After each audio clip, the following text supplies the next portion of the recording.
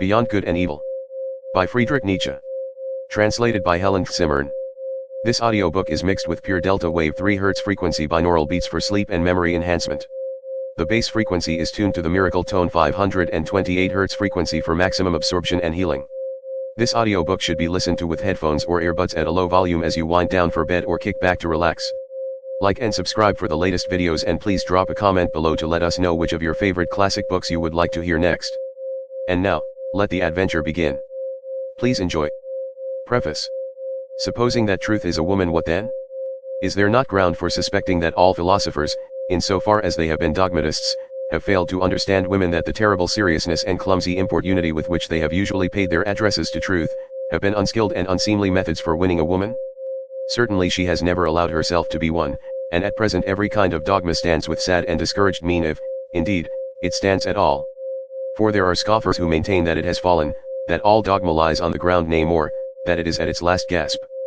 But to speak seriously, there are good grounds for hoping that all dogmatizing in philosophy, whatever solemn, whatever conclusive and decided airs it has assumed, may have been only a noble puerilism and tyronism, and probably the time is at hand when it will be once and again understood what has actually sufficed for the basis of such imposing and absolute philosophical edifices as the dogmatists have hitherto reared, perhaps some popular superstition of immemorial time, such as the soul superstition, which, in the form of subject and ego superstition, has not yet ceased doing mischief, perhaps some play upon words, a deception on the part of grammar, or an audacious generalization of very restricted, very personal, very human, all too human facts. The philosophy of the dogmatists, it is to be hoped, was only a promise for thousands of years afterwards, as was astrology in still earlier times, in the service of which probably more labor, gold, acuteness, and patience have been spent than on any actual science hitherto. We owe to it, and to its super-terrestrial pretensions in Asia and Egypt, the grand style of architecture. It seems that in order to inscribe themselves upon the heart of humanity with everlasting claims, all great things have first to wander about the earth as enormous and awe-inspiring caricatures. Dogmatic philosophy has been a caricature of this kind, for instance, the Vedanta doctrine in Asia, and Platonism in Europe. Let us not be ungrateful to it, although it must certainly be confessed that the worst, the most tiresome, and the most dangerous of errors hitherto has been a dogmatist error, namely, Plato's invention of pure spirit and the good in itself. But now, when it has been surmounted, when Europe, rid of this nightmare, can again draw breath freely and at least enjoy a healthier sleep, we, whose duty is wakefulness itself, are the heirs of all the strength which the struggle against this error has fostered. It amounted to the very inversion of truth, and the denial of the perspective, the fundamental condition of life, to speak of spirit and the good as Plato spoke of them. Indeed, one might ask, as a physician, how did such a malady attack that finest product of antiquity, Plato? Had the wicked Socrates really corrupted him? Was Socrates after all a corrupter of youths, and deserved his hemlock? But the struggle against Plato, or to speak plainer, and for the people, the struggle against the ecclesiastical oppression of millenniums of Christianity, for Christianity is Platonism for the people, produced in Europe a magnificent tension of soul, such as had not existed anywhere previously. With such a tensely strained bow one can now aim at the furthest goals. As a matter of fact, the European feels this tension as a state of distress, and twice attempts have been made in grand style to unbend the bow, once by means of Jesuitism, and the second time by means of democratic enlightenment, which, with the aid of liberty of the press and newspaper reading, might, in fact, bring it about that the spirit would not so easily find itself in distress. The Germans invented gunpowder, all credit to them, but they again made things square, they invented printing. But we, who are neither Jesuits, nor Democrats, nor even sufficiently Germans, we good Europeans, and free, very free spirits, we have it still, all the distress of spirit and all the tension of its bow. And perhaps also the arrow, the duty, and, who knows, the goal to aim at. Chapter 1. Prejudices of Philosophers. 1. The will to truth, which is to tempt us to many a hazardous enterprise, the famous truthfulness of which all philosophers have hitherto spoken with respect. What questions has this will to truth not laid before us? What strange, perplexing, questionable questions! It is already a long story, yet it seems as if it were hardly commenced. Is it any wonder if we at last grow distrustful, lose patience, and turn impatiently away? That this Sphinx teaches us at last to ask questions ourselves. Who is it really that puts questions to us here? What really is this will to truth in us? In fact, we made a long halt at the question as to the origin of this will, until at last we came to an absolute standstill before a yet more fundamental question. We inquired about the value of this will. Granted that we want the truth, why not rather untruth? And uncertainty? Even ignorance? The problem of the value of truth presented itself before us, or was it we who presented ourselves before the problem? Which of us is the Oedipus here? Which the Sphinx? It would seem to be a rendezvous of questions and notes of interrogation. And could it be believed that it at last seems to us as if the problem had never been propounded before, as if we were the first to discern it, get a sight of it, and risk raising it? For there is risk in raising it, perhaps there is no greater risk. 2. How could anything originate out of its opposite? For example, truth out of error? Or the will to truth out of the will to deception? Or the generous deed out of selfishness? Or the pure sun-bright vision of the wise man out of covetousness? Such genesis is impossible. Whoever dreams of it is a fool, nay, worse than a fool. Things of the highest value must have a different origin, an origin of their own in this transitory, seductive, illusory, paltry world. In this turmoil of delusion and cupidity, they cannot have their source. But rather in the lap of being, in the intransitory, in the concealed God, in the thing in itself there must be their source, and nowhere else. This mode of reasoning discloses the typical prejudice by which metaphysicians of all times can be recognized. This mode of valuation is at the back of all their logical procedure. Through this belief of theirs, they exert themselves for their knowledge, for something that is in the end solemnly christened the truth. The fundamental belief of metaphysicians is the belief in antitheses of values. It never occurred even to the wariest of them to doubt here on the very threshold, where doubt, however, was most necessary, though they had made a solemn vow, de omnibus dubitandum. For it may be doubted, firstly, whether antitheses exist at all, and secondly, whether the popular valuations and antitheses of value upon which metaphysicians have set their seal, are not perhaps merely superficial estimates, merely provisional perspectives, besides being probably made from some corner, perhaps from below frog perspectives, as it were, to borrow an expression current among painters. In spite of all the value which may belong to the true, the positive, and the unselfish, it might be possible that a higher and more fundamental value for life generally should be assigned to prescience, to the will to delusion, to selfishness, and cupidity. It might even be possible that what constitutes the value of those good and respected things, consists precisely in their being insidiously related, knotted, and crocheted to these evil and apparently opposed things, perhaps even in being essentially identical with them. Perhaps. But who wishes to concern himself with such dangerous perhaps?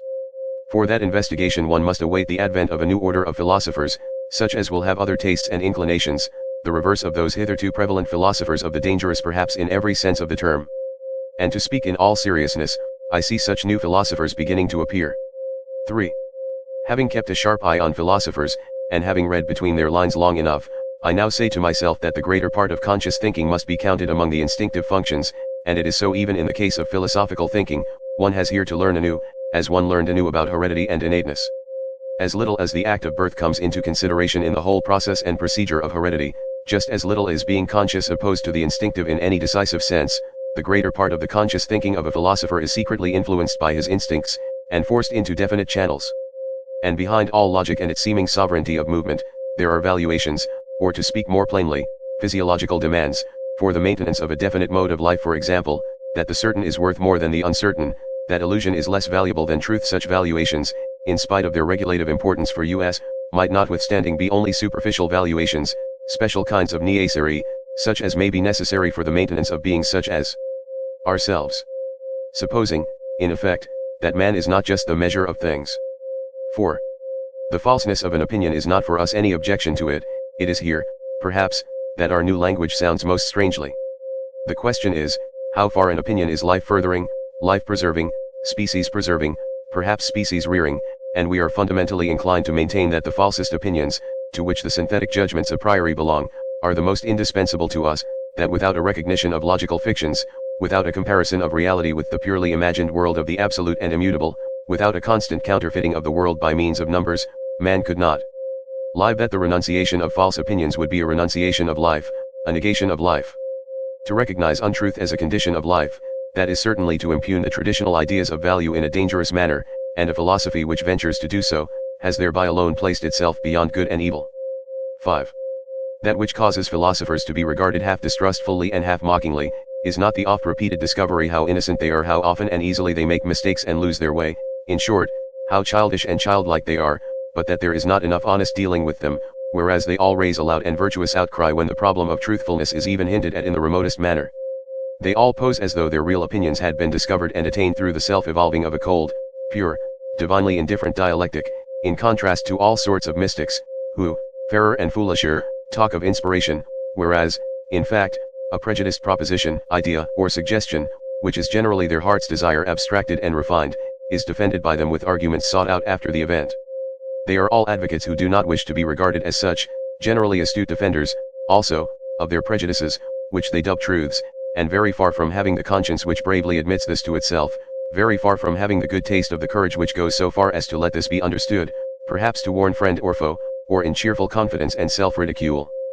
The spectacle of the Tartuffery of old Kant, equally stiff and decent, with which he entices us into the dialectic by ways that lead, more correctly mislead, to his categorical imperative makes us fastidious ones smile, we who find no small amusement in spying out the subtle tricks of old moralists and ethical preachers.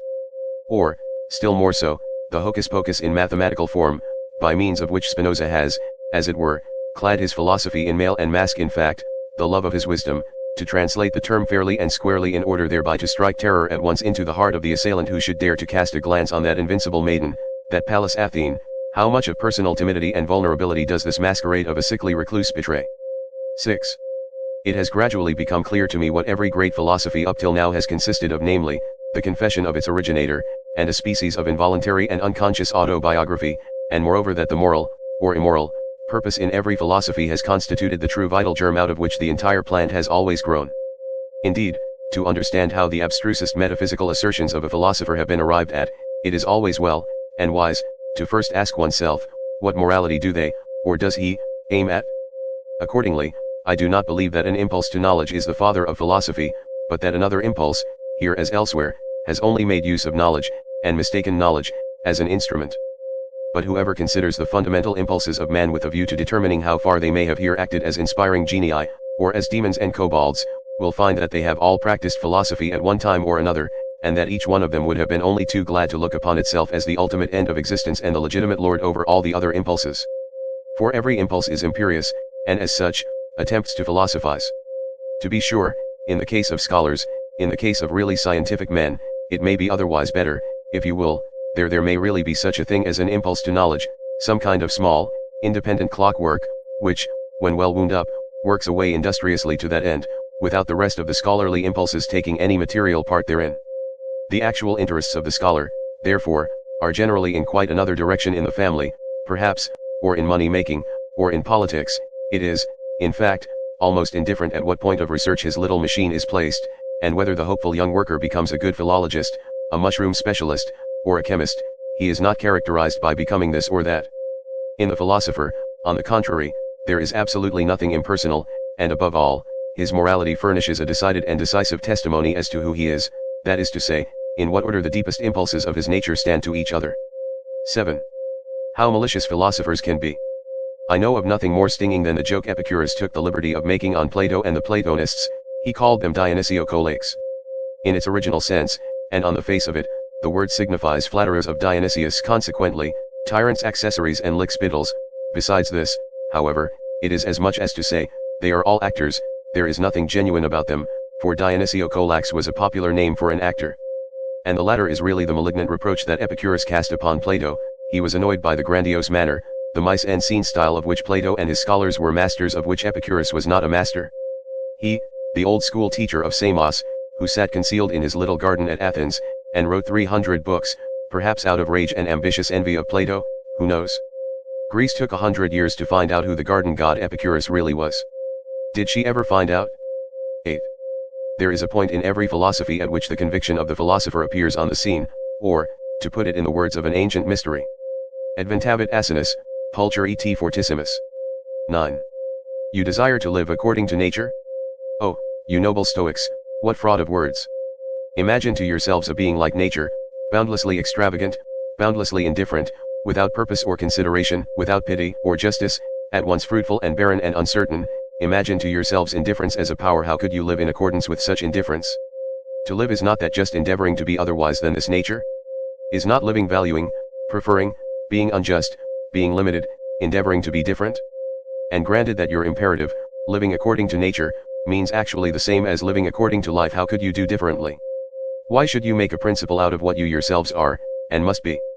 In reality, however, it is quite otherwise with you. While you pretend to read with rapture the canon of your law in nature, you want something quite the contrary, you extraordinary stage players and self-deluders. In your pride you wish to dictate your morals and ideals to nature herself, and to incorporate them therein. You insist that it shall be nature according to the Stoa, and would like everything to be made after your own image, as a vast, eternal glorification and generalism of Stoicism. With all your love for truth, you have forced yourselves so long, so persistently, and with such hypnotic rigidity to see nature falsely, that is to say, stoically, that you are no longer able to see it otherwise, and to crown all, some unfathomable superciliousness gives you the bedlamite hope that because you are able to tyrannize over yourself, Stoicism is self-tyranny, nature will also allow herself to be tyrannized over. Is not the Stoic a part of nature?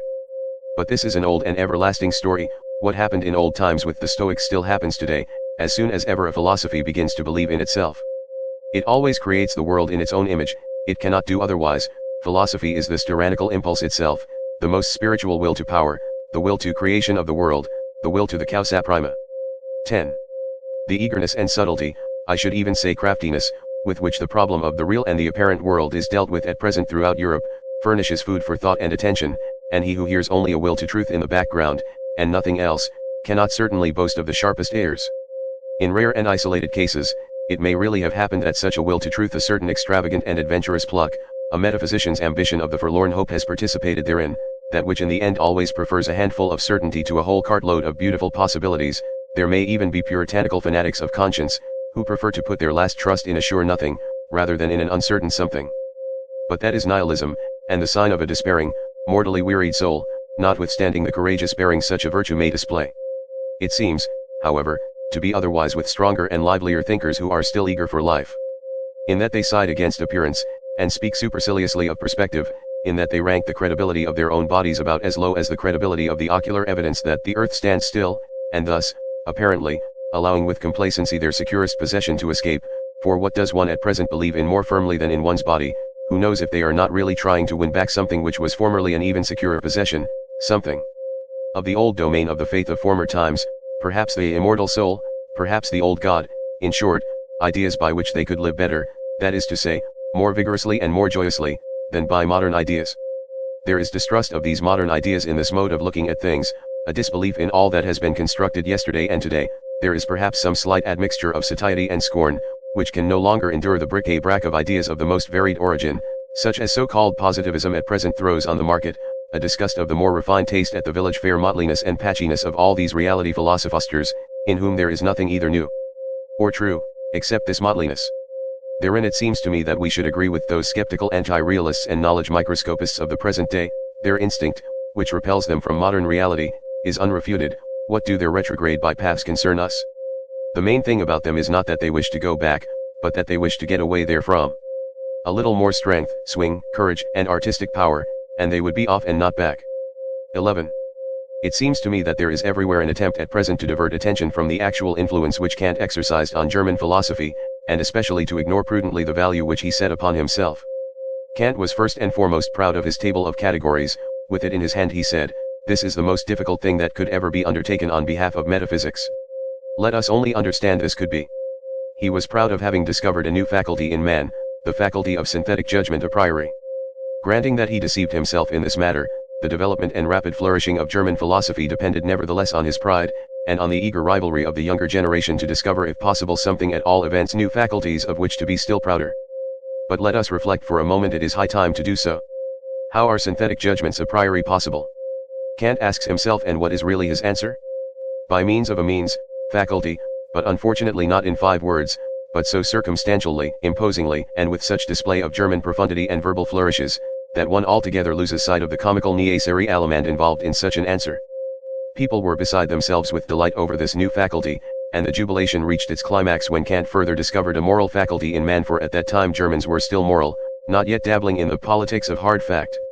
Then came the honeymoon of German philosophy. All the young theologians of the Tübingen institution went immediately into the groves, all seeking for faculties. And what did they not find in that innocent, rich, and still youthful period of the German spirit, to which Romanticism, the malicious fairy, piped and sang, when one could not yet distinguish between finding and inventing? Above all, a faculty for the transcendental. Schelling christened it intellectual intuition, and thereby gratified the most earnest longings of the naturally pious inclined Germans. One can do no greater wrong to the whole of this exuberant and eccentric movement, which was really youthfulness, notwithstanding that it disguised itself so boldly, in hoary and senile conceptions, than to take it seriously, or even treat it with moral indignation. Enough, however, the world grew older, and the dream vanished. A time came when people rubbed their foreheads, and they still rub them today. People had been dreaming, and first and foremost old Kant. By means of a means, faculty, he had said, or at least meant to say. But, is that an answer? An explanation? Or is it not rather merely a repetition of the question? How does opium induce sleep? By means of a means, faculty, namely the virtus dormitiva, replies the doctor in Moliere. Quia est in eo virtus dormitiva? Cujus est natura sensus superior. But such replies belong to the realm of comedy, and it is high time to replace the Kantian question, how are synthetic judgments a priori possible, by another question, why is belief in such judgments necessary? In effect, it is high time that we should understand that such judgments must be believed to be true, for the sake of the preservation of creatures like ourselves, though they still might naturally be false judgments. Or, more plainly spoken, and roughly and readily, synthetic judgments a priori should not be possible at all, we have no right to them, in our mouths they are nothing but false judgments. Only, of course, the belief in their truth is necessary, as plausible belief and ocular evidence belonging to the perspective view of life. And finally, to call to mind the enormous influence which German philosophy, I hope you understand its right to inverted commas, goose feet, has exercised throughout the whole of Europe. There is no doubt that a certain virtus dormitiva had a share in it. Thanks to German philosophy, it was a delight to the noble idlers, the virtuous, the mystics, the artistes, the three-fourths Christians, and the political obscurantists of all nations, to find an antidote to the still overwhelming sensualism which overflowed from the last century into this, in short, sensus superior. 12. As regards materialistic atomism, it is one of the best refuted theories that have been advanced, and in Europe there is now perhaps no one in the learned world so unscholarly as to attach serious signification to it, except for convenient everyday use, as an abbreviation of the means of expression. Thanks chiefly to the Pole Boscovich, he and the Pole Copernicus have hitherto been the greatest and most successful opponents of ocular evidence. For while Copernicus has persuaded us to believe, contrary to all the senses, that the earth does not stand fast, Boscovich has taught us to abjure the belief in the last thing that stood fast of the earth, the belief in substance, in matter, in the earth residuum, and particle atom. It is the greatest triumph over the senses that has hitherto been gained on earth. One must, however, go still further, and also declare war, relentless war to the knife, against the atomistic requirements which still lead a dangerous afterlife in places where no one suspects them. Like the more celebrated metaphysical requirements, one must also above all give the finishing stroke to that other and more portentous atomism which Christianity has taught best and longest, the soul atomism. Let it be permitted to designate by this expression the belief which regards the soul as something indestructible, eternal, indivisible, as a monad, as an atomon. This belief ought to be expelled from science. Between ourselves, it is not at all necessary to get rid of the soul thereby, and thus renounce one of the oldest and most venerated hypotheses, as happens frequently to the clumsiness of naturalists, who can hardly touch on the soul without immediately losing it. But the way is open for new acceptations and refinements of the soul hypothesis, and such conceptions as mortal soul, and soul of subjective multiplicity, and soul as social structure of the instincts and passions, want henceforth to have legitimate rights in science. In that the new psychologist is about to put an end to the superstitions which have hitherto flourished with almost tropical luxuriance around the idea of the soul, he is really, as it were, thrusting himself into a new desert and a new distrust. It is possible that the older psychologists had a merrier and more comfortable time of it. Eventually, however, he finds that precisely thereby he is also condemned to invent and, who knows, perhaps to discover the new. 13. Psychologists should bethink themselves before putting down the instinct of self-preservation as the cardinal instinct of an organic being. A living thing seeks above all to discharge its strength. Life itself is will to power. Self-preservation is only one of the indirect and most frequent results thereof. In short, here, as everywhere else, let us beware of superfluous teleological principles. One of which is the instinct of self-preservation. We owe it to Spinoza's inconsistency. It is thus, in effect, that method ordains, which must be essentially economy of principles. 14. It is perhaps just dawning on 5 or 6 minds that natural philosophy is only a world exposition and world arrangement, according to us, if I may say so, and not a world explanation, but in so far as it is based on belief in the senses, it is regarded as more, and for a long time to come must be regarded as more, namely, as an explanation. It has eyes and fingers of its own, it has ocular evidence and palpableness of its own. This operates fascinatingly, persuasively, and convincingly upon an age with fundamentally plebeian tastes. In fact, it follows instinctively the canon of truth of eternal popular sensualism. What is clear, what is explained? Only that which can be seen and felt. One must pursue every problem thus far. Obversely, however, the charm of the Platonic mode of thought, which was an aristocratic mode, consisted precisely in resistance to obvious sense evidence, perhaps among men who enjoyed even stronger and more fastidious senses than our contemporaries, but who knew how to find a higher triumph in remaining masters of them, and this by means of pale, cold, grey conceptional networks which they threw over the motley whirl of the senses, the mob of the senses, As Plato said. In this overcoming of the world, and interpreting of the world in the manner of Plato, there was an enjoyment different from that which the physicists of today offer us, and likewise the Darwinists and anti-teleologists among the physiological workers, with their principle of the smallest possible effort, and the greatest possible blunder. Where there is nothing more to see or to grasp, there is also nothing more for men to do. That is certainly an imperative different from the Platonic one, but it may notwithstanding be the right imperative for a hardy, laborious race of machinists and bridge builders of the future, who have nothing but rough work to perform. 15. To study physiology with a clear conscience, one must insist on the fact that the sense organs are not phenomena in the sense of the idealistic philosophy. As such they certainly could not be causes. Sensualism, therefore, at least as regulative hypothesis, if not as heuristic principle. What? And others say even that the external world is the work of our organs. But then our body, as a part of this external world, would be the work of our organs. But then our organs themselves would be the work of our organs. It seems to me that this is a complete reductio ad absurdum, if the conception causa sui is something fundamentally absurd. Consequently, the external world is not the work of our organs. 16. There are still harmless self-observers who believe that there are immediate certainties, for instance, I think, or as the superstition of Schopenhauer puts it, I will, as though cognition here got hold of its object purely and simply as the thing in itself, without any falsification taking place either on the part of the subject or the object. I would repeat it, however, 100 times, that immediate certainty, as well as absolute knowledge and the thing in itself, involve a contradictionary in adjecto. We really ought to free ourselves from the misleading significance of words. The people on their part may think that cognition is knowing all about things, but the philosopher must say to himself, when I analyze the process that is expressed in the sentence, I think, I find a whole series of daring assertions, the argumentative proof of which would be difficult, perhaps impossible, for instance, that it is I who think, that there must necessarily be something that thinks, that thinking is an activity and operation on the part of a being who is thought of as a cause. That there is an ego, and finally, that it is already determined what is to be designated by thinking, that I know what thinking is. For if I had not already decided within myself what it is, by what standard could I determine whether that which is just happening is not perhaps willing or feeling? In short, the assertion I think, assumes that I compare my state at the present moment with other states of myself which I know, in order to determine what it is. On account of this retrospective connection with further knowledge, it has, at any rate, no immediate certainty for me. In place of a immediate certainty in which the people may believe in the special case, the philosopher thus finds a series of metaphysical questions presented to him, veritable conscience questions of the intellect, to wit, whence did I get the notion of thinking? Why do I believe in cause and effect? What gives me the right to speak of an ego, and even of an ego as cause, and finally of an ego as cause of thought? He who ventures to answer these metaphysical questions at once by an appeal to a sort of intuitive perception, like the person who says, I think, and know that this, at least, is true, actual, and certain, will encounter a smile and 2 notes of interrogation in a philosopher nowadays. Sir, the philosopher will perhaps give him to understand, it is improbable that you are not mistaken, but why should it be the truth? 17. With regard to the superstitions of logicians, I shall never tire of emphasizing a small, terse fact, which is unwillingly recognized by these credulous minds, namely, that a thought comes when it wishes, and not when I wish, so that it is a perversion of the facts of the case to say that the subject I is the condition of the predicate think.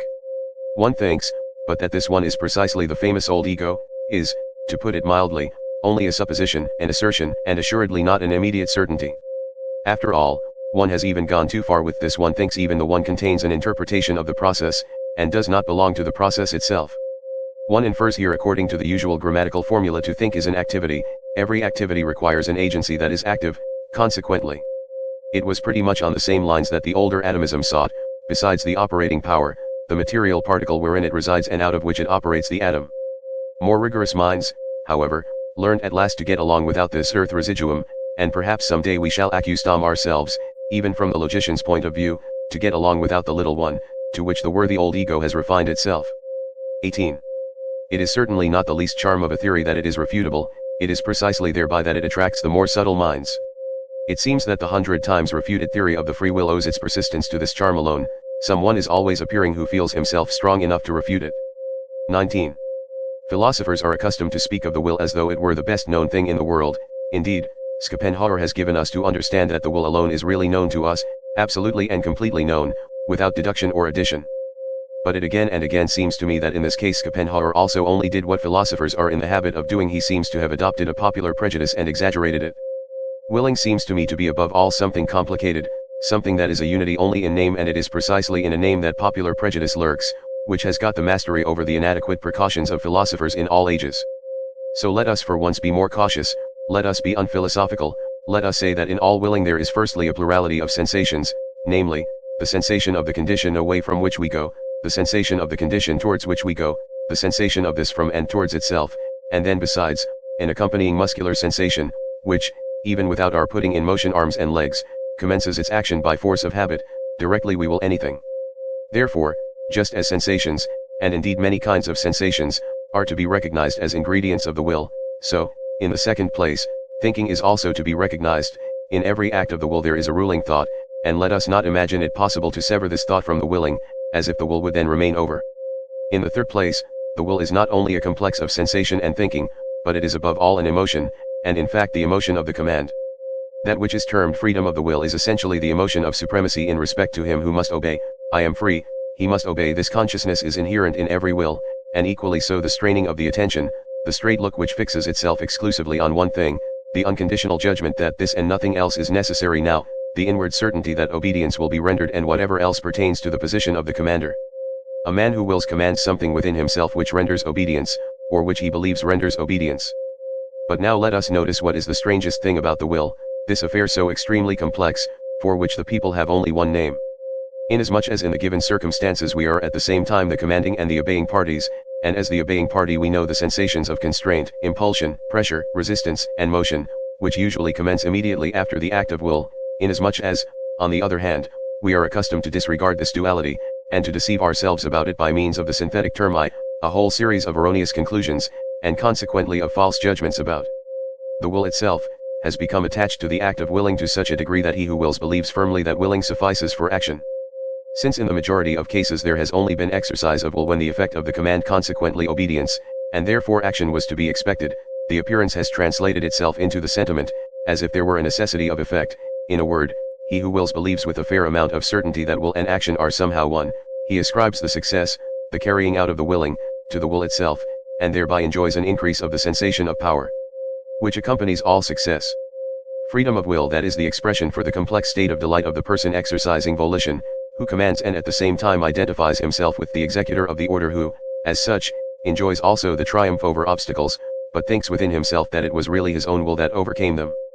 In this way the person exercising volition adds the feelings of delight of his successful executive instruments, the useful underwills or undersouls. Indeed, our body is but a social structure composed of many souls to his feelings of delight as commander.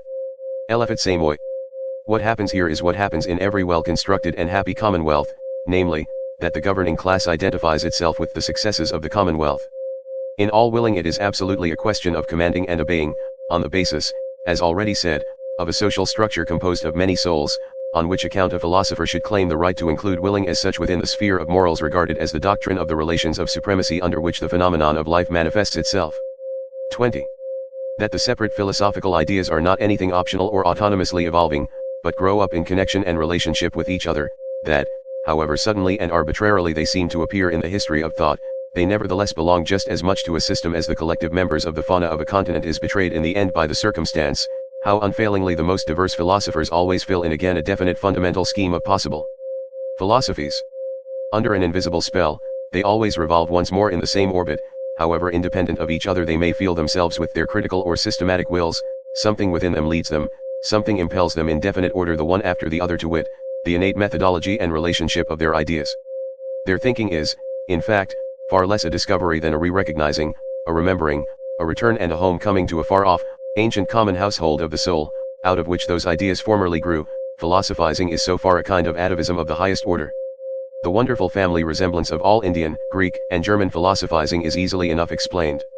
In fact, where there is affinity of language, owing to the common philosophy of grammar, I mean owing to the unconscious domination and guidance of similar grammatical functions, it cannot but be that everything is prepared at the outset for a similar development and succession of philosophical systems, just as the way seems barred against certain other possibilities of world interpretation. It is highly probable that philosophers within the domain of the Ural-Altaic languages, where the conception of the subject is least developed, look otherwise into the world, and will be found on paths of thought different from those of the Indo-Germans and Mussulmans. The spell of certain grammatical functions is ultimately also the spell of physiological valuations and racial conditions. So much by way of rejecting Locke's superficiality with regard to the origin of ideas. 21. The Kausasui is the best self-contradiction that has yet been conceived. It is a sort of logical violation and unnaturalness, but the extravagant pride of man has managed to entangle itself profoundly and frightfully with this very folly. The desire for freedom of will in the superlative, metaphysical sense, such as still holds sway, unfortunately, in the minds of the half-educated, the desire to bear the entire and ultimate responsibility for one's actions oneself, and to absolve God, the world, ancestors, chance, and society therefrom, involves nothing less than to be precisely this Kausasui, and, with more than Munchausen daring, to pull oneself up into existence by the hair, out of the slough of nothingness. If anyone should find out in this manner the crass stupidity of the celebrated conception of free will and put it out of his head altogether, I beg of him to carry his enlightenment a step further, and also put out of his head the contrary of this monstrous conception of free will, I mean non-free will, which is tantamount to a misuse of cause and effect. One should not wrongly materialize cause and effect, as the natural philosophers do, and whoever like them naturalize in thinking at present, according to the prevailing mechanical doltishness which makes the cause press and push until it effects its end. One should use cause and effect only as pure conceptions, that is to say, as conventional fictions for the purpose of designation and mutual understanding, not for explanation. In being in itself there is nothing of casual connection, of necessity, or of psychological non-freedom. There the effect does not follow the cause, their law does not obtain. It is we alone who have devised cause, sequence, reciprocity, relativity, constraint, number, law, freedom, motive, and purpose, and when we interpret and intermix the symbol world, as being in itself, with things, we act once more as we have always acted mythologically. The non-free will is mythology. In real life it is only a question of strong and weak wills.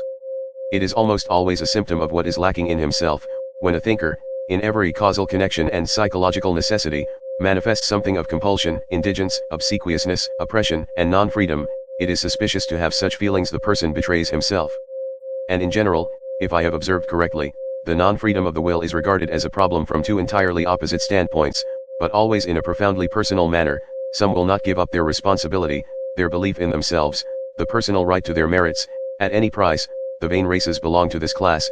Others, on the contrary, do not wish to be answerable for anything, or blamed for anything, and owing to an inward self-contempt, seek to get out of the business, no matter how. The latter, when they write books, are in the habit at present of taking the side of criminals. A sort of socialistic sympathy is their favorite disguise. And as a matter of fact, the fatalism of the weak-willed embellishes itself surprisingly when it can pose as la religion de la souffrance humaine, that is its good taste. 22. Let me be pardoned, as an old philologist who cannot desist from the mischief of putting his finger on bad modes of interpretation, but nature's conformity to law, of which you physicists talk so proudly, as though why, it exists only owing to your interpretation and bad philology. It is no matter of fact, no text, but rather just a naively humanitarian adjustment and perversion of meaning, with which you make abundant concessions to the democratic instincts of the modern soul. Everywhere equality before the law. Nature is not different in that respect, nor better than we, a fine instance of secret motive, in which the vulgar antagonism to everything privileged and autocratic, likewise a second and more refined atheism, is once more disguised. Nideo, ni matra, that, also, is what you want, and therefore cheers for natural law, is it not so?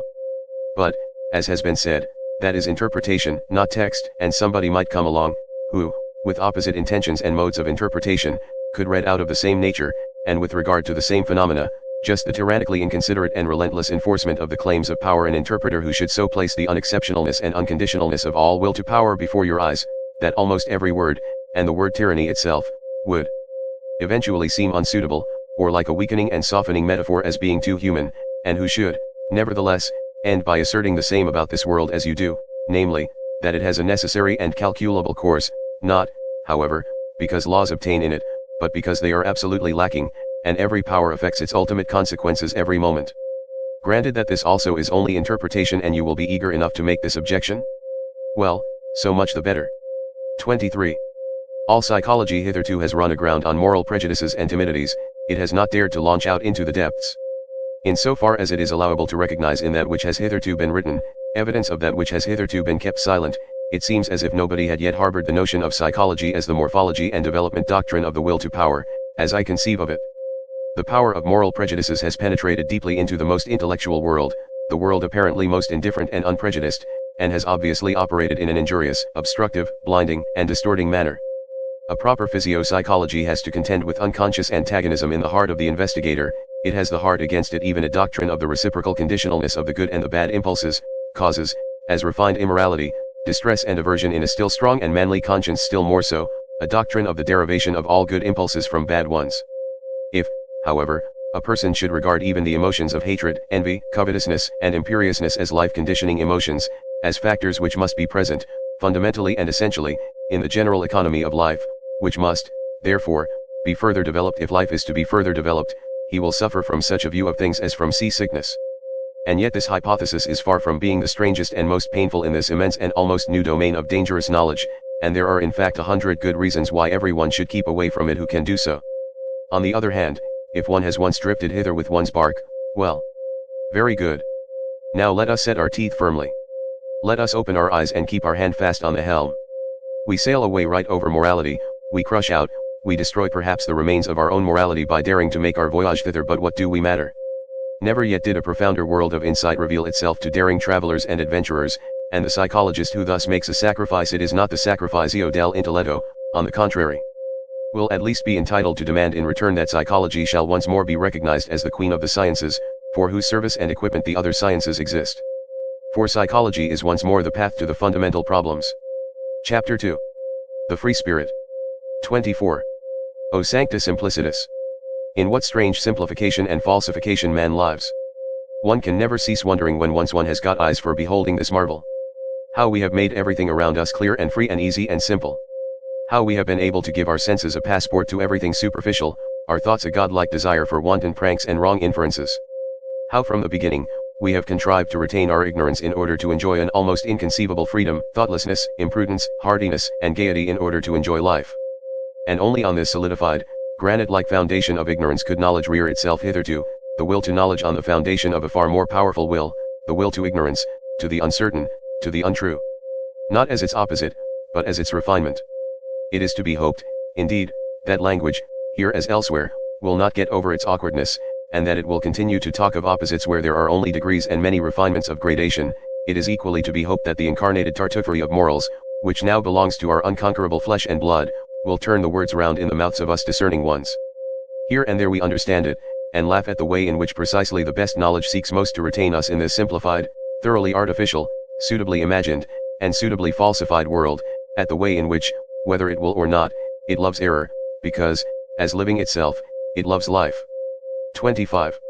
After such a cheerful commencement, a serious word would fain be heard, it appeals to the most serious minds. Take care, ye philosophers, and friends of knowledge, and beware of martyrdom. Of suffering for the truth's sake. Even in your own defense. It spoils all the innocence and fine neutrality of your conscience, it makes you headstrong against objections and red rags, it stupefies, animalizes, and brutalizes, when in the struggle with danger, slander, suspicion, expulsion, and even worse consequences of enmity, ye have at last to play your last card as protectors of truth upon earth, as though the truth were such an innocent and incompetent creature as to require protectors. And you of all people, ye knights of the sorrowful countenance, messers loafers, and cobweb spinners of the spirit. Finally, ye know sufficiently well that it cannot be of any consequence if ye just carry your point, ye know that hitherto no philosopher has carried his point, and that there might be a more laudable truthfulness in every little interrogative mark which you place after your special words and favorite doctrines, and occasionally after yourselves, than in all the solemn pantomime and trumping games before accusers and law courts. Rather go out of the way. Flee into concealment. And have your masks and your ruses, that ye may be mistaken for what you are, or somewhat feared. And pray, don't forget the garden with golden trellis work. And have people around you who are as a garden or as music on the waters at eventide, when already the day becomes a memory. Choose the good solitude, the free, wanton, lightsome solitude, which also gives you the right still to remain good in any sense whatsoever. How poisonous, how crafty, how bad, does every long war make one, which cannot be waged openly by means of force. How personal does a long fear make one, a long watching of enemies, of possible enemies. These pariahs of society, these long pursued, badly persecuted ones, also the compulsory recluses, the Spinozas, or Giordano Brunos, always become in the end, even under the most intellectual masquerade, and perhaps without being themselves aware of it, refined vengeance seekers and poison brewers, just lay bare the foundation of Spinoza's ethics and theology, not to speak of the stupidity of moral indignation, which is the unfailing sign in a philosopher that the sense of philosophical humor has left him. The martyrdom of the philosopher, his sacrifice for the sake of truth, forces into the light whatever of the agitator and actor lurks in him, and if one has hitherto contemplated him only with artistic curiosity, with regard to many a philosopher it is easy to understand a dangerous desire to see him also in his deterioration, deteriorated into a martyr, into a stage and tribune baller. Only, that it is necessary with such a desire to be clear what spectacle one will see in any case merely a satiric play, merely an epilogue farce, merely the continued proof that the long, real tragedy is at an end, supposing that every philosophy has been a long tragedy in its origin. 26. Every select man strives instinctively for a citadel and a privacy, where he is free from the crowd, the many, the majority, where he may forget men who are the rule, as their exception, exclusive only of the case in which he is pushed straight to such men by a still stronger instinct, as a discerner in the great and exceptional sense. Whoever, in intercourse with men, does not occasionally glisten in all the green and grey colors of distress, owing to disgust, satiety, sympathy, gloominess, and solitariness, is assuredly not a man of elevated tastes, supposing, however, that he does not voluntarily take all this burden and disgust upon himself, that he persistently avoids it, and remains, as I said, quietly and proudly hidden in his citadel. One thing is then certain, he was not made, he was not predestined for knowledge. For as such, he would one day have to say to himself, "The devil take my good taste. But the rule is more interesting than the exception, than myself, the exception." And he would go down, and above all, he would go inside. The long and serious study of the average man, and consequently much disguise, self-overcoming, familiarity, and bad intercourse, all intercourse is bad intercourse except with one's equals, that constitutes a necessary part of the life history of every philosopher, perhaps the most disagreeable, odious, and disappointing part. If he is fortunate, however, as a favorite child of knowledge should be, he will meet with suitable auxiliaries who will shorten and lighten his task, I mean so-called cynics, those who simply recognize the animal, the commonplace and the rule in themselves, and at the same time have so much spirituality and ticklishness as to make them talk of themselves and their like before witnesses. Sometimes they wallow, even in books, as on their own dunghill. Cynicism is the only form in which base souls approach what is called honesty, and the higher man must open his ears to all the coarser or finer cynicism, and congratulate himself when the clown becomes shameless right before him, or the scientific satyr speaks out. There are even cases where enchantment mixes with the disgust, namely, where by a freak of nature, genius is bound to some such indiscreet billy goat and ape, as in the case of the Abbé Gallieni, the profoundest, acutest, and perhaps also filthiest man of his century. He was far profounder than Voltaire, and consequently also, a good deal more silent. It happens more frequently, as has been hinted, that a scientific head is placed on an ape's body, a fine exceptional understanding in a base soul, an occurrence by no means rare, especially among doctors and moral physiologists. And whenever anyone speaks without bitterness, or rather quite innocently, of man as a belly with two requirements, and a head with one, whenever anyone sees, seeks, and wants to see only hunger, sexual instinct, and vanity as the real and only motives of human actions, in short, when anyone speaks badly and not even ill of man, then ought the lover of knowledge to hearken attentively and diligently. He ought, in general, to have an open ear wherever there is talk without indignation. For the indignant man, and he who perpetually tears and lacerates himself with his own teeth, or, in place of himself, the world, God, or society, may indeed, morally speaking, stand higher than the laughing and self-satisfied satyr, but in every other sense he is the more ordinary, more indifferent, and less instructive case. And no one is such a liar as the indignant man. 27. It is difficult to be understood, especially when one thinks and lives gang as roto gadi. Footnote, like the river Ganges, presto among those only who think and live otherwise, namely, Kermagadi. Footnote, like the tortoise, lento, or at best frog-like, Mondi Kagadi. Footnote, like the frog, staccato. I do everything to be difficultly understood myself, and one should be heartily grateful for the goodwill to some refinement of interpretation. As regards the good friends, however, who are always too easygoing, and think that as friends they have a right to ease, one does well at the very first to grant them a playground and romping place for misunderstanding. One can thus laugh still, or get rid of them altogether, these good friends, and laugh then also. 28. What is most difficult to render from one language into another is the tempo of its style, which has its basis in the character of the race, or to speak more physiologically, in the average tempo of the assimilation of its nutriment. There are honestly meant translations, which, as involuntary vulgarizations, are almost falsifications of the original, merely because its lively and merry tempo, which overleaps and obviates all dangers in word and expression, could not also be rendered. A German is almost incapacitated for presto in his language, consequently also, as may be reasonably inferred, for many of the most delightful and daring nuances of free-spirited thought. And just as the buffoon and satyr are foreign to him in body and conscience, so Aristophanes and Petronius are untranslatable for him. Everything ponderous, viscous, and pompously clumsy, all long-winded and wearying species of style, are developed in profuse variety among Germans. Pardon me for stating the fact that even Goethe's prose, in its mixture of stiffness and elegance, is no exception, as a reflection of the good old time to which it belongs, and as an expression of German taste at a time when there was still a German taste, which was a Rococo taste in moribus et artibius. Lessing is an exception, owing to his histrionic nature, which understood much, and was versed in many things, he who was not the translator of Bell to no purpose, who took refuge willingly in the shadow of Diderot and Voltaire, and still more willingly among the Roman comedy writers. Lessing loved also free-spiritism in the tempo, and flight out of Germany.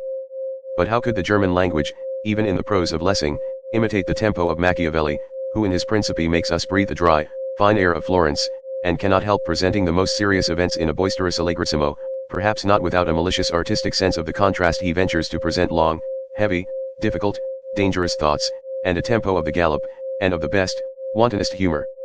Finally, who would venture on a German translation of Petronius, who, more than any great musician hitherto, was a master of presto in invention, ideas, and words? What matter in the end about the swamps of the sick, evil world, or of the ancient world, when like him, one has the feet of a wind, the rush, the breath, the emancipating scorn of a wind, which makes everything healthy, by making everything run. And with regard to Aristophanes, that transfiguring, complementary genius, for whose sake one pardons all Hellenism for having existed, provided one has understood in its full profundity all that there requires pardon and transfiguration, there is nothing that has caused me to meditate more on Plato's secrecy and sphinx-like nature, than the happily preserved petit fate that under the pillow of his deathbed there was found no Bible, nor anything Egyptian, Pythagorean, or Platonic but a book of Aristophanes. How could even Plato have endured life, a Greek life which he repudiated, without an Aristophanes? 29. It is the business of the very few to be independent, it is a privilege of the strong. And whoever attempts it, even with the best right, but without being obliged to do so, proves that he is probably not only strong, but also daring beyond measure. He enters into a labyrinth, he multiplies 1,000-fold the dangers which life in itself already brings with it, not the least of which is that no one can see how and where he loses his way, becomes isolated, and is torn piecemeal by some minotaur of conscience. Supposing such a one comes to grief, it is so far from the comprehension of men that they neither feel it, nor sympathize with it. And he cannot any longer go back. He cannot even go back again to the sympathy of men. 30. Our deepest insights must and should appear as follies, and under certain circumstances as crimes, when they come unauthorizedly to the ears of those who are not disposed and predestined for them. The exoteric and the esoteric, as they were formerly distinguished by philosophers among the Indians, as among the Greeks, Persians, and Mussulmans, in short, wherever people believed in gradations of rank and not in equality and equal rights, are not so much in contradistinction to one another in respect to the exoteric class, standing without, and viewing, estimating, measuring, and judging from the outside, and not from the inside. The more essential distinction is that the class in question views things from below upwards, while the esoteric class views things from above downwards. There are heights of the soul from which tragedy itself no longer appears to operate tragically, and if all the woe in the world were taken together, who would dare to decide whether the sight of it would necessarily seduce and constrain to sympathy, and thus to a doubling of the woe? That which serves the higher class of men for nourishment or refreshment, must be almost poison to an entirely different and lower order of human beings. The virtues of the common man would perhaps mean vice and weakness in a philosopher. It might be possible for a highly developed man, supposing him to degenerate and go to ruin, to acquire qualities thereby alone, for the sake of which he would have to be honored as a saint in the lower world into which he had sunk. There are books which have an inverse value for the soul and the health according as the inferior soul and the lower vitality, or the higher and more powerful, make use of them. In the former case they are dangerous, disturbing, unsettling books, in the latter case they are herald calls which summon the bravest to their bravery. Books for the general reader are always ill-smelling books, the odor of paltry people clings to them. Where the populace eat and drink, and even where they reverence, it is accustomed to stink. One should not go into churches if one wishes to breathe pure air. 31. In our youthful years we still venerate and despise without the art of nuance, which is the best gain of life, and we have rightly to do hard penance for having fallen upon men and things with yea and nay. Everything is so arranged that the worst of all tastes, the taste for the unconditional, is cruelly befooled and abused, until a man learns to introduce a little art into his sentiments, and prefers to try conclusions with the artificial, as do the real artists of life. The angry and reverent spirit peculiar to youth appears to allow itself no peace, until it has suitably falsified men and things, to be able to vent its passion upon them. Youth in itself even, is something falsifying and deceptive. Later on, when the young soul, tortured by continual disillusions, finally turns suspiciously against itself, still ardent and savage even in its suspicion and remorse of conscience, how it upbraids itself, how impatiently it tears itself, how it revenges itself for its long self-blinding, as though it had been a voluntary blindness. In this transition one punishes oneself by distrust of one's sentiments, one tortures one's enthusiasm with doubt, one feels even a good conscience to be a danger, as if it were the self-concealment and lassitude of a more refined uprightness, and above all, one espouses upon principle the cause against youth. A decade later, and one comprehends that all this was also still youth. 32. Throughout the longest period of human history, one calls it the prehistoric period, the value or non-value of an action was inferred from its consequences. The action in itself was not taken into consideration, any more than its origin, but pretty much as in China at present, where the distinction or disgrace of a child redounds to its parents, the retro-operating power of success or failure was what induced men to think well or ill of an action. Let us call this period the pre-moral period of mankind. The imperative, know thyself, was then still unknown. In the last 10,000 years, on the other hand, on certain large portions of the earth, one has gradually got so far, that one no longer lets the consequences of an action, but its origin, decide with regard to its worth, a great achievement as a whole, an important refinement of vision and of criterion, the unconscious effect of the supremacy of aristocratic values and of the belief in origin, the mark of a period which may be designated in the narrower sense as the moral one. The first attempt at self-knowledge is thereby made. Instead of the consequences, the origin, what an inversion of perspective. And assuredly an inversion effected only after long struggle and wavering. To be sure, an ominous new superstition, a peculiar narrowness of interpretation, attained supremacy precisely thereby. The origin of an action was interpreted in the most definite sense possible, as origin out of an intention. People were agreed in the belief that the value of an action lay in the value of its intention. The intention as the sole origin and antecedent history of an action. Under the influence of this prejudice, moral praise and blame have been bestowed, and men have judged and even philosophized almost up to the present day.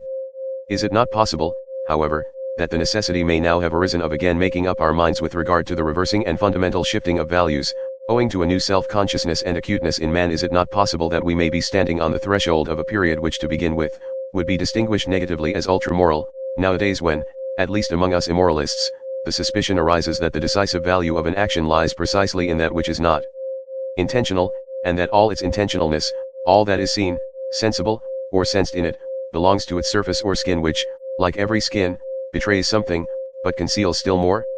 In short, we believe that the intention is only a sign or symptom, which first requires an explanation, a sign, moreover, which has too many interpretations, and consequently hardly any meaning in itself alone.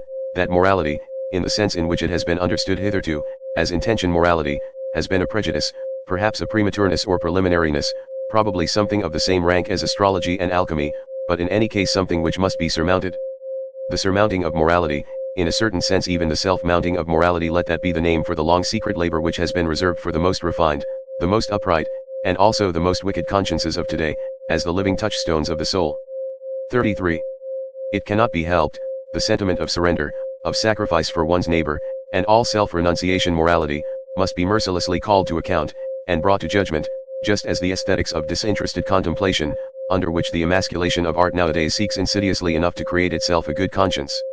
There is far too much witchery and sugar in the sentiments for others and not for myself, for one not needing to be doubly distrustful here, and for one asking promptly, are they not perhaps deceptions? That they please him who has them, and him who enjoys their fruit, and also the mere spectator, that is still no argument in their favor, but just calls for caution. Let us therefore be cautious. 34. At whatever standpoint of philosophy one may place oneself nowadays, seen from every position, the erroneousness of the world in which we think we live is the surest and most certain thing our eyes can light upon. We find proof after proof thereof, which would fain allure us into surmises concerning a deceptive principle in the nature of things. He, however, who makes thinking itself, and consequently the spirit, responsible for the falseness of the world, an honorable exit, which every conscious or unconscious advocatus DEI avails himself of, he who regards this world, including space, time, form, and movement, as falsely deduced, would have at least good reason in the end to become distrustful also of all thinking. Has it not hitherto been playing upon us the worst of scurvy tricks? And what guarantee would it give that it would not continue to do what it has always been doing? In all seriousness, the innocence of thinkers has something touching and respect-inspiring in it, which even nowadays permits them to wait upon consciousness with the request that it will give them honest answers, for example, whether it be real or not, and why it keeps the outer world so resolutely at a distance, and other questions of the same description. The belief in immediate certainties is a moral naivete which does honor to us philosophers, but we have now to cease being merely moral men. Apart from morality, such belief is a folly which does little honor to us. If in middle-class life an ever-ready distrust is regarded as the sign of a bad character, and consequently as an imprudence, here among us, beyond the middle-class world and its yeas and nays, what should prevent our being imprudent and saying, the philosopher has at length the right to bad character, As the being who has hitherto been most befooled on earth, he is now under obligation to distrustfulness, to the wickedest squinting out of every abyss of suspicion. Forgive me the joke of this gloomy grimace and turn of expression, for I myself have long ago learned to think and estimate differently with regard to deceiving and being deceived, and I keep at least a couple of pokes in the ribs ready for the blind rage with which philosophers struggle against being deceived. Why not? It is nothing more than a moral prejudice that truth is worth more than semblance. It is, in fact, the worst proved supposition in the world. So much must be conceded: there could have been no life at all except upon the basis of perspective estimates and semblances, and if, with the virtuous enthusiasm and stupidity of many philosophers, one wished to do away altogether with the seeming world, well, granted that you could do that, at least nothing of your truth would thereby remain. Indeed, what is it that forces us in general to the supposition that there is an essential opposition of true and false? Is it not enough to suppose degrees of seemingness, and as it were lighter and darker shades and tones of semblance, different veilers, as the painters say? Why might not the world which concerns us be a fiction? And to anyone who suggested, but to a fiction belongs an originator, might it not be bluntly replied, why? May not this also belong to the fiction? Is it not at length permitted to be a little ironical towards the subject, just as towards the predicate and object? Might not the philosopher elevate himself above faith in grammar? All respect to governesses, but is it not time that philosophy should renounce governess faith? 35. O Voltaire! O humanity! O idiocy! There is something ticklish in the truth, and in the search for the truth, and if man goes about it too humanely, ilne church livre que pour faire le bien, I wager he finds nothing. 36. Supposing that nothing else is given as real but our world of desires and passions, that we cannot sink or rise to any other reality but just that of our impulses for thinking is only a relation of these impulses to one another, are we not permitted to make the attempt and to ask the question whether this which is given does not suffice, by means of our counterparts, for the understanding even of the so-called mechanical, or material, world? I do not mean as an illusion, a semblance, a representation, in the Berkeleyan and Schopenhauerian sense, but as possessing the same degree of reality as our emotions themselves, as a more primitive form of the world of emotions, in which everything still lies locked in a mighty unity, which afterwards branches off and develops itself in organic processes, naturally also, refines and debilitates, as a kind of instinctive life in which all organic functions, including self-regulation, assimilation, nutrition, secretion, and change of matter, are still synthetically united with one another as a primary form of life. In the end, it is not only permitted to make this attempt, it is commanded by the conscience of logical method. Not to assume several kinds of causality, so long as the attempt to get along with a single one has not been pushed to its furthest extent, to absurdity, if I may be allowed to say so. That is a morality of method which one may not repudiate nowadays. It follows from its definition, as mathematicians say. The question is ultimately whether we really recognize the will as operating, whether we believe in the causality of the will. If we do so, and fundamentally our belief in this is just our belief in causality itself, we must make the attempt to posit hypothetically the causality of the will as the only causality. Will can naturally only operate on will and not on matter, not on nerves, for instance. In short, the hypothesis must be hazarded, whether will does not operate on will wherever effects are recognized, and whether all mechanical action, inasmuch as a power operates therein, is not just the power of will, the effect of will. Granted, finally, that we succeeded in explaining our entire instinctive life as the development and ramification of one fundamental form of will, namely, the will to power, as my thesis puts it, granted that all organic functions could be traced back to this will to power, and that the solution of the problem of generation and nutrition, it is one problem, could also be found therein, one would thus have acquired the right to define all active force unequivocally as will to power. The world seen from within, the world defined and designated according to its intelligible character, it would simply be will to power, and nothing else. 37. What? Does not that mean in popular language, God is disproved, but not the devil? On the contrary. On the contrary, my friends. And who the devil also compels you to speak popularly. 38. As happened finally in all the enlightenment of modern times with the French Revolution, that terrible farce, quite superfluous when judged close at hand, into which, however, the noble and visionary spectators of all Europe have interpreted from a distance their own indignation and enthusiasm so long and passionately, until the text has disappeared under the interpretation, so a noble posterity might once more misunderstand the whole of the past, and perhaps only thereby make its aspect endurable. Or rather, has not this already happened? Have not we ourselves been that noble posterity?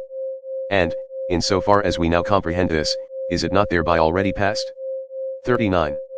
Nobody will very readily regard a doctrine as true merely because it makes people happy or virtuous, excepting, perhaps, the amiable idealists, who are enthusiastic about the good, true, and beautiful, and let all kinds of motley, coarse, and good-natured desirabilities swim about promiscuously in their pond. Happiness and virtue are no arguments.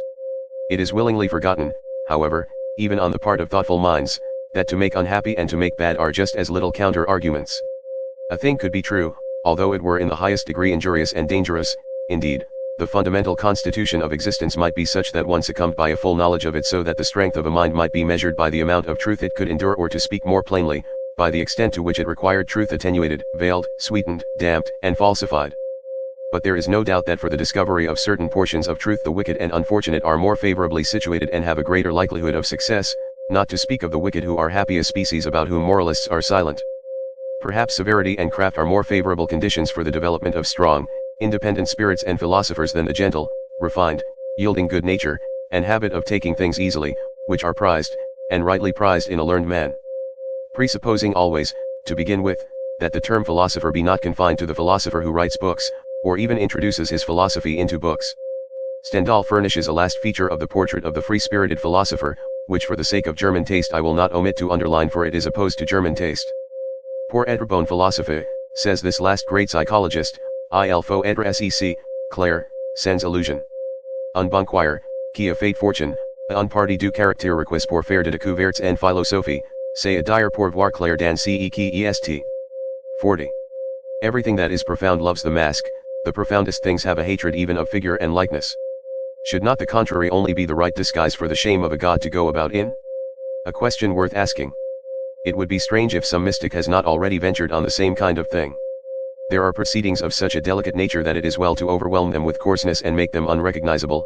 There are actions of love and of an extravagant magnanimity after which nothing can be wiser than to take a stick and thrash the witness soundly. One thereby obscures his recollection. Many a one is able to obscure and abuse his own memory, in order at least to have vengeance on this sole party in the secret. Shame is inventive. They are not the worst things of which one is most ashamed. There is not only deceit behind a mask, there is so much goodness in craft. I could imagine that a man with something costly and fragile to conceal, would roll through life clumsily and rotundly like an old, green, heavily hooped wine cask, the refinement of his shame requiring it to be so. A man who has depths in his shame meets his destiny and his delicate decisions upon paths which few ever reach, and with regard to the existence of which his nearest and most intimate friends may be ignorant. His mortal danger conceals itself from their eyes, and equally so his regained security. Such a hidden nature, which instinctively employs speech for silence and concealment, and is inexhaustible in evasion of communication, desires and insists that a mask of himself shall occupy his place in the hearts and heads of his friends, and supposing he does not desire it, his eyes will some day be opened to the fact that there is nevertheless a mask of him there, and that it is well to be so. Every profound spirit needs a mask, nay, more, around every profound spirit there continually grows a mask, owing to the constantly false, that is to say, superficial interpretation of every word he utters, every step he takes, every sign of life he manifests. 41. One must subject oneself to one's own tests that one is destined for independence and command, and do so at the right time. One must not avoid one's tests, although they constitute perhaps the most dangerous game one can play, and are in the end tests made only before ourselves and before no other judge. Not to cleave to any person, be it even the dearest. Every person is a prison and also a recess. Not to cleave to a fatherland, be it even the most suffering and necessitous. It is even less difficult to detach one's heart from a victorious fatherland. Not to cleave to a sympathy, be it even for higher men, into whose peculiar torture and helplessness chance has given us an insight. Not to cleave to a science, though it tempt one with the most valuable discoveries, apparently specially reserved for us. Not to cleave to one's own liberation, to the voluptuous distance and remoteness of the bird, which always flies further aloft in order always to see more under it the danger of the flyer. Not to cleave to our own virtues, nor become as a whole a victim to any of our specialties, to our hospitality for instance, which is the danger of dangers for highly developed and wealthy souls, who deal prodigally, almost indifferently with themselves, and push the virtue of liberality so far that it becomes a vice. One must know how to conserve oneself, the best test of independence. 42. A new order of philosophers is appearing. I shall venture to baptize them by a name not without danger. As far as I understand them, as far as they allow themselves to be understood, for it is their nature to wish to remain something of a puzzle, these philosophers of the future might rightly, perhaps also wrongly, claim to be designated as tempters. This name itself is after all only an attempt, or, if it be preferred, a temptation. 43. Will they be new friends of truth, these coming philosophers? Very probably, for all philosophers hitherto have loved their truths. But assuredly they will not be dogmatists. It must be contrary to their pride, and also contrary to their taste, that their truth should still be truth for everyone, that which has hitherto been the secret wish and ultimate purpose of all dogmatic efforts. My opinion is my opinion, another person has not easily a right to it. Such a philosopher of the future will say, perhaps. One must renounce the bad taste of wishing to agree with many people. Good is no longer good when one's neighbor takes it into his mouth. And how could there be a common good? The expression contradicts itself. That which can be common is always of small value. In the end, things must be as they are and have always been. The great things remain for the great, the abysses for the profound, the delicacies and thrills for the refined, and, to sum up shortly, everything rare for the rare. 44. Need I say expressly after all this that they will be free, very free spirits, these philosophers of the future, as certainly also they will not be merely free spirits, but something more, higher, greater, and fundamentally different, which does not wish to be misunderstood and mistaken. But while I say this, I feel under obligation almost as much to them as to ourselves, we free spirits who are their heralds and forerunners, to sweep away from ourselves altogether a stupid old prejudice and misunderstanding, which, like a fog, has too long made the conception of free spirit obscure. In every country of Europe, and the same in America, there is at present something which makes an abuse of this name a very narrow, prepossessed, and chained class of spirits, who desire almost the opposite of what our intentions and instincts prompt, not to mention that in respect to the new philosophers who are appearing, they must still more be closed windows and bolted doors. Briefly and regrettably, they belong to the levelers, these wrongly named free spirits, as glib-tongued and scribe-fingered slaves of the democratic taste and its modern ideas, all of them men without solitude, without personal solitude, blunt honest fellows to whom neither courage nor honorable conduct ought to be denied, only, they are not free, and are ludicrously superficial, especially in their innate partiality for seeing the cause of almost all human misery and failure in the old forms in which society has hitherto existed, a notion which happily inverts the truth entirely. What they would fain attain with all their strength, is the universal, green meadow happiness of the herd, together with security, safety, comfort, and alleviation of life for everyone. Their two most frequently chanted songs and doctrines are called equality of rights and sympathy with all sufferers, and suffering itself is looked upon by them as something which must be done away with. We opposite ones, however, who have opened our eye and conscience to the question how and where the plant man has hitherto grown most vigorously, believe that this has always taken place under the opposite conditions, that for this end the dangerousness of his situation had to be increased enormously, his inventive faculty and dissembling power, his spirit, had to develop into subtlety and daring under long oppression and compulsion, and his will to life had to be increased to the unconditioned will to power. We believe that severity, violence, slavery, danger in the street and in the heart, secrecy, stoicism, tempter's art, and devilry of every kind, that everything wicked, terrible, tyrannical, predatory, and serpentine in man, serves as well for the elevation of the human species as its opposite. We do not even say enough when we only say this much, and in any case we find ourselves here, both with our speech and our silence, at the other extreme of all modern ideology and gregarious desirability, as their antipodes perhaps. What wonder that we free spirits are not exactly the most communicative spirits? That we do not wish to betray in every respect what a spirit can free itself from, and where perhaps it will then be driven. And as to the import of the dangerous formula, beyond good and evil, with which we at least avoid confusion, we are something else than libres penseurs, liben pensatori, free thinkers, and whatever these honest advocates of modern ideas like to call themselves. Having been at home, or at least guests, in many realms of the spirit, having escaped again and again from the gloomy, agreeable nooks in which preferences and prejudices, youth, origin, the accident of men and books, or even the weariness of travel seemed to confine us, full of malice against the seductions of dependency which he concealed in honors, money, positions, or exaltation of the senses, grateful even for distress and the vicissitudes of illness, because they always free us from some rule, and its prejudice, grateful to the god, devil, sheep, and worm in us, inquisitive to a fault, investigators to the point of cruelty, with unhesitating fingers for the intangible, with teeth and stomachs for the most indigestible, ready for any business that requires sagacity and acute senses, ready for every adventure, owing to an excess of free will, with anterior and posterior souls, into the ultimate intentions of which it is difficult to pry, with foregrounds and backgrounds too, the end of which no foot may run, hidden ones under the mantles of light, appropriators, although we resemble heirs and spendthrifts, arrangers and collectors from morning till night, misers of our wealth and our full cramped drawers, economical in learning and forgetting, inventive in scheming, sometimes proud of tables of categories, sometimes pedants, sometimes night owls of work even in full day, yeah, if necessary, even scarecrows, and it is necessary nowadays, that is to say, inasmuch as we are the born, sworn, jealous friends of solitude, of our own profoundest midnight and midday solitude. Such kind of men are we free spirits. And perhaps ye are also something of the same kind, ye coming ones. Ye new philosophers. Chapter 3. The religious mood. 45. The human soul and its limits, the range of man's inner experiences hitherto attained, the heights, depths, and distances of these experiences, the entire history of the soul up to the present time, and its still unexhausted possibilities. This is the preordained hunting domain for a born psychologist and lover of a big hunt. But how often must he say despairingly to himself, a single individual? Alas, only a single individual. And this great forest, this virgin forest. So he would like to have some hundreds of hunting assistants, and fine trained hounds, that he could send into the history of the human soul, to drive his game together. In vain, again and again he experiences, profoundly and bitterly, how difficult it is to find assistants and dogs for all the things that directly excite his curiosity. The evil of sending scholars into new and dangerous hunting domains, where courage, sagacity, and subtlety in every sense are required, is that they are no longer serviceable just when the big hunt, and also the great danger commences. It is precisely then that they lose their keen eye and nose.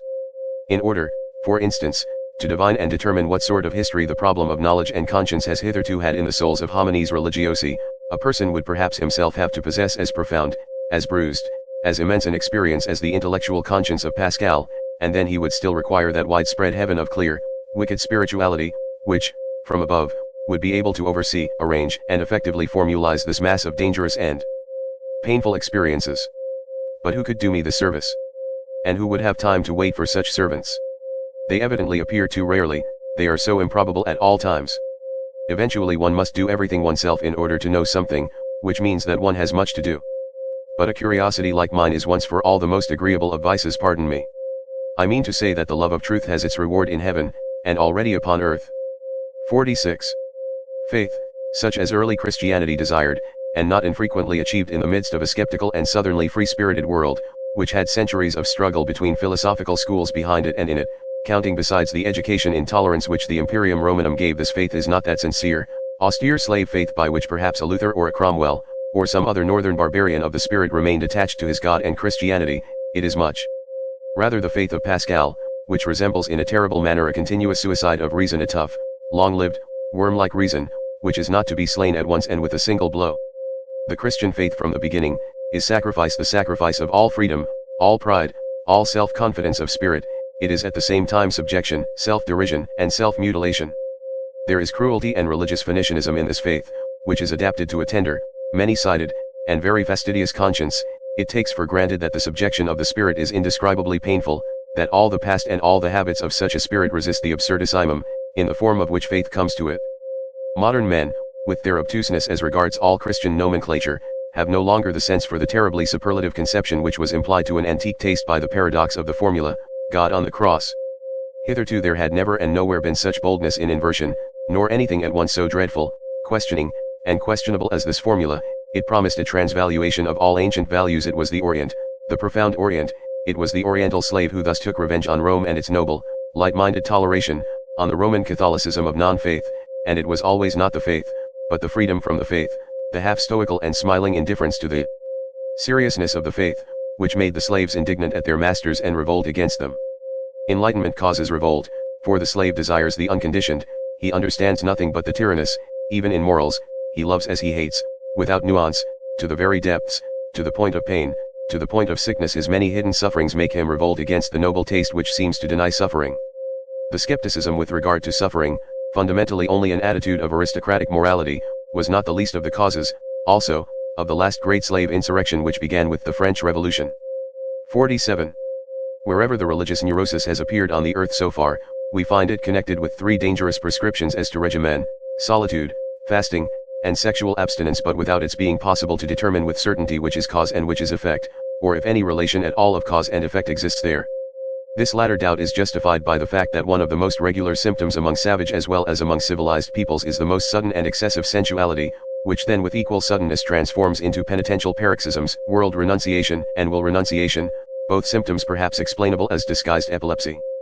But nowhere is it more obligatory to put aside explanations. Around no other type has there grown such a mass of absurdity and superstition, no other type seems to have been more interesting to men and even to philosophers. Perhaps it is time to become just a little indifferent here, to learn caution, or, better still, to look away, to go away. Yet in the background of the most recent philosophy, that of Schopenhauer, we find almost as the problem in itself, this terrible note of interrogation of the religious crisis and awakening. How is the negation of will possible? How is the saint possible? That seems to have been the very question with which Schopenhauer made a start and became a philosopher. And thus it was a genuine Schopenhauerian consequence, that his most convinced adherent, perhaps also his last, as far as Germany is concerned, namely, Richard Wagner, should bring his own life work to an end just here, and should finally put that terrible and eternal type upon the stage as country, type Vico, and as it loved and lived, at the very time that the mad doctors in almost all European countries had an opportunity to study the type close at hand, wherever the religious neurosis, or as I call it, the religious mood, made its latest epidemical outbreak and display as the Salvation Army. If it be a question, however, as to what has been so extremely interesting to men of all sorts in all ages, and even to philosophers, in the whole phenomenon of the saint, it is undoubtedly the appearance of the miraculous therein, namely, the immediate succession of opposites, of states of the soul regarded as morally antithetical. It was believed here to be self-evident that a bad man was all at once turned into a saint, a good man. The hitherto existing psychology was wrecked at this point. Is it not possible it may have happened principally because psychology had placed itself under the dominion of morals, because it believed in oppositions of moral values, and saw, read, and interpreted these oppositions into the text and facts of the case? What? Miracle only an error of interpretation? A lack of philology? 48. It seems that the Latin races are far more deeply attached to their Catholicism than we Northerners are to Christianity generally, and that consequently unbelief in Catholic countries means something quite different from what it does among Protestants, namely, a sort of revolt against the spirit of the race, while with us it is rather a return to the spirit, or non-spirit, of the race. We Northerners undoubtedly derive our origin from barbarous races. Even as regards our talents for religion, we have poor talents for it. One may make an exception in the case of the Celts, who have theretofore furnished also the best soil for Christian infection in the north. The Christian ideal blossomed forth in France as much as ever the pale sun of the north would allow it. How strangely pious for our taste are still these later French skeptics, whenever there is any Celtic blood in their origin. How Catholic, how un-German does Auguste Comte's sociology seem to us, with the Roman logic of its instincts. How Jesuitical, that amiable and shrewd Cicerone of Port Royal, Saint Beuve, in spite of all his hostility to Jesuits. And even Ernest Renan, how inaccessible to us Northerners does the language of such a Renan appear, in whom every instant the merest touch of religious thrill throws his refined, voluptuous and comfortably couching soul off its balance. Let us repeat after him these fine sentences, and what wickedness and haughtiness is immediately aroused by way of answer in our probably less beautiful but harder souls, that is to say, in our more German souls. Dissens donc hardiment kla religion estun product del home normal, kale home estle plus dans levrai quant ilestle plus religier etle plus assure d'une destiny infini. Se quant ilest bon chu ilveut kla vertu corresponde un order eternal. C'est quand il contemple les choses d'une manière désintéressée chu il trouve la mort revolte anti et absurde. Comment ne pas supposer que c'est dans ces moments la, qu'elle home voit le mieux. These sentences are so extremely antipodal to my ears and habits of thought, that in my first impulse of rage on finding them, I wrote on the margin, la nécessaire religious par excellence, until in my later rage I even took a fancy to them, these sentences with their truth absolutely inverted. It is so nice and such a distinction to have one's own antipodes. 49. That which is so astonishing in the religious life of the ancient Greeks is the irrestrainable stream of gratitude which it pours forth. It is a very superior kind of man who takes such an attitude towards nature and life. Later on, when the populace got the upper hand in Greece, fear became rampant also in religion, and Christianity was preparing itself. 50. The passion for God. There are churlish, honest-hearted, and importunate kinds of it. Like that of Luther, the whole of Protestantism lacks the southern delicatezza. There is an oriental exaltation of the mind in it, like that of an undeservedly favored or elevated slave, as in the case of Saint Augustine, for instance, who lacks in an offensive manner, all nobility in bearing and desires.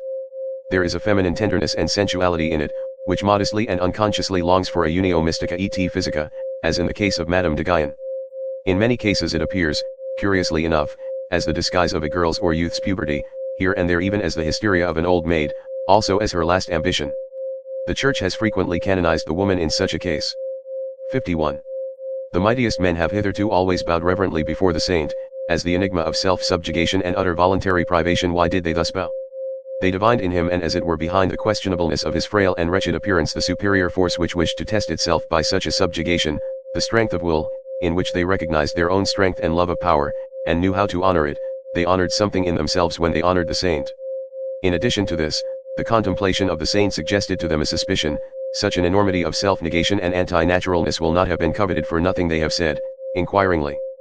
There is perhaps a reason for it, some very great danger, about which the ascetic might wish to be more accurately informed through his secret interlocutors and visitors. In a word, the mighty ones of the world learned to have a new fear before him. They divined a new power, a strange, still unconquered enemy. It was the will to power which obliged them to halt before the saint. They had to question him. 52. In the Jewish Old Testament, the book of divine justice, there are men, things, and sayings on such an immense scale, that Greek and Indian literature has nothing to compare with it. One stands with fear and reverence before those stupendous remains of what man was formerly, and one has sad thoughts about old Asia and its little outpushed peninsula Europe, which would like, by all means, to figure before Asia as the progress of mankind. To be sure, he who is himself only a slender, tame house animal, and knows only the wants of a house animal, like our cultured people of today, including the Christians of cultured Christianity, need neither be amazed nor even sad amid those ruins. The taste for the Old Testament is a touchstone with respect to great and small. Perhaps he will find that the New Testament, the book of grace, still appeals more to his heart. There is much of the odor of the genuine, tender, stupid beadsman and petty soul in it.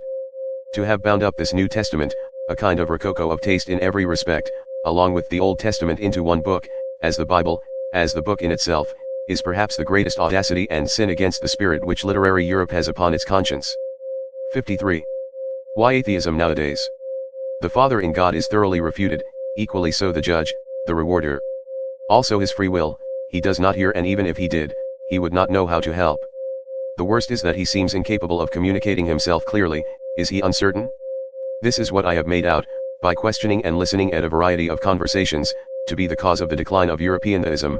It appears to me that though the religious instinct is in vigorous growth, it rejects the theistic satisfaction with profound distrust. 54. What does all modern philosophy mainly do? Since Descartes, and indeed more in defiance of him than on the basis of his procedure, an attentat has been made on the part of all philosophers on the old conception of the soul, under the guise of a criticism of the subject and predicate conception, that is to say, an attentat on the fundamental presupposition of Christian doctrine. Modern philosophy, as epistemological skepticism, is secretly or openly anti-Christian, although, for keener ears, be it said, by no means anti-religious. Formerly, in effect, one believed in the soul as one believed in grammar and the grammatical subject. One said, I is the condition, think is the predicate, and is conditioned to think is an activity for which one must suppose a subject as cause. The attempt was then made, with marvelous tenacity and subtlety, to see if one could not get out of this net, to see if the opposite was not perhaps true, think the condition, and I the conditioned, I, therefore, only a synthesis which has been made by thinking itself. Kant really wished to prove that, starting from the subject could not be proved, nor the object either. The possibility of an apparent existence of the subject, and therefore of the soul, may not always have been strange to him, the thought which once had an immense power on earth as the Vedanta philosophy. 55. There is a great ladder of religious cruelty, with many rounds, but three of these are the most important. Once on a time men sacrificed human beings to their God, and perhaps just those they loved the best. To this category belong the firstling sacrifices of all primitive religions, and also the sacrifice of the Emperor Tiberius in the Mitra grotto on the island of Capri, that most terrible of all Roman anachronisms. Then, during the moral epoch of mankind, they sacrificed to their God the strongest instincts they possessed, their nature. This festal joy shines in the cruel glances of ascetics and anti-natural fanatics. Finally, what still remained to be sacrificed? Was it not necessary in the end for men to sacrifice everything comforting, holy, healing, all hope, all faith in hidden harmonies, in future blessedness and justice? Was it not necessary to sacrifice God himself, and out of cruelty to themselves to worship stone, stupidity, gravity, fate, nothingness? To sacrifice God for nothingness, this paradoxical mystery of the ultimate cruelty has been reserved for the rising generation. We all know something thereof already. 56.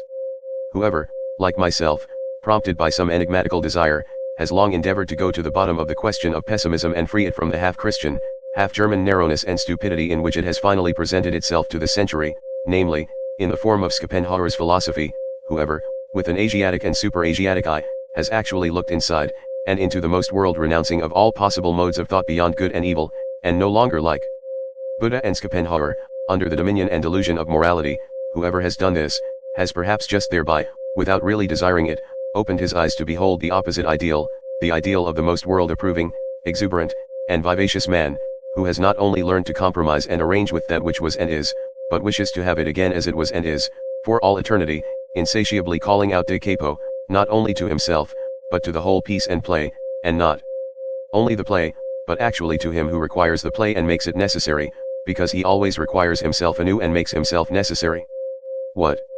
And this would not be circulus viciosus deus. 57. The distance, and as it were the space around man, grows with the strength of his intellectual vision and insight. His world becomes profounder, new stars, new enigmas, and notions are ever coming into view. Perhaps everything on which the intellectual eye has exercised its acuteness and profundity has just been an occasion for its exercise, something of a game, something for children and childish minds. Perhaps the most solemn conceptions that have caused the most fighting and suffering, the conceptions God and sin, will one day seem to us of no more importance than a child's plaything or a child's pain seems to an old man, and perhaps another plaything and another pain will then be necessary once more for the old man always childish enough, an eternal child. 58.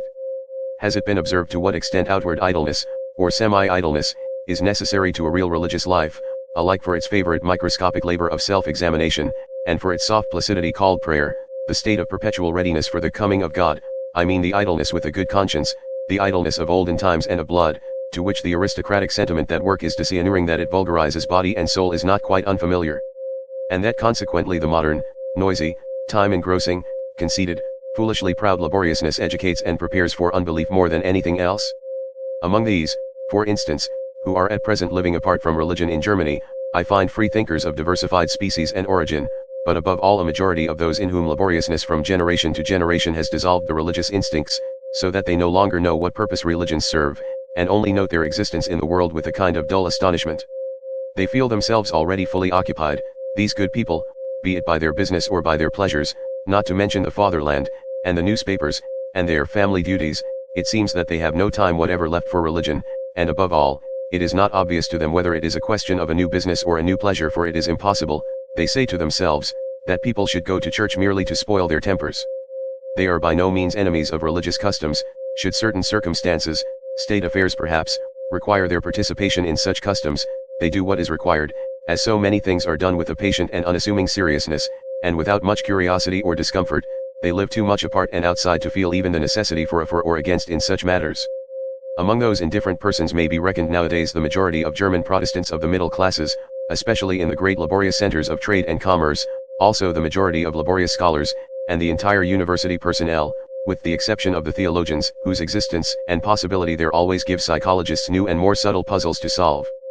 On the part of pious, or merely church-going people, there is seldom any idea of how much goodwill, one might say arbitrary will, is now necessary for a German scholar to take the problem of religion seriously. His whole profession, and as I have said, his whole workmanlike laboriousness, to which he is compelled by his modern conscience, inclines him to a lofty and almost charitable serenity as regards religion, with which is occasionally mingled a slight disdain for the uncleanliness of spirit which he takes for granted wherever anyone still professes to belong to the church. It is only with the help of history, not through his own personal experience, therefore, that the scholar succeeds in bringing himself to a respectful seriousness, and to a certain timid deference in presence of religions, but even when his sentiments have reached the stage of gratitude towards them, he has not personally advanced one step nearer to that which still maintains itself as church or as piety, perhaps even the contrary. The practical indifference to religious matters in the midst of which he has been born and brought up, usually sublimates itself in his case into circumspection and cleanliness, which shuns contact with religious men and things, and it may be just the depth of his tolerance and humanity which prompts him to avoid the delicate trouble which tolerance itself brings with it.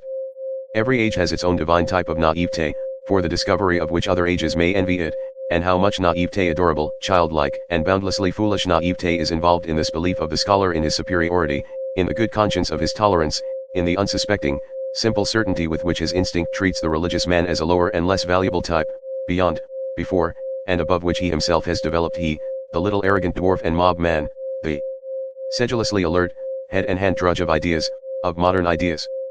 59. Whoever has seen deeply into the world has doubtless divined what wisdom there is in the fact that men are superficial. It is their preservative instinct which teaches them to be flighty, lightsome, and false. Here and there one finds a passionate and exaggerated adoration of pure forms in philosophers as well as in artists. It is not to be doubted that whoever has need of the cult of the superficial to that extent, has at one time or another made an unlucky dive beneath it. Perhaps there is even an order of rank with respect to those burnt children, the born artists who find the enjoyment of life only in trying to falsify its image, as if taking wearisome revenge on it. One might guess to what degree life has disgusted them, by the extent to which they wish to see its image falsified, attenuated, ultrified, and deified. One might reckon the homines religiosi among the artists, as their highest rank. It is the profound, suspicious fear of an incurable pessimism which compels whole centuries to fasten their teeth into a religious interpretation of existence, the fear of the instinct which divines that truth might be attained too soon, before man has become strong enough, hard enough, artist enough. Piety, the life in God, regarded in this light, would appear as the most elaborate and ultimate product of the fear of truth, as artist adoration and artist intoxication in presence of the most logical of all falsifications, as the will to the inversion of truth, to untruth at any price. Perhaps there has hitherto been no more effective means of beautifying man than piety. By means of it man can become so artful, so superficial, so iridescent, and so good, that his appearance no longer offends. 60. To love mankind for God's sake, this has so far been the noblest and remotest sentiment to which mankind has attained.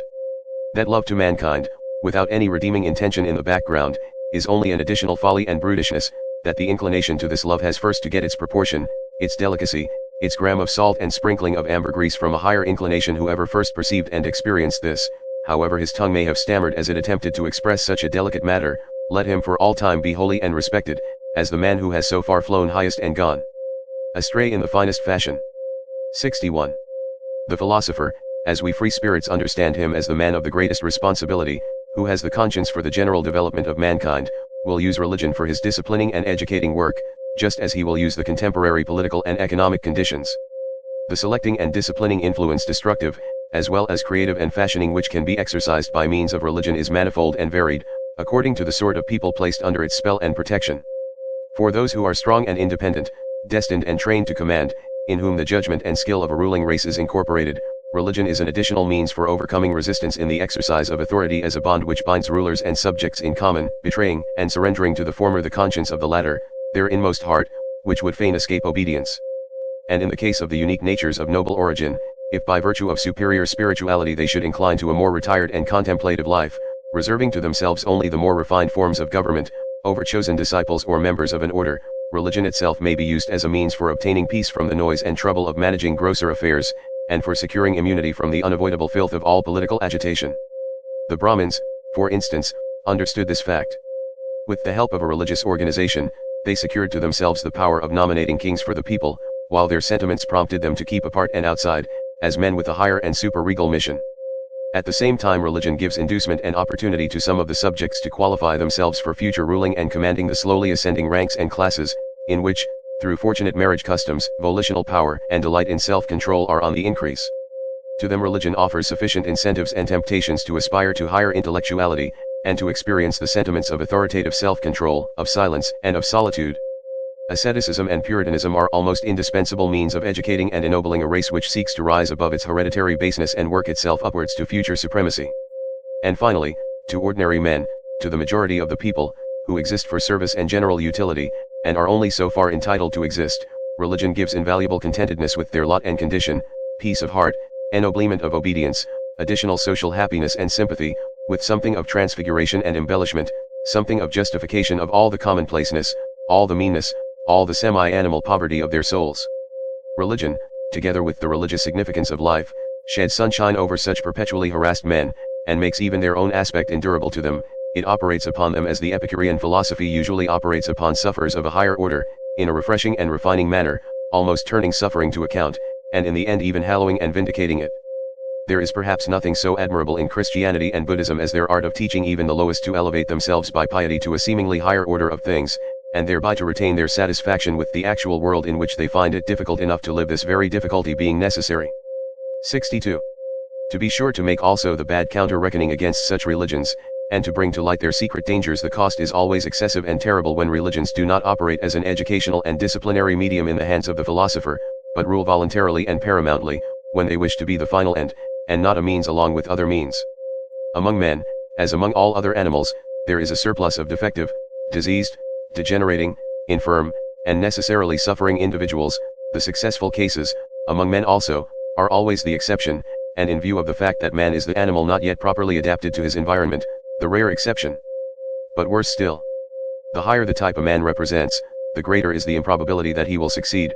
The accidental, the law of irrationality in the general constitution of mankind, manifests itself most terribly in its destructive effect on the higher orders of men, the conditions of whose lives are delicate, diverse, and difficult to determine.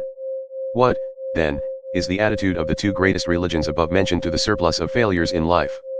They endeavor to preserve and keep alive whatever can be preserved. In fact, as the religions for sufferers, they take the part of these upon principle. They are always in favor of those who suffer from life as from a disease, and they would fain treat every other experience of life as false and impossible. However highly we may esteem this indulgent and preservative care, inasmuch as in applying to others, it has applied, and applies also to the highest and usually the most suffering type of man. The hitherto paramount religions, to give a general appreciation of them, are among the principal causes which have kept the type of man upon a lower level. They have preserved too much that which should have perished. One has to thank them for invaluable services, and who is sufficiently rich in gratitude not to feel poor at the contemplation of all that the spiritual men of Christianity have done for Europe hitherto. But when they had given comfort to the sufferers, courage to the oppressed and despairing, a staff and support to the helpless, and when they had allured from society into convents and spiritual penitentiaries the broken-hearted and distracted, what else had they to do in order to work systematically in that fashion, and with a good conscience, for the preservation of all the sick and suffering, which means, indeed and in truth, to work for the deterioration of the European race. To reverse all estimates of value, that is what they had to do. And to shatter the strong, to spoil great hopes, to cast suspicion on the delight in beauty, to break down everything autonomous, manly, conquering, and imperious, all instincts which are natural to the highest and most successful type of man, into uncertainty, distress of conscience, and self-destruction, forsooth, to invert all love of the earthly and of supremacy over the earth, into hatred of the earth and earthly things. That is the task the Church imposed on itself, and was obliged to impose, until, according to its standard of value, unworldliness, unsensuousness, and higher man fused into one sentiment. If one could observe the strangely painful, equally coarse and refined comedy of European Christianity with the derisive and impartial eye of an Epicurean god, I should think one would never cease marveling and laughing. Does it not actually seem that some single will has ruled over Europe for 18 centuries in order to make a sublime abortion of man? He, however, who, with opposite requirements, no longer Epicurean, and with some divine hammer in his hand, could approach this almost voluntary degeneration and stunting of mankind, as exemplified in the European Christian, Pascal, for instance, would he not have to cry aloud with rage, pity, and horror, "Oh, you bunglers, presumptuous pitiful bunglers, what have you done? Was that a work for your hands? How you have hacked and botched my finest stone! What have you presumed to do?" I should say that Christianity has hitherto been the most portentous of presumptions. Men, not great enough, nor hard enough, to be entitled as artists to take part in fashioning man, men, not sufficiently strong and far-sighted to allow, with sublime self-constraint, the obvious law of the thousand-fold failures and perishings to prevail, men, not sufficiently noble to see the radically different grades of rank and intervals of rank that separate man from man. Such men, with their equality before God, have hitherto swayed the destiny of Europe, until at last a dwarfed, almost ludicrous species has been produced, a gregarious animal, something obliging, sickly, mediocre, the European of the present day. Chapter 4. Apophthegms and Interludes. 63. He who is a thorough teacher takes things seriously, and even himself only in relation to his pupils. 64. Knowledge for its own sake, that is the last snare laid by morality. We are thereby completely entangled in morals once more. 65. The charm of knowledge would be small, were it not so much shame has to be overcome on the way to it. We are most dishonorable towards our God, he is not permitted to sin. 66.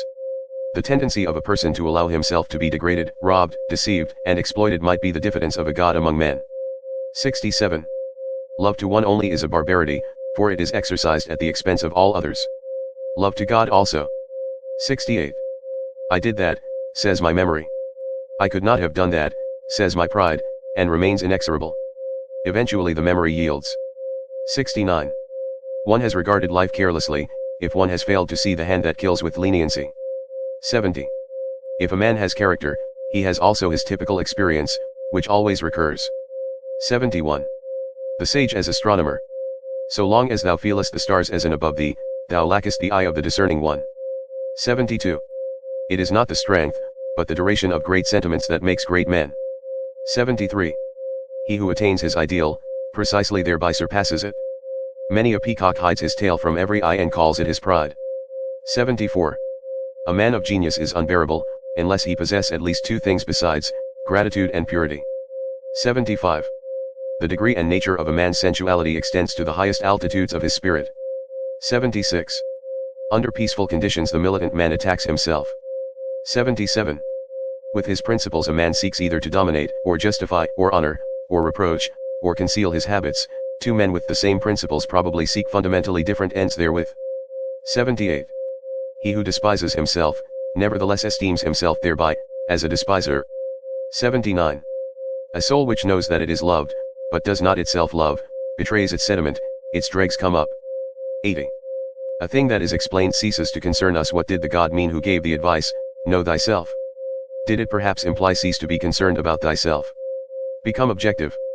And Socrates? And the scientific man? 81. It is terrible to die of thirst at sea. Is it necessary that you should so salt your truth that it will no longer quench thirst? 82. Sympathy for all would be harshness and tyranny for thee, my good neighbor. 83. Instinct when the house is on fire one forgets even the dinner, yes, but one recovers it from among the ashes. 84. Woman learns how to hate in proportion as she forgets how to charm. 85. The same emotions are in man and woman, but in different tempo, on that account man and woman never cease to misunderstand each other. 86.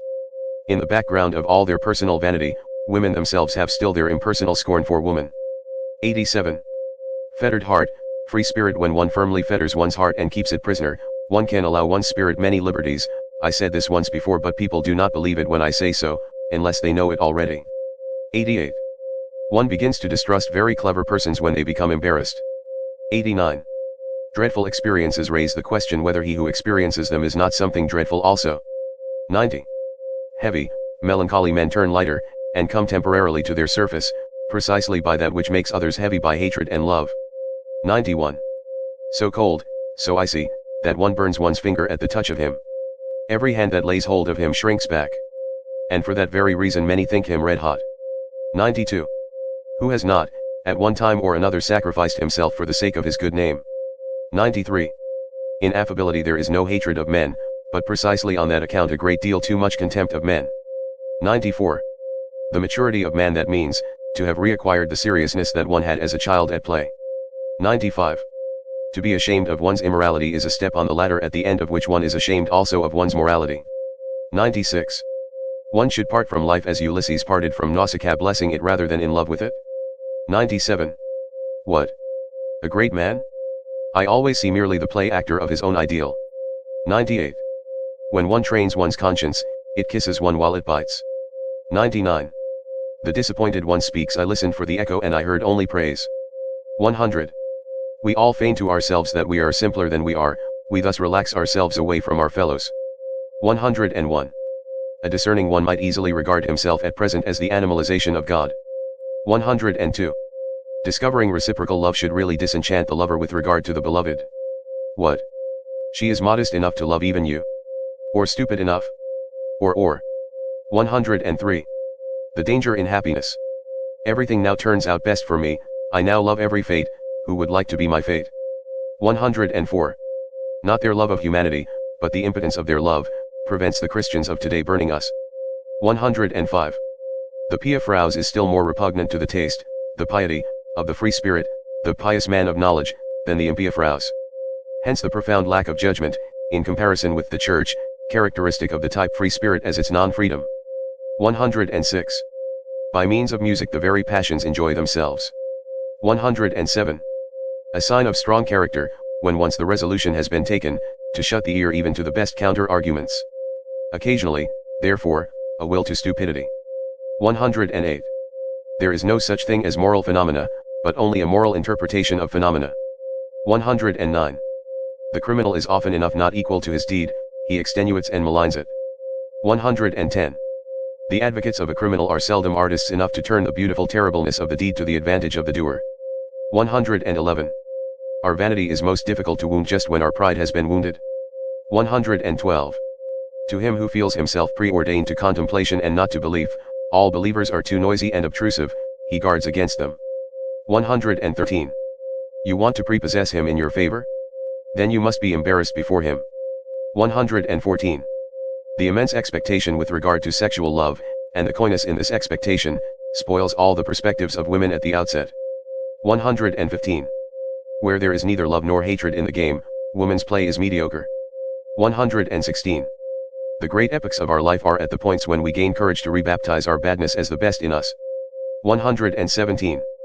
The will to overcome an emotion, is ultimately only the will of another, or of several other, emotions.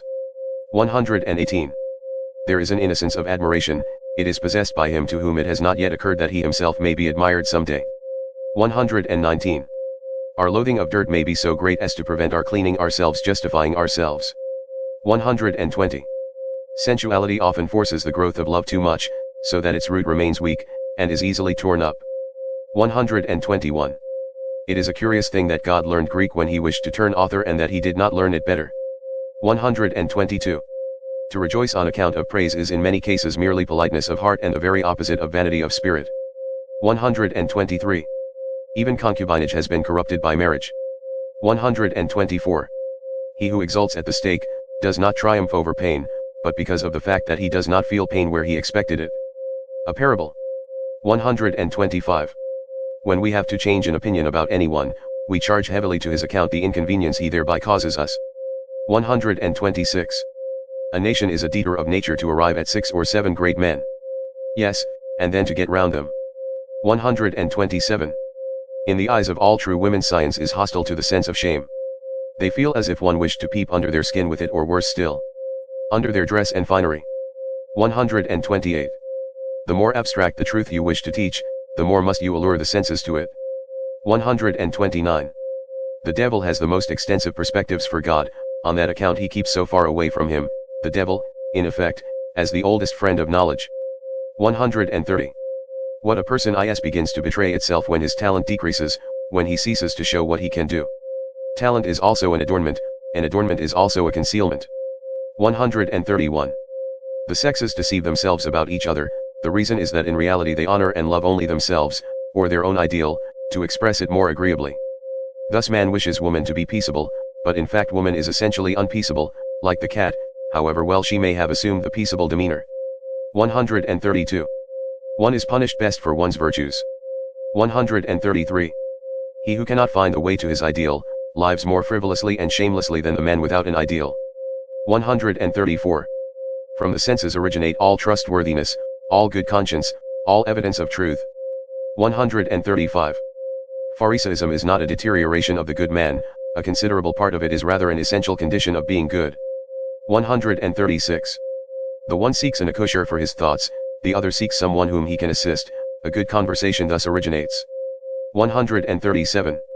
In intercourse with scholars and artists one readily makes mistakes of opposite kinds. In a remarkable scholar one not infrequently finds a mediocre man, and often, even in a mediocre artist, one finds a very remarkable man. 138. We do the same when awake as when dreaming, we only invent and imagine him with whom we have intercourse and forget it immediately. 139. In revenge and in love woman is more barbarous than man. 140. Advice as a riddle. If the band is not to break, bind it first secure to make. 141. The belly is the reason why man does not so readily take himself for a god. 142. The chastest utterance I ever heard, dans le véritable amour c'est l'âme qui enveloppe le corps. 143. Our vanity would like what we do best to pass precisely for what is most difficult to us. Concerning the origin of many systems of morals. 144. When a woman has scholarly inclinations there is generally something wrong with her sexual nature. Barrenness itself conduces to a certain virility of taste. Man, indeed, if I may say so, is the barren animal. 145. Comparing man and woman generally, one may say that woman would not have the genius for adornment, if she had not the instinct for the secondary role. 146. He who fights with monsters should be careful lest he thereby become a monster. And if thou gaze long into an abyss, the abyss will also gaze into thee. 147. From old Florentine novels moreover, from life, Buona famina e mala famina vuol bastone. Sacchetti, November 86. 148. To seduce their neighbor to a favorable opinion, and afterwards to believe implicitly in this opinion of their neighbor who can do this conjuring trick so well as women. 149. That which an age considers evil is usually an unseasonable echo of what was formerly considered good, the atavism of an old ideal. 150. Around a hero everything becomes a tragedy, around a demigod everything becomes a satyr play, and around God everything becomes what? Perhaps a world? 151. It is not enough to possess a talent, one must also have your permission to possess it, my friends. 152. Where there is the tree of knowledge, there is always paradise, so say the most ancient and the most modern serpents. 153. What is done out of love always takes place beyond good and evil. 154. Objection, evasion, joyous distrust, and love of irony are signs of health, everything absolute belongs to pathology. 155. The sense of the tragic increases and declines with sensuousness. 156. Insanity in individuals is something rare, but in groups, parties, nations, and epochs it is the rule. 157. The thought of suicide is a great consolation, by means of it one gets successfully through many a bad night. 158. Not only our reason, but also our conscience, truckles to our strongest impulse, the tyrant in us. 159. One must repay good and ill, but why just to the person who did us good or ill? 160. One no longer loves one's knowledge sufficiently after one has communicated it. 161. Poets act shamelessly towards their experiences, they exploit them. 162. Our fellow creature is not our neighbor, but our neighbor's neighbor, so thinks every nation. 163. Love brings to light the noble and hidden qualities of a lover, his rare and exceptional traits, it is thus liable to be deceptive as to his normal character. 164. Jesus said to his Jews, the law was for servants, love God as I love him, as his son. What have we sons of God to do with morals? 165. Inside of every party, a shepherd has always need of a bellwether, or he has himself to be a wether occasionally. 166. One may indeed lie with the mouth, but with the accompanying grimace one nevertheless tells the truth. 167. To vigorous men intimacy is a matter of shame and something precious. 168. Christianity gave Eros poison to drink, he did not die of it, certainly, but degenerated to vice. 169. To talk much about oneself may also be a means of concealing oneself. 170. In praise there is more obtrusiveness than in blame. 171. Pity has an almost ludicrous effect on a man of knowledge, like tender hands on a cyclops. 172. One occasionally embraces someone or other, out of love to mankind, because one cannot embrace all, but this is what one must never confess to the individual. 173. One does not hate as long as one disesteems, but only when one esteems equal or superior. 174. Utilitarians, 2, love the utile only as a vehicle for your inclinations, 2, really find the noise of its wheels insupportable. 175. One loves ultimately one's desires, not the thing desired. 176. The vanity of others is only counter to our taste when it is counter to our vanity. 177. With regard to what truthfulness is, perhaps nobody has ever been sufficiently truthful. 178. One does not believe in the follies of clever men, what a forfeiture of the rights of man. 179. The consequences of our action seize us by the forelock, very indifferent to the fact that we have meanwhile reformed. 180. There is an innocence in lying which is the sign of good faith in a cause. 181. It is inhuman to bless when one is being cursed. 182. The familiarity of superiors embitters one, because it may not be returned. 183. I am affected, not because you have deceived me, but because I can no longer believe in you. 184. There is a haughtiness of kindness which has the appearance of wickedness. 185. I dislike him. Why? I am not a match for him. Did anyone ever answer so? Chapter 5. The Natural History of Morals. 186. The moral sentiment in Europe at present is perhaps as subtle, belated, diverse, sensitive, and refined, as the science of morals belonging thereto is recent, initial, awkward, and coarse-fingered, an interesting contrast, which sometimes becomes incarnate and obvious in the very person of a moralist. Indeed, the expression, science of morals is, in respect to what is designated thereby, far too presumptuous and counter to good taste, which is always a foretaste of more modest expressions. One ought to avow with the utmost fairness what is still necessary here for a long time, what is alone proper for the present, namely, the collection of material, the comprehensive survey and classification of an immense domain of delicate sentiments of worth, and distinctions of worth, which live, grow, propagate, and perish, and perhaps attempts to give a clear idea of the recurring and more common forms of these living crystallizations as preparation for a theory of types of morality. To be sure, people have not hitherto been so modest. All the philosophers, with a pedantic and ridiculous seriousness, demanded of themselves something very much higher, more pretentious, and ceremonious. When they concerned themselves with morality as a science, they wanted to give a basic to morality, and every philosopher hitherto has believed that he has given it a basis. Morality itself, however, has been regarded as something given. How far from their awkward pride was the seemingly insignificant problem left in dust and decay of a description of forms of morality, notwithstanding that the finest hands and senses could hardly be fine enough for it. It was precisely owing to moral philosophers knowing the moral facts imperfectly, in an arbitrary epitome, or an accidental abridgment perhaps as the morality of their environment, their position, their church, their zeitgeist, their climate, and zone. It was precisely because they were badly instructed with regard to nations, eras, and past ages, and were by no means eager to know about these matters, that they did not even come in sight of the real problems of morals, problems which only disclose themselves by a comparison of many kinds of morality. In every science of morals hitherto, strange as it may sound, the problem of morality itself has been omitted.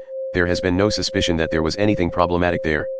That which philosophers called giving a basis to morality, and endeavored to realize, has, when seen in a right light, proved merely a learned form of good faith in prevailing morality, a new means of its expression, consequently just a matter of fact within the sphere of a definite morality, in its ultimate motive, a sort of denial that it is lawful for this morality to be called in question, and in any case the reverse of the testing, analyzing, doubting, and vivisecting of this very faith. Here, for instance, with what innocence almost worthy of honor Schopenhauer represents his own task, and draw your conclusions concerning the scientificness of a science whose latest master still talks in the strain of children and old wives. The principle, he says, page 136 of the Grundprobleme der Ethik, footnote, pages 54-55 of Schopenhauer's Basis of Morality, translated by Arthur B. Bullock, M.A., 1903. The axiom about the purport of which all moralists are practically agreed, neminem lade, immo omnes quantum postjuva, is really the proposition which all moral teachers strive to establish, the real basis of ethics which has been sought, like the philosopher's stone, for centuries. The difficulty of establishing the proposition referred to may indeed be great. It is well known that Schopenhauer also was unsuccessful in his efforts, and whoever has thoroughly realized how absurdly false and sentimental this proposition is, in a world whose essence is will to power, may be reminded that Schopenhauer, although a pessimist, actually played the flute, daily after dinner. One may read about the matter in his biography. A question, by the way: a pessimist, a repudiator of God and of the world, who makes a halt at morality, who assents to morality, and plays the flute to lade neminem morals, what? Is that really a pessimist? 187. Apart from the value of such assertions as there is a categorical imperative in us, one can always ask, what does such an assertion indicate about him who makes it? There are systems of morals which are meant to justify their author in the eyes of other people, other systems of morals are meant to tranquilize him, and make him self-satisfied, with other systems he wants to crucify and humble himself, with others he wishes to take revenge, with others to conceal himself, with others to glorify himself and give superiority and distinction. This system of morals helps its author to forget, that system makes him, or something of him, forgotten. Many a moralist would like to exercise power and creative arbitrariness over mankind. Many another, perhaps, Kant especially, gives us to understand by his morals that what is estimable in me, is that I know how to obey, and with you it shall not be otherwise than with me. In short, systems of morals are only a sign language of the emotions. 188. In contrast to laissez-aller, every system of morals is a sort of tyranny against nature and also against reason. That is, however, no objection, unless one should again decree by some system of morals, that all kinds of tyranny and unreasonableness are unlawful. What is essential and invaluable in every system of morals, is that it is a long constraint. In order to understand Stoicism, or Port Royal, or Puritanism, one should remember the constraint under which every language has attained to strength and freedom, the metrical constraint, the tyranny of rhyme and rhythm. How much trouble have the poets and orators of every nation given themselves? Not excepting some of the prose writers of today, in whose ear dwells an inexorable conscientiousness for the sake of a folly, as utilitarian bunglers say, and thereby deem themselves wise from submission to arbitrary laws, as the anarchists say, and thereby fancy themselves free, even free-spirited. The singular fact remains, however, that everything of the nature of freedom, elegance, boldness, dance, and masterly certainty, which exists or has existed, whether it be in thought itself, or in administration, or in speaking and persuading, in art just as in conduct, has only developed by means of the tyranny of such arbitrary law. And in all seriousness, it is not at all improbable that precisely this is nature and natural and not laissez-aller. Every artist knows how different from the state of letting himself go is his most natural condition, the free arranging, locating, disposing, and constructing in the moments of inspiration, and how strictly and delicately he then obeys 1,000 laws, which, by their very rigidness and precision, defy all formulation by means of ideas. Even the most stable idea has, in comparison therewith, something floating, manifold, and ambiguous in it. The essential thing in heaven and in earth is, apparently, to repeat it once more, that there should be long obedience in the same direction. There thereby results, and has always resulted in the long run, something which has made life worth living, for instance, virtue, art, music, dancing, reason, spirituality, anything whatever that is transfiguring, refined, foolish, or divine. The long bondage of the spirit, the distrustful constraint in the communicability of ideas, the discipline which the thinker imposed on himself to think in accordance with the rules of a church or a court, or conformable to Aristotelian premises, the persistent spiritual will to interpret everything that happened according to a Christian scheme, and in every occurrence to rediscover and justify the Christian God. All this violence, arbitrariness, severity, dreadfulness, and unreasonableness has proved itself the disciplinary means whereby the European spirit has attained its strength, its remorseless curiosity and subtle mobility. Granted also that much irrecoverable strength and spirit had to be stifled, suffocated, and spoiled in the process, for here, as everywhere, nature shows herself as she is, in all her extravagant and indifferent magnificence, which is shocking, but nevertheless noble. That for centuries European thinkers only thought in order to prove something nowadays, on the contrary, we are suspicious of every thinker who wishes to prove something that it was always settled beforehand what was to be the result of their strictest thinking, as it was perhaps in the Asiatic astrology of former times, or as it is still at the present day in the innocent, Christian moral explanation of immediate personal events for the glory of God, or for the good of the soul. This tyranny, this arbitrariness, this severe and magnificent stupidity, has educated the spirit. Slavery, both in the coarser and the finer sense, is apparently an indispensable means even of spiritual education and discipline. One may look at every system of morals in this light. It is nature therein which teaches to hate the laissez-aller, the too great freedom, and implants the need for limited horizons. For immediate duties it teaches the narrowing of perspectives, and thus, in a certain sense, that stupidity is a condition of life and development. Thou must obey someone, and for a long time, otherwise thou wilt come to grief, and lose all respect for thyself. This seems to me to be the moral imperative of nature, which is certainly neither categorical, as old Kant wished, consequently the otherwise, nor does it address itself to the individual. What does nature care for the individual, but to nations, races, ages, and ranks, above all, however, to the animal man generally, to mankind. 189. Industrious races find it a great hardship to be idle. It was a master stroke of English instinct to hallow and bellum Sunday to such an extent that the Englishman unconsciously hankers for his week and work day again, as a kind of cleverly devised, cleverly intercalated fast, such as is also frequently found in the ancient world, although, as is appropriate in southern nations, not precisely with respect to work. Many kinds of fasts are necessary, and wherever powerful influences and habits prevail, legislators have to see that intercalary days are appointed, on which such impulses are fettered, and learn to hunger anew. Viewed from a higher standpoint, whole generations and epochs, when they show themselves infected with any moral fanaticism, seem like those intercalated periods of restraint and fasting, during which an impulse learns to humble and submit itself at the same time also to purify and sharpen itself. Certain philosophical sects likewise admit of a similar interpretation. For instance, the Stoa, in the midst of Hellenic culture, with the atmosphere rank and overcharged with aphrodisiacal odors. Here also is a hint for the explanation of the paradox, why it was precisely in the most Christian period of European history, and in general only under the pressure of Christian sentiments, that the sexual impulse sublimated into love, amour passion. 190. There is something in the morality of Plato which does not really belong to Plato, but which only appears in his philosophy, one might say, in spite of him, namely, Socratism, for which he himself was too noble. No one desires to injure himself, hence all evil is done unwittingly. The evil man inflicts injury on himself. He would not do so, however, if he knew that evil is evil. The evil man, therefore, is only evil through error. If one free him from error, one will necessarily make him good. This mode of reasoning savors of the populace, who perceive only the unpleasant consequences of evil doing, and practically judge that it is stupid to do wrong, while they accept good as identical with useful and pleasant, without further thought. As regards every system of utilitarianism, one may at once assume that it has the same origin, and follow the scent. One will seldom err.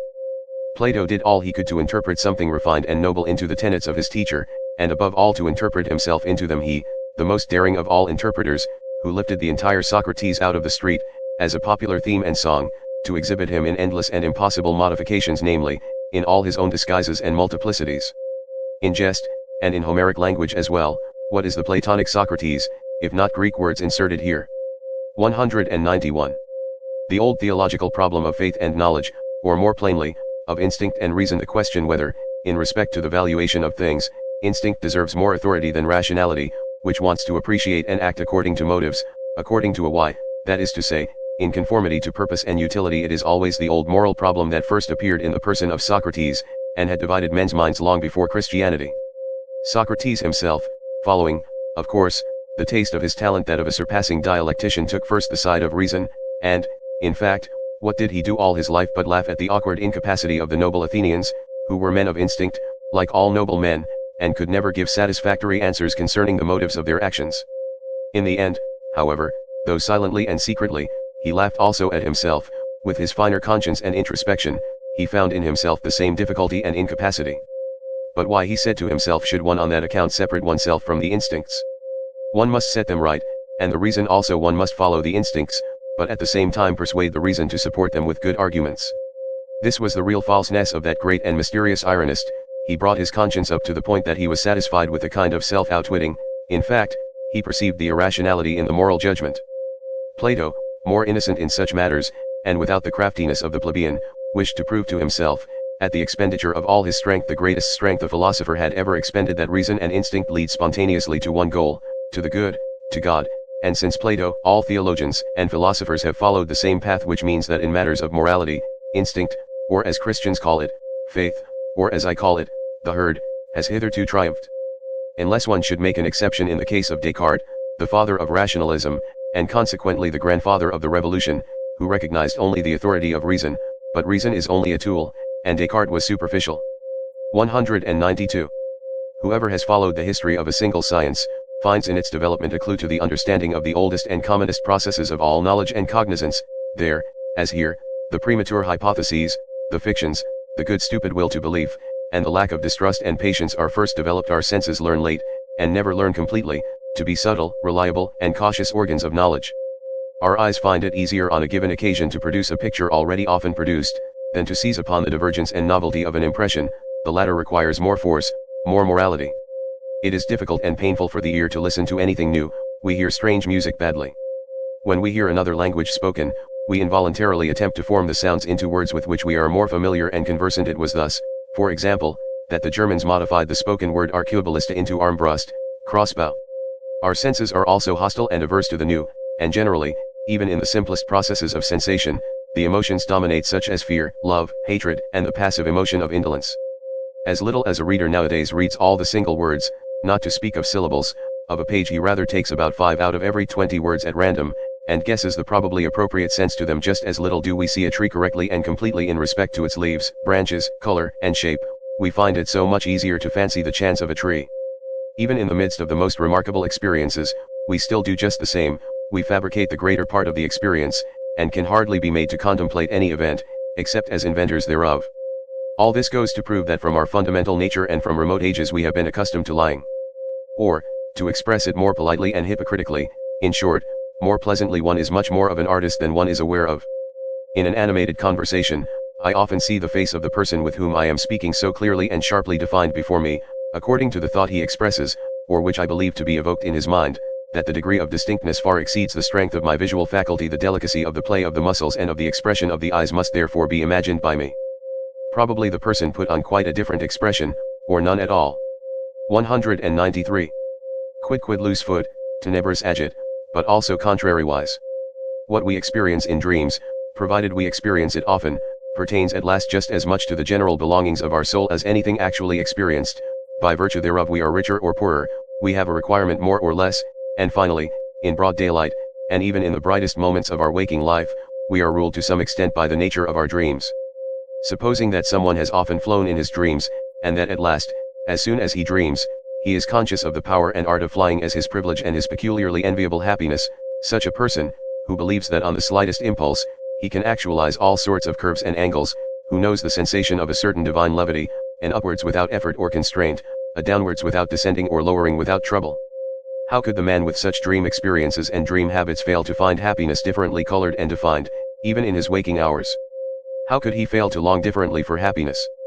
Flight, such as is described by poets, must, when compared with his own flying, be far too earthly, muscular, violent, far too troublesome for him. 194. The difference among men does not manifest itself only in the difference of their lists of desirable things, in their regarding different good things as worth striving for, and being disagreed as to the greater or less value, the order of rank, of the commonly recognized desirable things. It manifests itself much more in what they regard as actually having and possessing a desirable thing.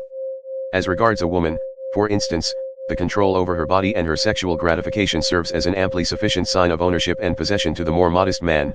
Another, with a more suspicious and ambitious thirst for possession, sees the questionableness, the mere apparentness of such ownership, and wishes to have finer tests in order to know especially whether the woman not only gives herself to him, but also gives up for his sake what she has or would like to have only then. Does he look upon her as possessed? A third, however, has not even here got to the limit of his distrust and his desire for possession. He asks himself whether the woman, when she gives up everything for him, does not perhaps do so for a phantom of him.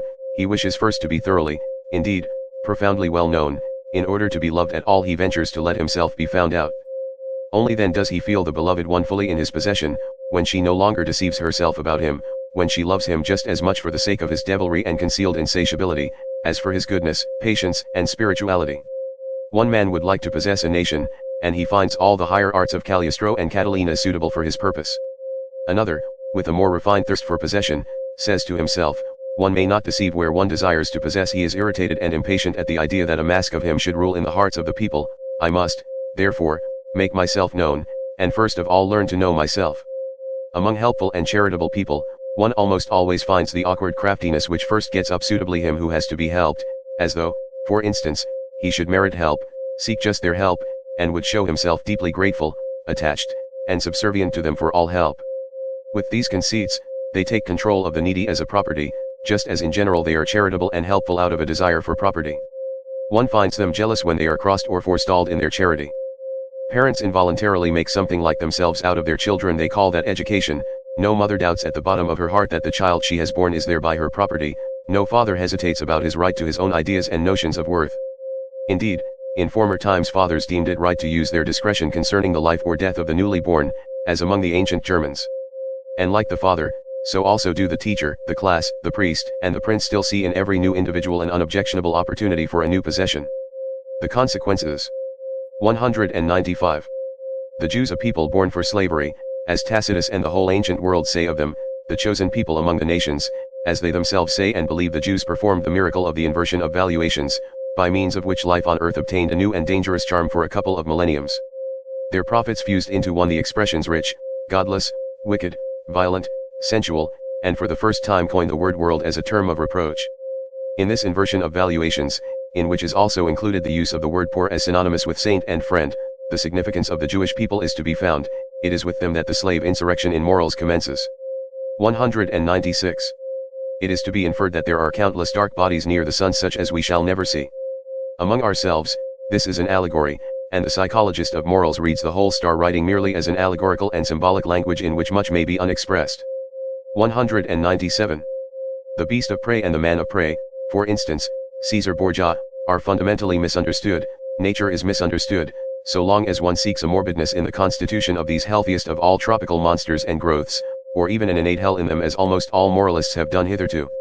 Does it not seem that there is a hatred of the virgin forest and of the tropics among moralists? And that the tropical man must be discredited at all costs, whether as disease and deterioration of mankind, or as his own hell and self-torture? And why? In favor of the temperate zones. In favor of the temperate man? The moral? The mediocre? This for the chapter, Morals as Timidity. 198. All the systems of morals which address themselves with a view to their happiness, as it is called, what else are they but suggestions for behavior adapted to the degree of danger from themselves in which the individuals live, recipes for their passions, their good and bad propensities, insofar as such have the will to power and would like to play the master, small and great expediencies and elaborations, permeated with the musty odor of old family medicines and old wife wisdom, all of them. Grotesque and absurd in their form because they address themselves to all, because they generalize where generalization is not authorized, all of them speaking unconditionally, and taking themselves unconditionally, all of them flavored not merely with 1 grain of salt, but rather endurable only, and sometimes even seductive, when they are overspiced and begin to smell dangerously, especially of the other world. That is all of little value when estimated intellectually, and is far from being science, much less wisdom, but, repeated once more, and 3 times repeated, it is expediency, expediency, expediency, mixed with stupidity, stupidity, stupidity, whether it be the indifference and statuesque coldness towards the heated folly of the emotions, which the Stoics advised and fostered, or the no more laughing and no more weeping of Spinoza, the destruction of the emotions by their analysis and vivisection, which he recommended so naively, or the lowering of the emotions to an innocent mean at which they may be satisfied, the Aristotelianism of morals, or even morality as the enjoyment of the emotions in a voluntary attenuation and spiritualization by the symbolism of art, perhaps as music, or as love of God, and of mankind for God's sake, for in religion the passions are once more enfranchised, provided that, or, finally, even the complacent and wanton surrender to the emotions. As has been taught by Hafiz and Goethe, the bold letting go of the reins, the spiritual and corporeal licentia morum in the exceptional cases of wise old codgers and drunkards, with whom it no longer has much danger. This also for the chapter, Morals as Timidity. 199.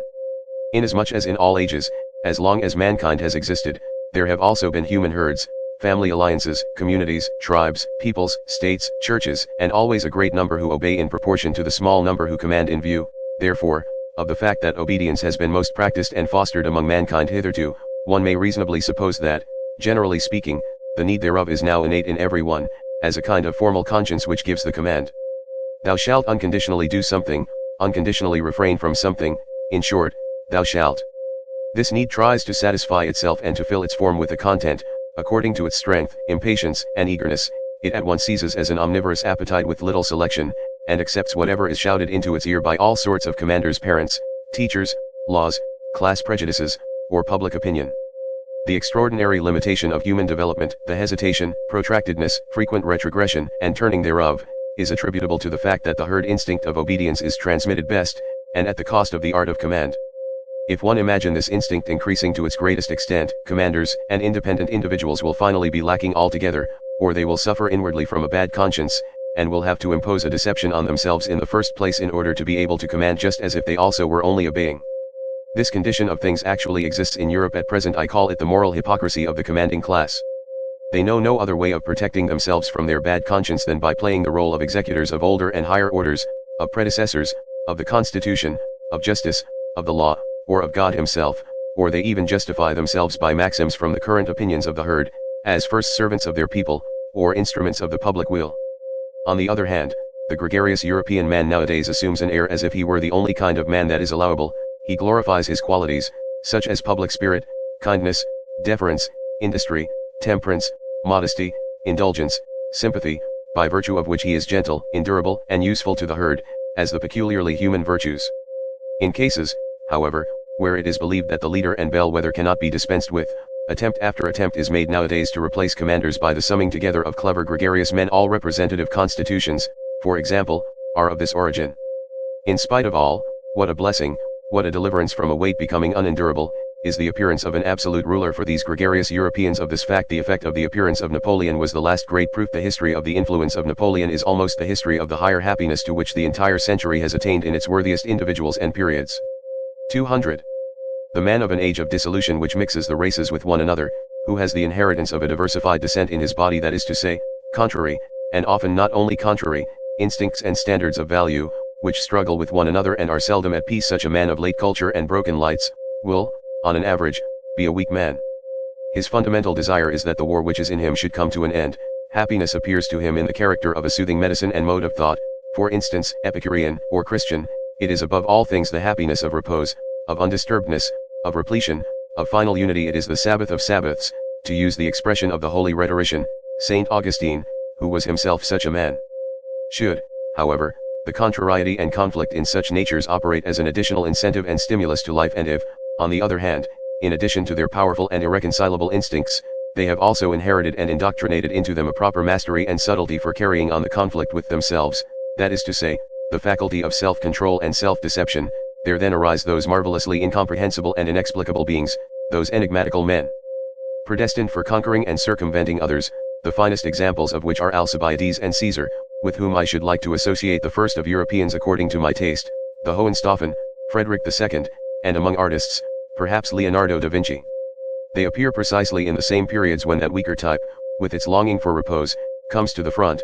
The two types are complementary to each other, and spring from the same causes. 201.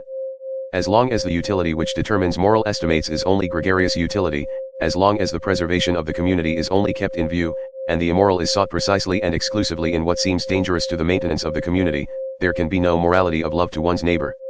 Granted even that there is already a little constant exercise of consideration, sympathy, fairness, gentleness, and mutual assistance, granted that even in this condition of society all those instincts are already active which are latterly distinguished by honorable names as virtues, and eventually almost coincide with the conception morality, in that period they do not as yet belong to the domain of moral valuations, they are still ultramoral. A sympathetic action, for instance, is neither called good nor bad, moral nor immoral, in the best period of the Romans, and should it be praised, a sort of resentful disdain is compatible with this praise, even at the best, Directly the sympathetic action is compared with one which contributes to the welfare of the whole, to the residential publica. After all, love to our neighbor is always a secondary matter, partly conventional and arbitrarily manifested in relation to our fear of our neighbor. After the fabric of society seems on the whole established and secured against external dangers, it is this fear of our neighbor which again creates new perspectives of moral valuation. Certain strong and dangerous instincts, such as the love of enterprise, foolhardiness, revengefulness, astuteness, rapacity, and love of power, which up till then had not only to be honored from the point of view of general utility under other names, of course, than those here given, but had to be fostered and cultivated, because they were perpetually required in the common danger against the common enemies, are now felt in their dangerousness to be doubly strong when the outlets for them are lacking and are gradually branded as immoral and given over to calumny. The contrary instincts and inclinations now attain to moral honor, the gregarious instinct gradually draws its conclusions. How much or how little dangerousness to the community or to equality is contained in an opinion, a condition, an emotion, a disposition, or an endowment that is now the moral perspective. Here again fear is the mother of morals. It is by the loftiest and strongest instincts, when they break out passionately and carry the individual far above and beyond the average, and the low level of the gregarious conscience, that the self-reliance of the community is destroyed, its belief in itself, its backbone, as it were, breaks. Consequently these very instincts will be most branded and defamed. The lofty independent spirituality, the will to stand alone, and even the cogent reason, are felt to be dangers. Everything that elevates the individual above the herd, and is a source of fear to the neighbor, is henceforth called evil. The tolerant, unassuming, self-adapting, self-equalizing disposition, the mediocrity of desires, attains to moral distinction and honor. Finally, under very peaceful circumstances, there is always less opportunity and necessity for training the feelings to severity and rigor, and now every form of severity, even injustice, begins to disturb the conscience. A lofty and rigorous nobleness and self-responsibility almost offends, and awakens distrust. The lamb, and still more the sheep, wins respect. There is a point of diseased mellowness and effeminacy in the history of society, at which society itself takes the part of him who injures it, the part of the criminal, and does so, in fact, seriously and honestly. To punish, appears to it to be somehow unfair. It is certain that the idea of punishment and the obligation to punish are then painful and alarming to people. Is it not sufficient if the criminal be rendered harmless? Why should we still punish? Punishment itself is terrible. With these questions gregarious morality, the morality of fear, draws its ultimate conclusion. If one could at all do away with danger, the cause of fear, one would have done away with this morality at the same time. It would no longer be necessary, it would not consider itself any longer necessary. Whoever examines the conscience of the present-day European, will always elicit the same imperative from its thousand moral folds and hidden recesses, the imperative of the timidity of the herd. We wish that sometime or other there may be nothing more to fear. Sometime or other the will and the way thereto is nowadays called progress all over Europe. 202. Let us at once say again what we have already said 100 times, for people's ears nowadays are unwilling to hear such truths are truths.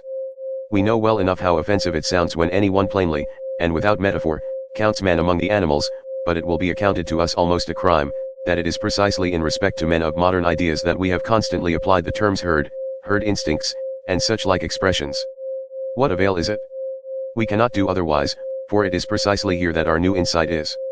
We have found that in all the principal moral judgments, Europe has become unanimous, including likewise the countries where European influence prevails. In Europe people evidently know what Socrates thought he did not know, and what the famous serpent of old once promised to teach. They know today what is good and evil. It must then sound hard and be distasteful to the ear, when we always insist that that which here thinks it knows, that which here glorifies itself with praise and blame, and calls itself good, is the instinct of the herding human animal, the instinct which has come and is ever coming more and more to the front, to preponderance and supremacy over other instincts, according to the increasing physiological approximation and resemblance of which it is the symptom. Morality in Europe at present is herding animal morality, and therefore, as we understand the matter, only one kind of human morality, beside which, before which, and after which many other moralities, and above all higher moralities, are or should be possible. Against such a possibility, against such a should be, however, this morality defends itself with all its strength. It says obstinately and inexorably, I am morality itself and nothing else is morality. Indeed, with the help of a religion which has humored and flattered the sublimest desires of the herding animal, things have reached such a point that we always find a more visible expression of this morality even in political and social arrangements. The democratic movement is the inheritance of the Christian movement. That its tempo, however, is much too slow and sleepy for the more impatient ones, for those who are sick and distracted by the herding instinct, is indicated by the increasingly furious howling, and always less disguised teeth gnashing of the anarchist dogs, who are now roving through the highways of European culture. apparently in opposition to the peacefully industrious Democrats and revolution ideologues, and still more so to the awkward philosophers and fraternity visionaries who call themselves socialists and want a free society. Those are really at one with them all in their thorough and instinctive hostility to every form of society other than that of the autonomous herd, to the extent even of repudiating the notions master and servant ni du ni matra, says a socialist formula, at one in their tenacious opposition to every special claim, every special right and privilege. This means ultimately opposition to every right, for when all are equal, no one needs rights any longer, at one in their distrust of punitive justice, as though it were a violation of the weak, unfair to the necessary consequences of all former society, but equally at one in their religion of sympathy, in their compassion for all that feels, lives, and suffers, down to the very animals, up even to God.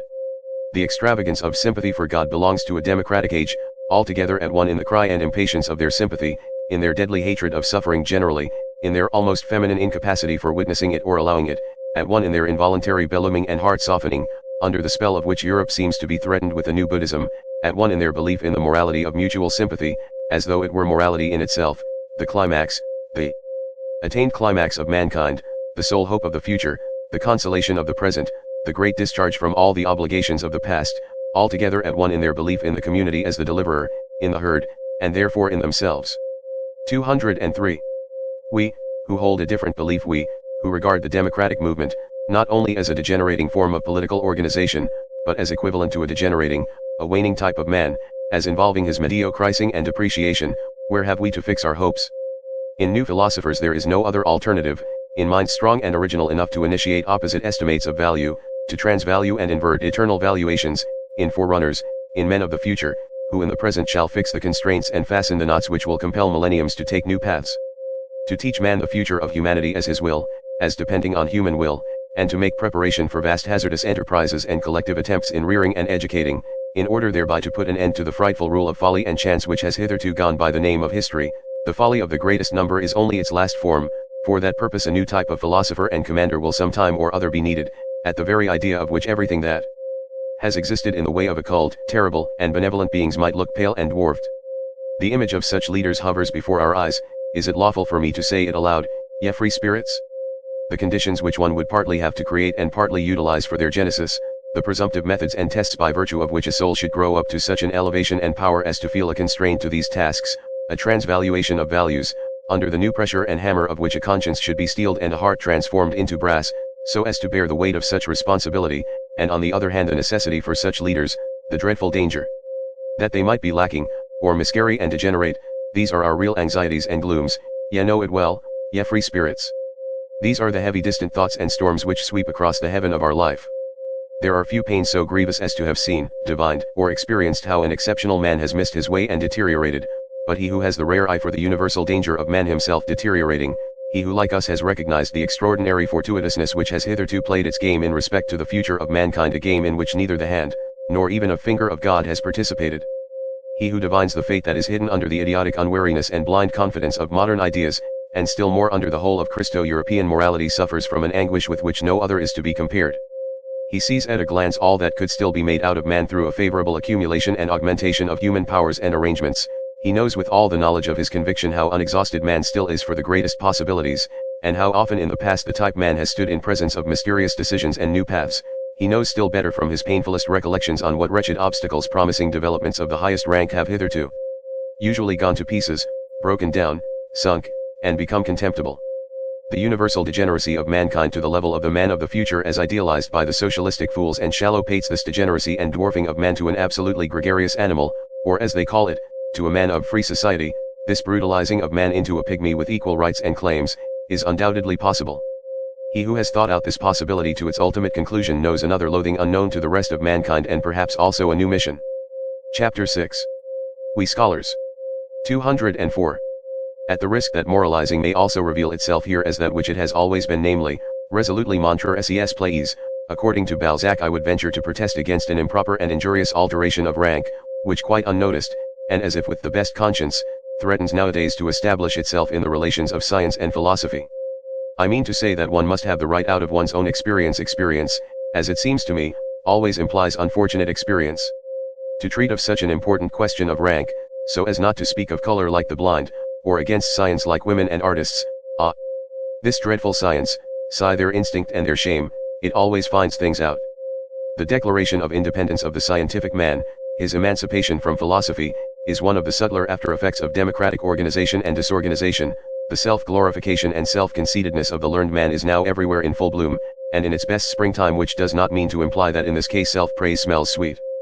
Here also the instinct of the populace cries, freedom from all masters, and after science has, with the happiest results, resisted theology, whose handmaid it had been too long, it now proposes in its wantonness and indiscretion to lay down laws for philosophy, and in its turn to play the master. What am I saying? To play the philosopher on its own account. My memory, the memory of a scientific man, if you please, teems with the naivete of insolence which I have heard about philosophy and philosophers from young naturalists and old physicians, not to mention the most cultured and most conceited of all learned men, the philologists and schoolmasters, who are both the one and the other by profession. On one occasion it was the specialist and the jackhorner who instinctively stood on the defensive against all synthetic tasks and capabilities. At another time it was the industrious worker who had got a scent of odium and refined luxuriousness in the internal economy of the philosopher, and felt himself aggrieved and belittled thereby. On another occasion it was the color blindness of the utilitarian, who sees nothing in philosophy but a series of refuted systems, and an extravagant expenditure which does nobody any good. At another time the fear of disguised mysticism and of the boundary adjustment of knowledge became conspicuous. At another time the disregard of individual philosophers, which had involuntarily extended to disregard of philosophy generally. In fine, I found most frequently, behind the proud disdain of philosophy in young scholars, the evil after effect of some particular philosopher, to whom on the whole obedience had been forsworn, without, however, the spell of his scornful estimates of other philosophers having been got rid of, the result being a general ill will to all philosophy. Such seems to me, for instance, the after effect of Schopenhauer on the most modern Germany.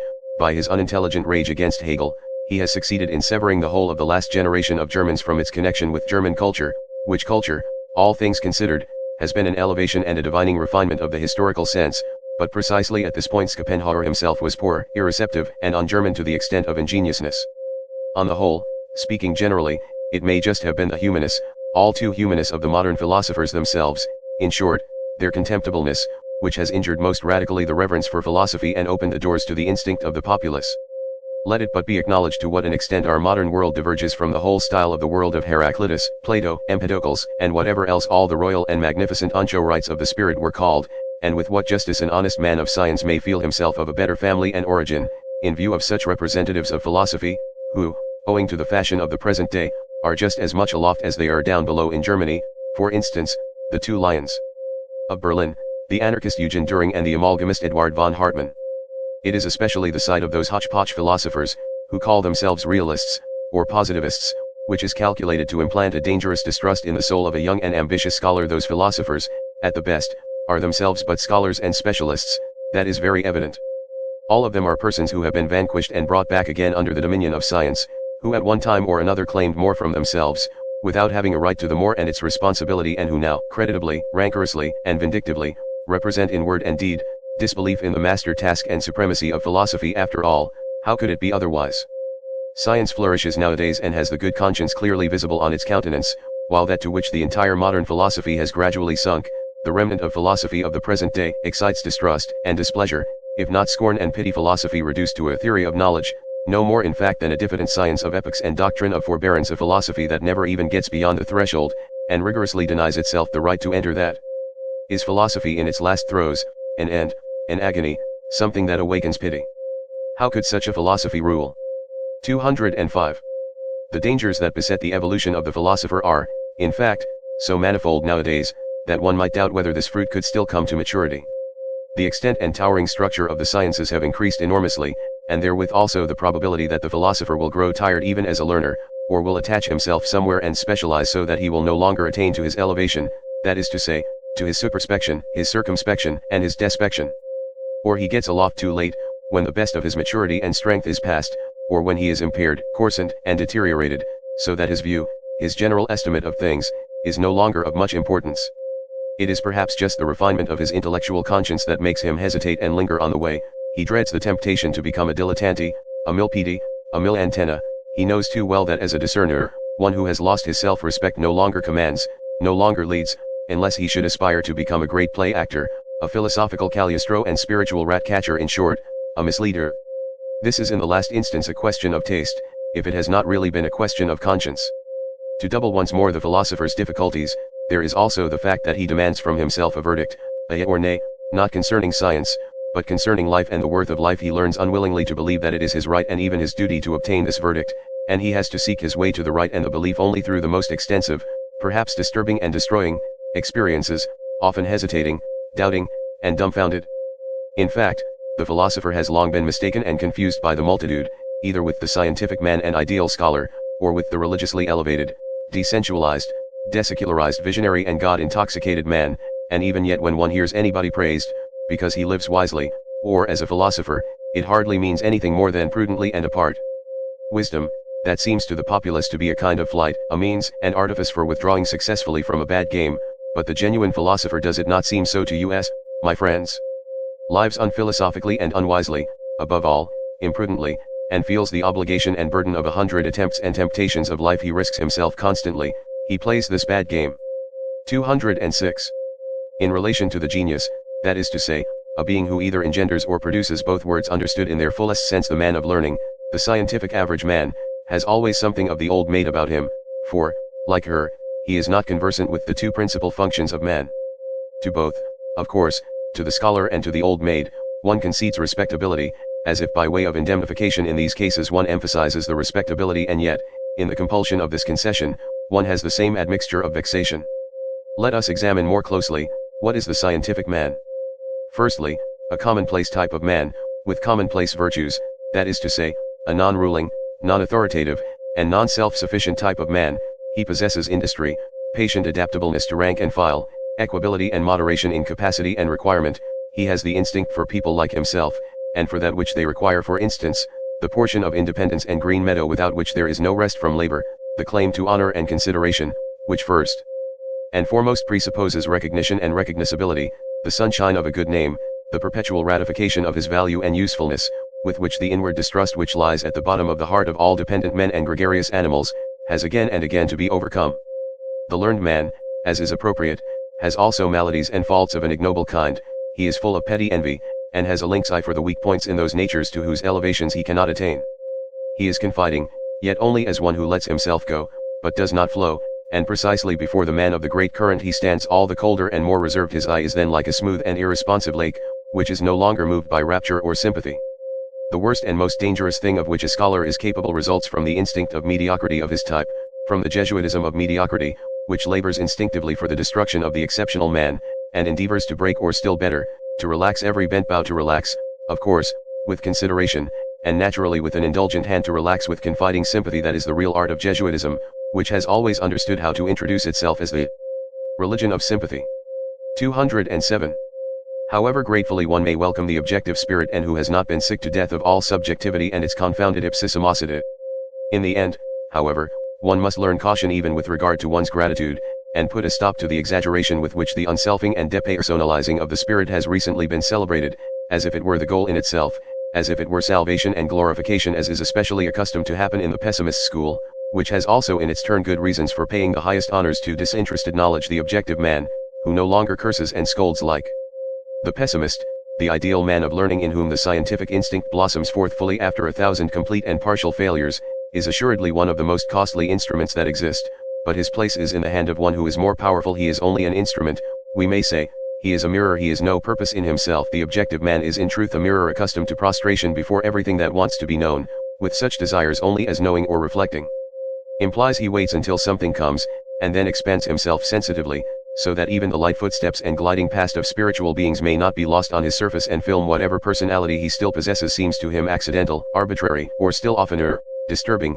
So much has he come to regard himself as the passage and reflection of outside forms and events. He calls up the recollection of himself with an effort, and not infrequently wrongly. He readily confounds himself with other persons. He makes mistakes with regard to his own needs, and here only is he unrefined and negligent. Perhaps he is troubled about the health, or the pettiness and confined atmosphere of wife and friend, or the lack of companions and society. Indeed, he sets himself to reflect on his suffering, but in vain. His thoughts already rove away to the more general case, and tomorrow he knows as little as he knew yesterday how to help himself. He does not now take himself seriously and devote time to himself. He is serene, not from lack of trouble, but from lack of capacity for grasping and dealing with his trouble. The habitual complaisance with respect to all objects and experiences, the radiant and impartial hospitality with which he receives everything that comes his way, his habit of inconsiderate good nature, of dangerous indifference as to yea and nay, alas. There are enough of cases in which he has to atone for these virtues of his.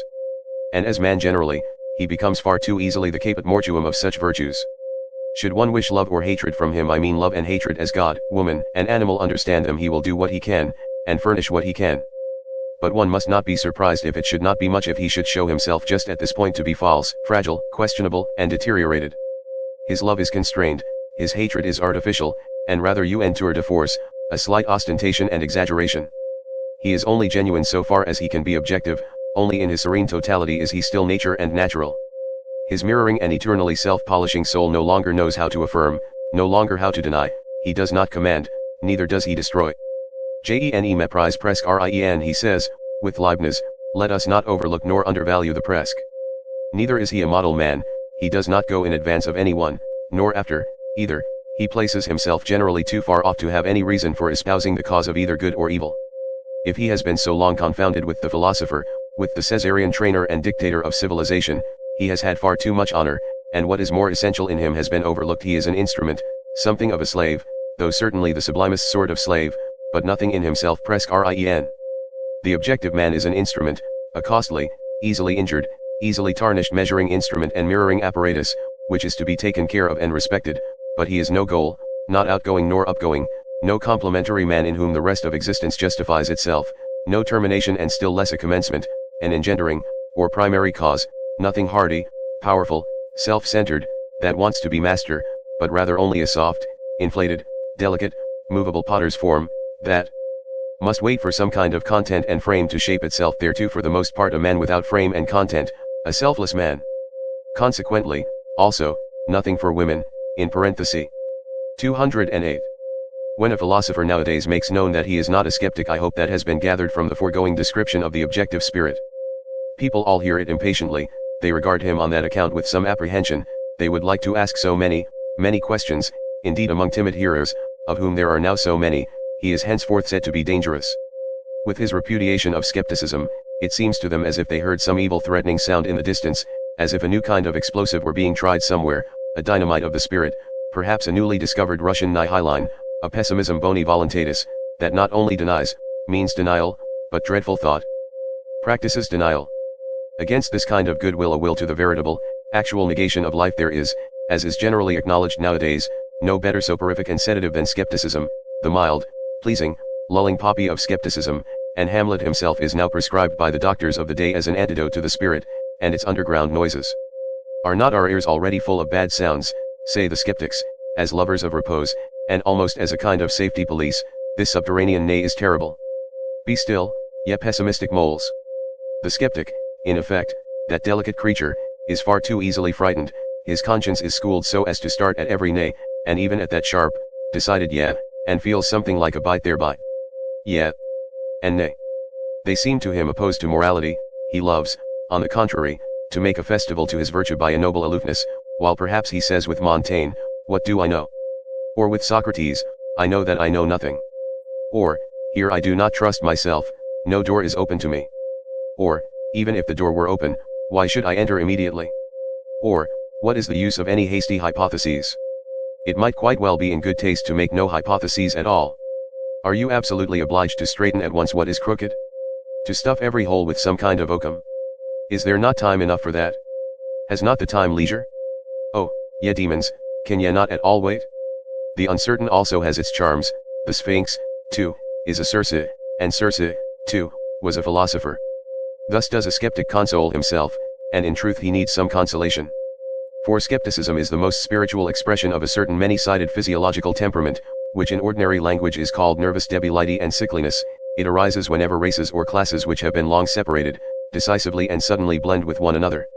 In the new generation, which has inherited as it were different standards and valuations in its blood, everything is disquiet, derangement, doubt, and tentativeness, the best powers operate restrictively, the very virtues prevent each other growing and becoming strong, equilibrium, ballast, and perpendicular stability are lacking in body and soul.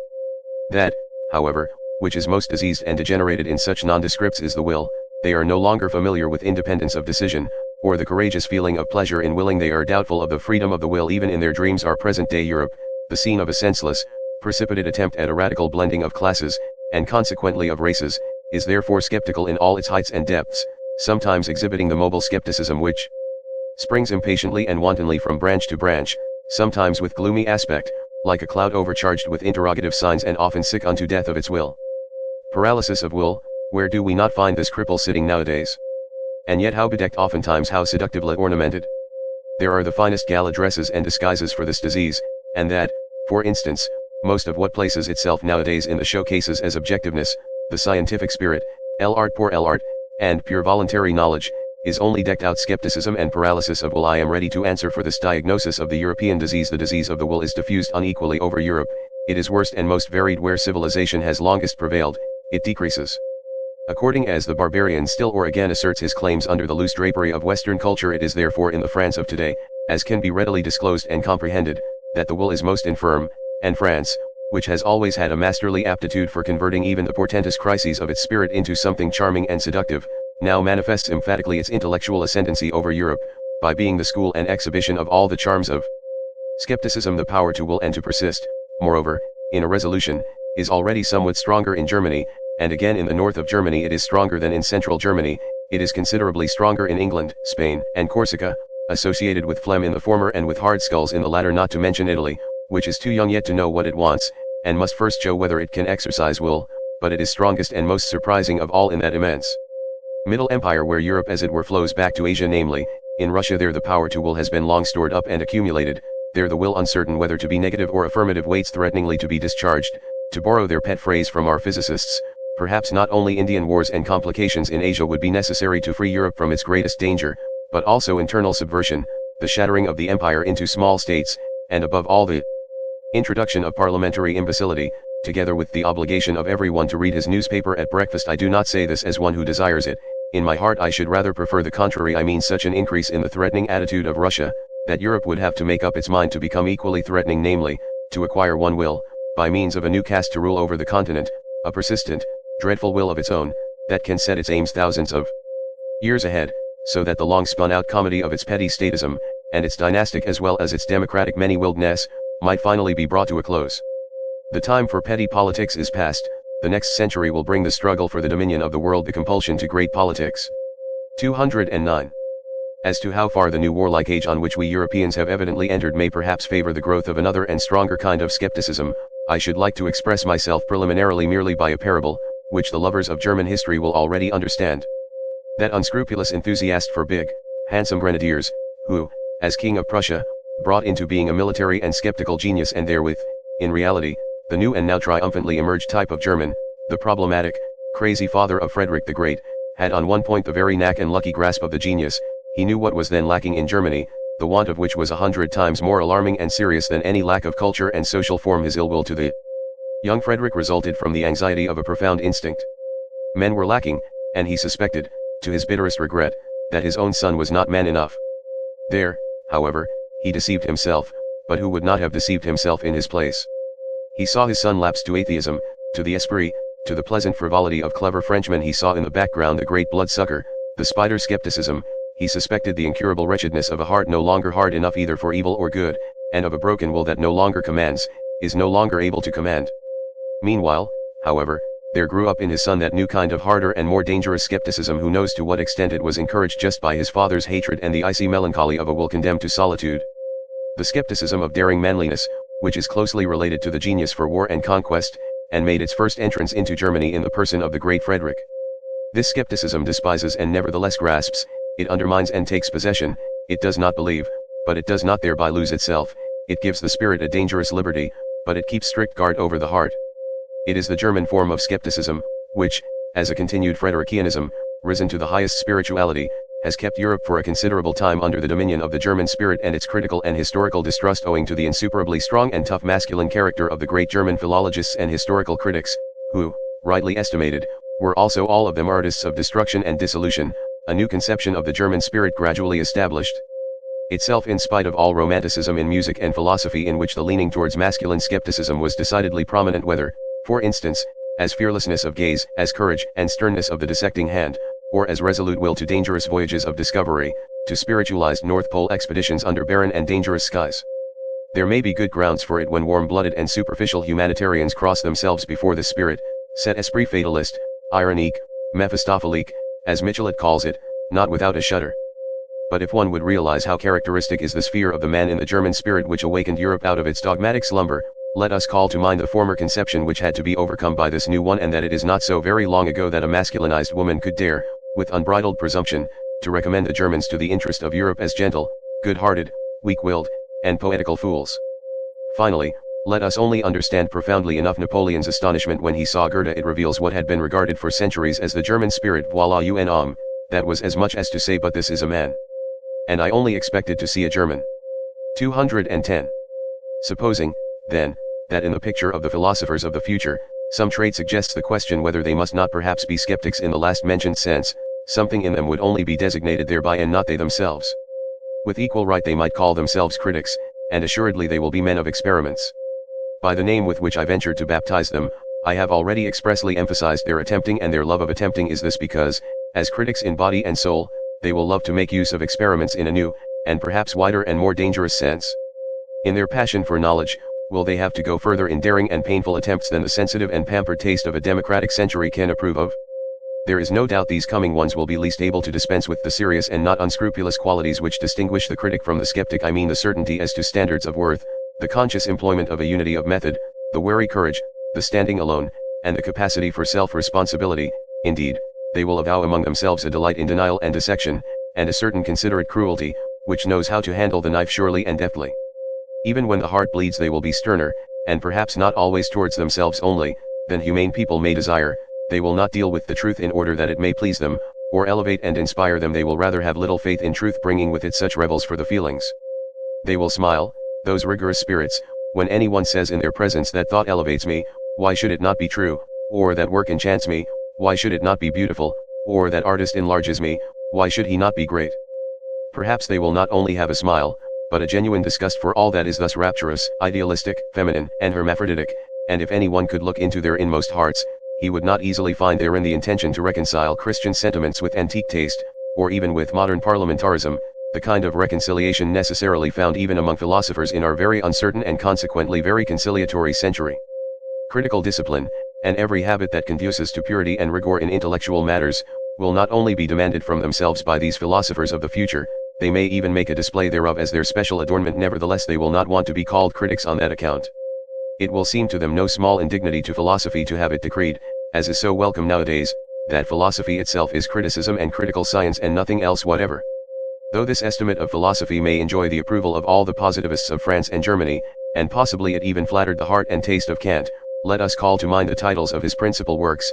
Our new philosophers will say, notwithstanding, that critics are instruments of the philosopher, and just on that account, as instruments, they are far from being philosophers themselves. Even the great Chinaman of Königsberg was only a great critic. 211. I insist upon it that people finally cease confounding philosophical workers, and in general scientific men, with philosophers. That precisely here one should strictly give each his own, and not give those far too much, these far too little. It may be necessary for the education of the real philosopher that he himself should have once stood upon all those steps upon which his servants, the scientific workers of philosophy, remain standing, and must remain standing. He himself must perhaps have been critic, and dogmatist, and historian, and besides, poet, and collector, and traveler, and riddle reader, and moralist, and seer, and free spirit, and almost everything, in order to traverse the whole range of human values and estimations, and that he may be able with a variety of eyes and consciences to look from a height to any distance, from a depth up to any height, from a nook into any expanse. But all these are only preliminary conditions for his task. This task itself demands something else. It requires him to create values. The philosophical workers, after the excellent pattern of Kant and Hegel, have to fix and formalize some great existing body of valuations, that is to say, former determinations of value, creations of value, which have become prevalent, and are for a time called truths, whether in the domain of the logical, the political, moral, or the artistic. It is for these investigators to make whatever has happened and been esteemed hitherto conspicuous, conceivable, intelligible, and manageable, to shorten everything long, even time itself, and to subjugate the entire past, an immense and wonderful task, in the carrying out of which all refined pride, all tenacious will, can surely find satisfaction. The real philosophers, however, are commanders and lawgivers. They say, thus shall it be. They determine first the whither and the why of mankind, and thereby set aside the previous labor of all philosophical workers, and all subjugators of the past. They grasp at the future with a creative hand, and whatever is and was, becomes for them thereby a means, an instrument, and a hammer. Their knowing is creating, their creating is a law-giving, their will to truth is will to power. Are there at present such philosophers? Have there ever been such philosophers? Must there not be such philosophers someday? 212. It is always more obvious to me that the philosopher, as a man indispensable for the morrow and the day after the morrow, has ever found himself, and has been obliged to find himself, in contradiction to the day in which he lives. His enemy has always been the ideal of his day. Hitherto all those extraordinary furtherers of humanity whom one calls philosophers, who rarely regarded themselves as lovers of wisdom, but rather as disagreeable fools and dangerous interrogators, have found their mission, their hard, involuntary, imperative mission, in the end, however, the greatness of their mission, in being the bad conscience of their age. In putting the vivisector's knife to the breast of the very virtues of their age, they have betrayed their own secret. It has been for the sake of a new greatness of man, a new untrodden path to his aggrandizement. They have always disclosed how much hypocrisy, indolence, self-indulgence, and self-neglect, how much falsehood was concealed under the most venerated types of contemporary morality, how much virtue was outlived.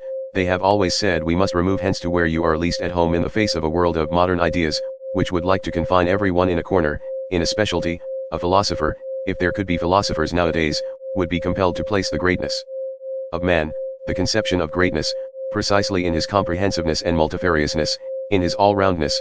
He would even determine worth and rank according to the amount and variety of that which a man could bear and take upon himself, according to the extent to which a man could stretch his responsibility. Nowadays the taste and virtue of the age weaken and attenuate the will. Nothing is so adapted to the spirit of the age as weakness of will. Consequently, in the ideal of the philosopher, strength of will, sternness, and capacity for prolonged resolution, must specially be included in the conception of greatness, with as good a right as the opposite doctrine, with its ideal of a silly, renouncing, humble, selfless humanity, was suited to an opposite age such as the 16th century, which suffered from its accumulated energy of will, and from the wildest torrents and floods of selfishness in the time of Socrates, among men only of worn-out instincts, old conservative Athenians who let themselves go for the sake of happiness, as they said, for the sake of pleasure, as their conduct indicated, and who had continually on their lips the old pompous words to which they had long forfeited the right by the life they led. Irony was perhaps necessary for greatness of soul, the wicked Socratic assurance of the old physician and plebeian, who cut ruthlessly into his own flesh, as into the flesh and heart of the noble, with a look that said plainly, enough, do not dissemble before me. Here we are equal. At present, on the contrary, when throughout Europe the herding animal alone attains to honors, and dispenses honors, when equality of right can too readily be transformed into equality in wrong, I mean to say into general war against everything rare, strange, and privileged, against the higher man, the higher soul, the higher duty, the higher responsibility, the creative plenipotence and lordliness. At present it belongs to the conception of greatness to be noble, to wish to be apart, to be capable of being different, to stand alone, to have to live by personal initiative, and the philosopher will betray something of his own ideal when he asserts he shall be the greatest who can be the most solitary, the most concealed, the most divergent, the man beyond good and evil, the master of his virtues, and of superabundance of will. Precisely this shall be called greatness, as diversified as can be entire, as ample as can be full. And to ask once more the question, is greatness possible nowadays? 213. It is difficult to learn what a philosopher is, because it cannot be taught. One must know it by experience, or one should have the pride not to know it. The fact that at present people all talk of things of which they cannot have any experience, is true more especially and unfortunately as concerns the philosopher and philosophical matters. The very few know them, are permitted to know them, and all popular ideas about them are false. Thus, for instance, the truly philosophical combination of a bold, exuberant spirituality which runs at presto pace, and a dialectic rigor and necessity which makes no false step, is unknown to most thinkers and scholars from their own experience, and therefore, should anyone speak of it in their presence, it is incredible to them. They conceive of every necessity as troublesome, as a painful compulsory obedience and state of constraint. Thinking itself is regarded by them as something slow and hesitating, almost as a trouble, and often enough as worthy of the sweat of the noble, but not at all as something easy and divine, closely related to dancing and exuberance. To think and to take a matter seriously, arduously, that is one and the same thing to them. Such only has been their experience. Artists have here perhaps a finer intuition, they who know only too well that precisely when they no longer do anything arbitrarily, and everything of necessity, their feeling of freedom, of subtlety, of power, of creatively fixing, disposing, and shaping, reaches its climax. In short, that necessity and freedom of will are then the same thing with them. There is, in fine, a gradation of rank in psychical states, to which the gradation of rank in the problems corresponds, and the highest problems repel ruthlessly everyone who ventures too near them, without being predestined for their solution by the loftiness and power of his spirituality. Of what use is it for nimble, everyday intellects, or clumsy, honest mechanics and empiricists to press, in their plebeian ambition, close to such problems, and as it were into this holy of holies as so often happens nowadays? But coarse feet must never tread upon such carpets, this is provided for in the primary law of things, the doors remain closed to those intruders, though they may dash and break their heads thereon. People have always to be born to a high station, or, more definitely, they have to be bred for it. A person has only a right to philosophy taking the word in its higher significance in virtue of his descent. The ancestors, the blood, decide here also. Many generations must have prepared the way for the coming of the philosopher, each of his virtues must have been separately acquired, nurtured, transmitted, and embodied, not only the bold, easy, delicate course and current of his thoughts, but above all the readiness for great responsibilities, the majesty of ruling glance and continuing look, the feeling of separation from the multitude with their duties and virtues, the kindly patronage and defense of whatever is misunderstood and calumniated, be it God or devil, the delight and practice of supreme justice, the art of commanding, the amplitude of will, the lingering eye which rarely admires, rarely looks up, rarely loves. Chapter 7. Our virtues. 214. Our virtues. It is probable that we, too, have still our virtues, although naturally they are not those sincere and massive virtues on account of which we hold our grandfathers in esteem and also at a little distance from us. We Europeans of the day after tomorrow, we firstlings of the 20th century with all our dangerous curiosity, our multifariousness and art of disguising, our mellow and seemingly sweetened cruelty in sense and spirit, we shall presumably, if we must have virtues, have those only which have come to agreement with our most secret and heartfelt inclinations, with our most ardent requirements. Well, then, let us look for them in our labyrinths. Where, as we know, so many things lose themselves, so many things get quite lost. And is there anything finer than to search for one's own virtues? Is it not almost to believe in one's own virtues? But this believing in one's own virtues, is it not practically the same as what was formerly called one's good conscience, that long, respectable pigtail of an idea, which our grandfathers used to hang behind their heads, and often enough also behind their understandings? It seems, therefore, that however little we may imagine ourselves to be old-fashioned and grandfatherly respectable in other respects, in one thing we are nevertheless the worthy grandchildren of our grandfathers. We last Europeans with good consciences, we also still wear their pigtail. Ah! If you only knew how soon, so very soon it will be different. 215. As in the stellar firmament there are sometimes two suns which determine the path of one planet, and in certain cases suns of different colors shine around a single planet, now with red light, now with green, and then simultaneously illumine and flood it with motley colors, so we modern men, owing to the complicated mechanism of our firmament, are determined by different moralities, our actions shine alternately in different colors, and are seldom unequivocal, and there are often cases also, in which our actions are motley colored. 216. To love one's enemies. I think that has been well learnt. It takes place thousands of times at present on a large and small scale. Indeed, at times the higher and sublimer thing takes place.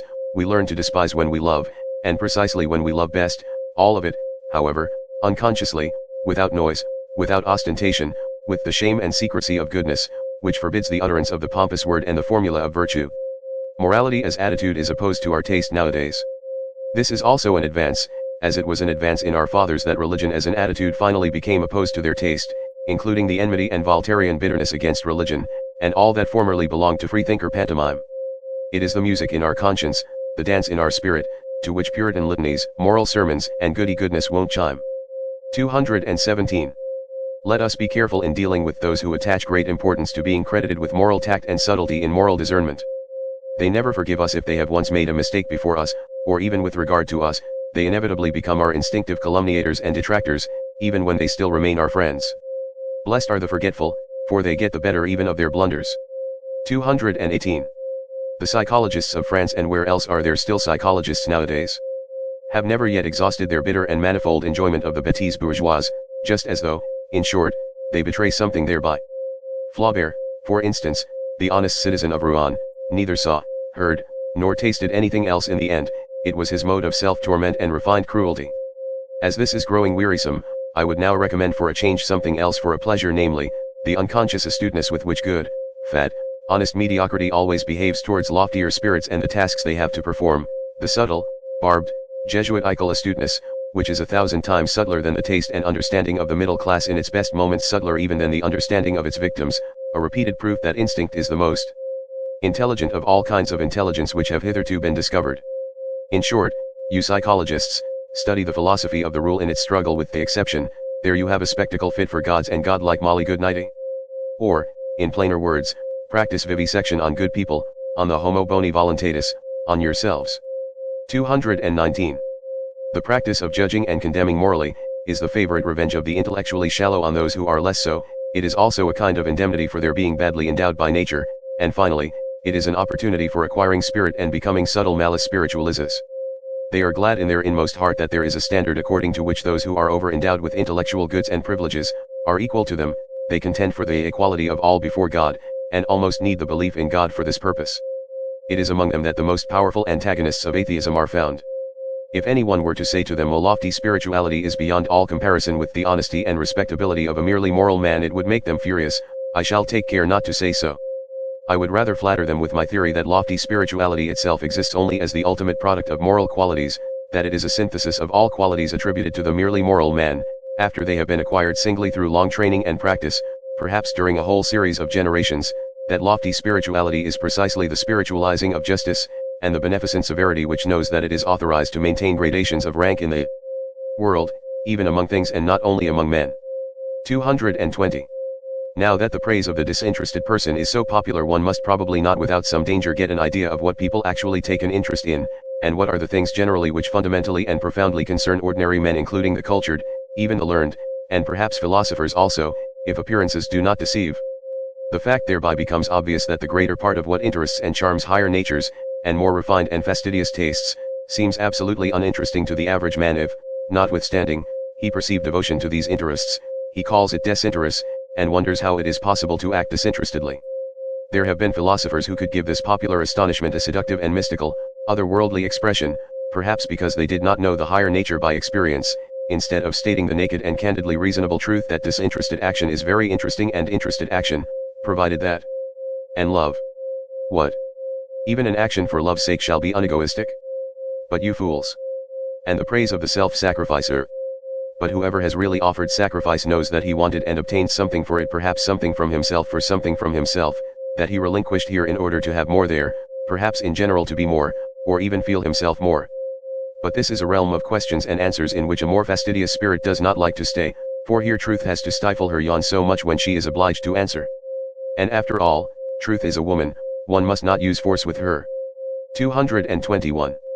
It sometimes happens, said a moralistic pedant and trifle retailer, that I honor and respect an unselfish man, not, however, because he is unselfish, but because I think he has a right to be useful to another man at his own expense.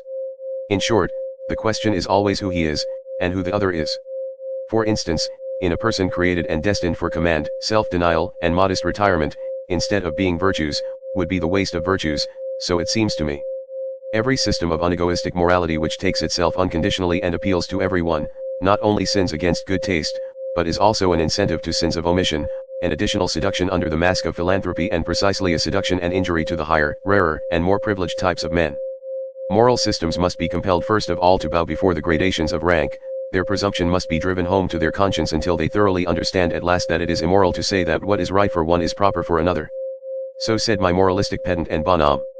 Did he perhaps deserve to be laughed at when he thus exhorted systems of morals to practice morality? But one should not be too much in the right if one wishes to have the laughers on one's own side. A grain of wrong pertains even to good taste. 222. Wherever sympathy, fellow suffering, is preached nowadays, and, if I gather rightly, no other religion is any longer preached, let the psychologist have his ears open through all the vanity, through all the noise which is natural to these preachers. As to all preachers, he will hear a hoarse, groaning, genuine note of self-contempt. It belongs to the overshadowing and uglifying of Europe, which has been on the increase for a century, the first symptoms of which are already specified documentarily in a thoughtful letter of Gallieni to Madame d'Épinay, if it is not really the cause thereof. The man of modern ideas, the conceited ape, is excessively dissatisfied with himself, this is perfectly certain. He suffers, and his vanity wants him only to suffer with his fellows. 223. The hybrid European, a tolerably ugly plebeian, taken all in all, absolutely requires a costume. He needs history as a storeroom of costumes. To be sure, he notices that none of the costumes fit him properly, he changes and changes. Let us look at the 19th century with respect to these hasty preferences and changes in its masquerades of style, and also with respect to its moments of desperation on account of nothing suiting us. It is in vain to get ourselves up as romantic, or classical, or Christian, or Florentine, or Barocco, or national, in moribus et artibius, It does not clothe us. But the spirit, especially the historical spirit, profits even by this desperation. Once and again a new sample of the past or of the foreign is tested, put on, taken off, packed up, and above all studied. We are the first studious age in puncto of costumes, I mean as concerns morals, articles of belief, artistic tastes, and religions. We are prepared as no other age has ever been for a carnival in the grand style, for the most spiritual festival laughter and arrogance, for the transcendental height of supreme folly and Aristophanic ridicule of the world. Perhaps we are still discovering the domain of our invention just here, the domain where even we can still be original, probably as parodists of the world's history and as God's merry andrews. Perhaps, though nothing else of the present have a future, our laughter itself may have a future. 224. The historical sense, or the capacity for divining quickly the order of rank of the valuations according to which a people, a community, or an individual has lived, the divining instinct for the relationships of these valuations, for the relation of the authority of the valuations to the authority of the operating forces. This historical sense, which we Europeans claim as our specialty, has come to us in the train of the enchanting and mad semi-barbarity into which Europe has been plunged by the democratic mingling of classes and races. It is only the 19th century that has recognized this faculty as its sixth sense. Owing to this mingling, the past of every form and mode of life, and of cultures which were formerly closely contiguous and superimposed on one another, flows forth into us modern souls. Our instincts now run back in all directions. We ourselves are a kind of chaos. In the end, as we have said, the spirit perceives its advantage therein.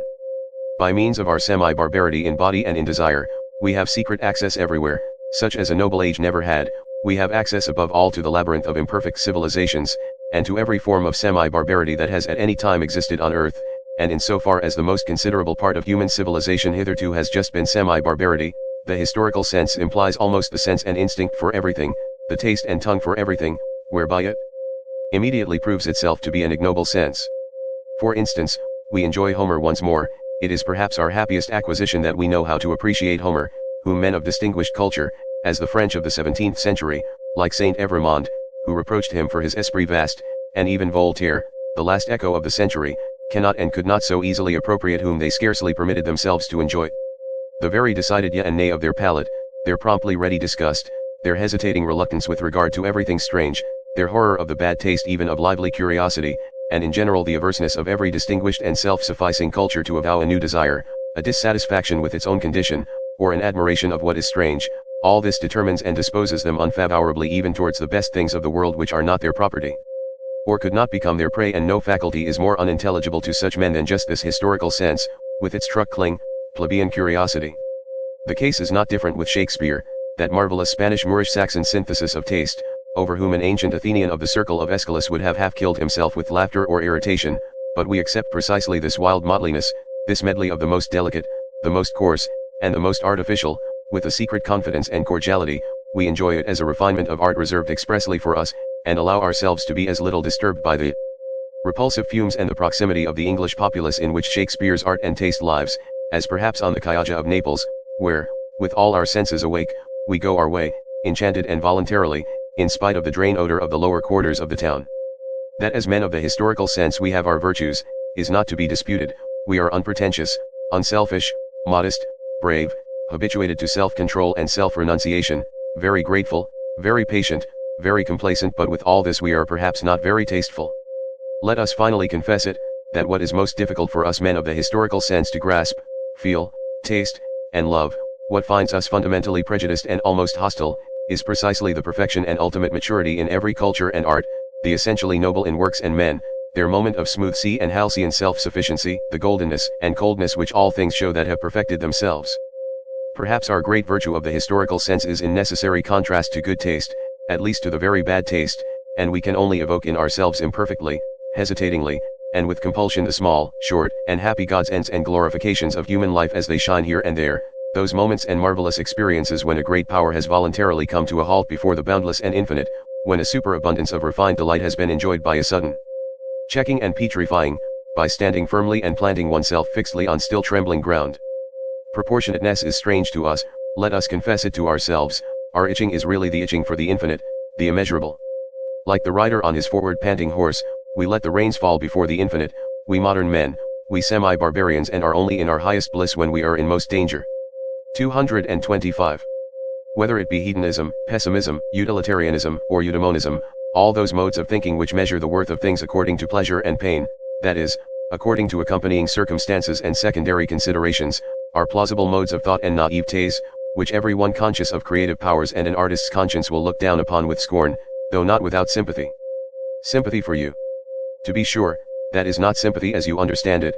It is not sympathy for social distress, for society with its sick and misfortuned, for the hereditarily vicious and defective who lie on the ground around us, still less is it sympathy for the grumbling, vexed, revolutionary slave classes who strive after power they call it freedom. Our sympathy is a loftier and further-sighted sympathy. We see how man dwarfs himself, how you dwarf him. And there are moments when we view your sympathy with an indescribable anguish, when we resist it, when we regard your seriousness as more dangerous than any kind of levity. You want, if possible, and there is not a more foolish if possible, to do away with suffering, and we? It really seems that we would rather have it increased and made worse than it has ever been. Well-being, as you understand it, is certainly not a goal. It seems to us an end, a condition which at once renders man ludicrous and contemptible and makes his destruction desirable. The discipline of suffering, of great suffering, know ye not that it is only this discipline that has produced all the elevations of humanity hitherto? The tension of soul in misfortune which communicates to it its energy, its shuddering in view of rack and ruin, its inventiveness and bravery in undergoing, enduring, interpreting, and exploiting misfortune, and whatever depth, mystery, disguise, spirit, artifice, or greatness has been bestowed upon the soul, has it not been bestowed through suffering, through the discipline of great suffering? In man creature and creator are united. In man there is not only matter, shred, excess, clay, mire, folly, chaos, but there is also the creator, the sculptor, the hardness of the hammer, the divinity of the spectator, and the seventh day. Do ye understand this contrast? And that your sympathy for the creature in man applies to that which has to be fashioned, bruised, forged, stretched, roasted, annealed, refined to that which must necessarily suffer, and is meant to suffer? And our sympathy, do ye not understand what our reverse sympathy applies to, when it resists your sympathy as the worst of all pampering and enervation? So it is sympathy against sympathy. But to repeat it once more, there are higher problems than the problems of pleasure and pain and sympathy, and all systems of philosophy which deal only with these are naivetes. 226. We immoralists.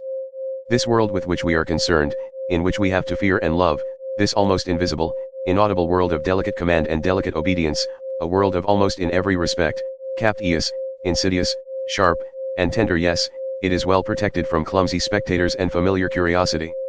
We are woven into a strong net and garment of duties, and cannot disengage ourselves precisely here. We are men of duty, even we. Occasionally, it is true, we dance in our chains and betwixt our swords. It is none the less true that more often we gnash our teeth under the circumstances, and are impatient at the secret hardship of our lot. But do what we will, fools and appearances say of us, these are men without duty. We have always fools and appearances against us. 227. Honesty, granting that it is the virtue of which we cannot rid ourselves, we free spirits, well, we will labor at it with all our perversity and love, and not tire of perfecting ourselves in our virtue, which alone remains. May its glance some day overspread like a gilded, blue, mocking twilight this aging civilization with its dull gloomy seriousness. And if, nevertheless, our honesty should one day grow weary, and sigh, and stretch its limbs, and find us too hard, and would fain have it pleasanter, easier, and gentler, like an agreeable vice, let us remain hard, we latest Stoics, and let us send to its help whatever devilry we have in us, our disgust at the clumsy and undefined, our nidamur invetidum, our love of adventure, our sharpened and fastidious curiosity, our most subtle, disguised, intellectual will to power and universal conquest, which rambles and roves avidiously around all the realms of the future. Let us go with all our devils to the help of our God. It is probable that people will misunderstand and mistake us on that account. What does it matter? They will say, their honesty, that is their devilry, and nothing else. What does it matter? And even if they were right, have not all gods hitherto been such sanctified, rebaptized devils? And after all, what do we know of ourselves? And what the spirit that leads us wants to be called? It is a question of names. And how many spirits we harbor? Our honesty, we free spirits, let us be careful lest it become our vanity, our ornament and ostentation, our limitation, our stupidity. Every virtue inclines to stupidity, every stupidity to virtue, stupid to the point of sanctity, they say in Russia. Let us be careful lest out of pure honesty we eventually become saints and bores. Is not life 100 times too short for us to bore ourselves? One would have to believe in eternal life in order to. 228. I hope to be forgiven for discovering that all moral philosophy hitherto has been tedious and has belonged to the soporific appliances, and that virtue, in my opinion, has been more injured by the tediousness of its advocates than by anything else. At the same time, however, I would not wish to overlook their general usefulness. It is desirable that as few people as possible should reflect upon morals, and consequently it is very desirable that morals should not someday become interesting. But let us not be afraid. Things still remain today as they have always been. I see no one in Europe who has, or discloses, an idea of the fact that philosophizing concerning morals might be conducted in a dangerous, captious, and ensnaring manner, that calamity might be involved therein. Observe, for example, the indefatigable, inevitable English utilitarians, how ponderously and respectably they stalk along, a Homeric metaphor expresses it better, in the footsteps of Bentham, just as he had already stalked in the footsteps of the respectable Helvetius. No, he was not a dangerous man, Helvetius, C.E. Senator Poco-Curante, to use an expression of Gallieni. No new thought, nothing of the nature of a finer turning or better expression of an old thought, not even a proper history of what has been previously thought on the subject, an impossible literature, taking it all in all, unless one knows how to leaven it with some mischief.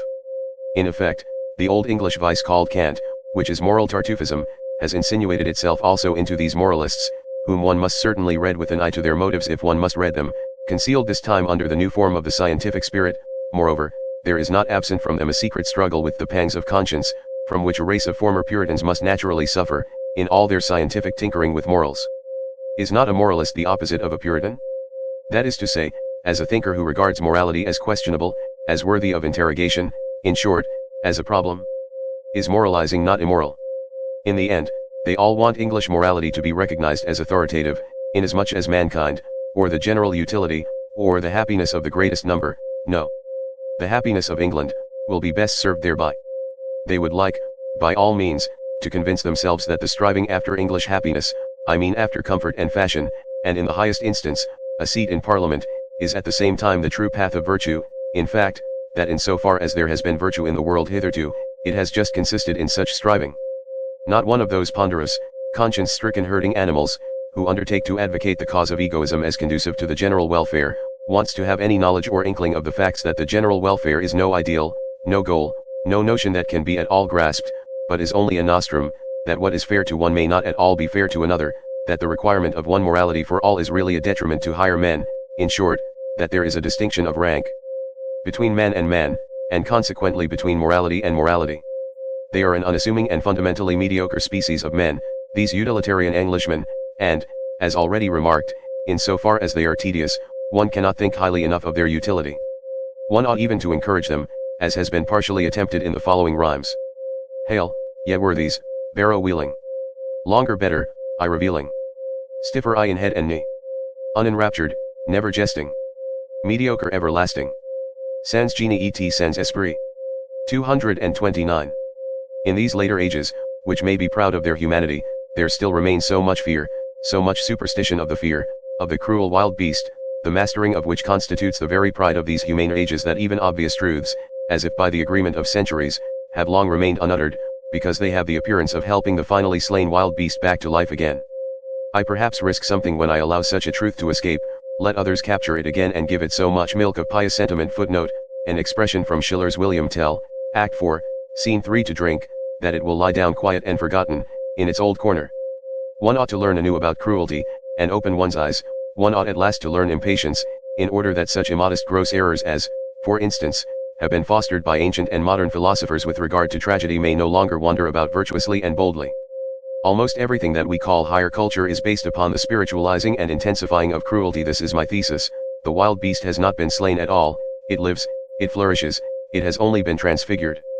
That which constitutes the painful delight of tragedy is cruelty, that which operates agreeably in so-called tragic sympathy, and at the basis even of everything sublime, up to the highest and most delicate thrills of metaphysics, obtains its sweetness solely from the intermingled ingredient of cruelty. What the Roman enjoys in the arena, the Christian in the ecstasies of the cross, the Spaniard at the sight of the faggot and stake, or of the bullfight, the present-day Japanese who presses his way to the tragedy, the workman of the Parisian suburbs who has a homesickness for bloody revolutions, the Wagnerian who, with unhinged will, undergoes the performance of Tristan and Isolde. What all these enjoy, and strive with mysterious ardor to drink in, is the filter of the great Circe. Cruelty. Here, to be sure, we must put aside entirely the blundering psychology of former times, which could only teach with regard to cruelty that it originated at the sight of the suffering of others.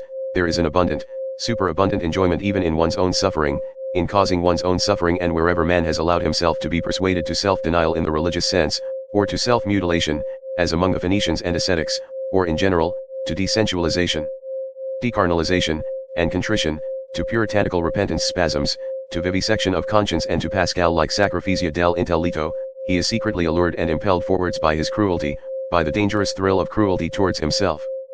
Finally, let us consider that even the seeker of knowledge operates as an artist and glorifier of cruelty, in that he compels his spirit to perceive against its own inclination, and often enough against the wishes of his heart.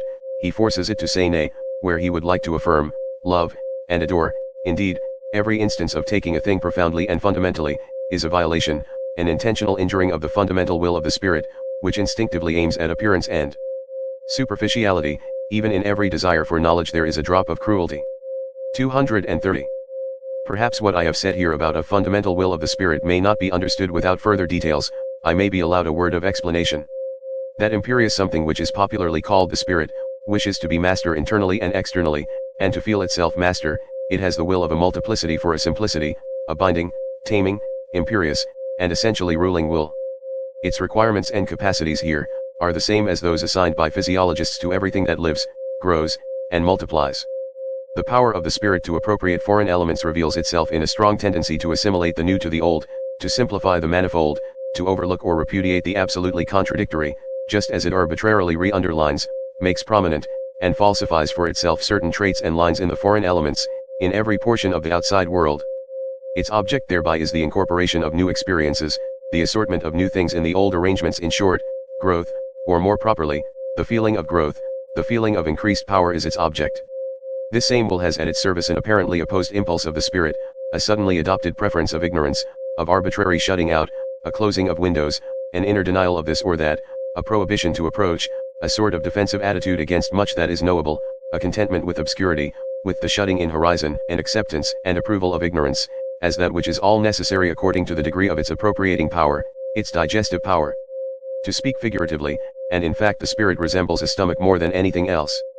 Here also belong an occasional propensity of the spirit to let itself be deceived, perhaps with a waggish suspicion that it is not so and so, but is only allowed to pass as such, a delight in uncertainty and ambiguity, an exulting enjoyment of arbitrary, out-of-the-way narrowness and mystery, of the too near, of the foreground, of the magnified, the diminished, the misshapen, the beautified, an enjoyment of the arbitrariness of all these manifestations of power. Finally, in this connection, there is the not unscrupulous readiness of the spirit to deceive other spirits and dissemble before them the constant pressing and straining of a creating, shaping, changeable power.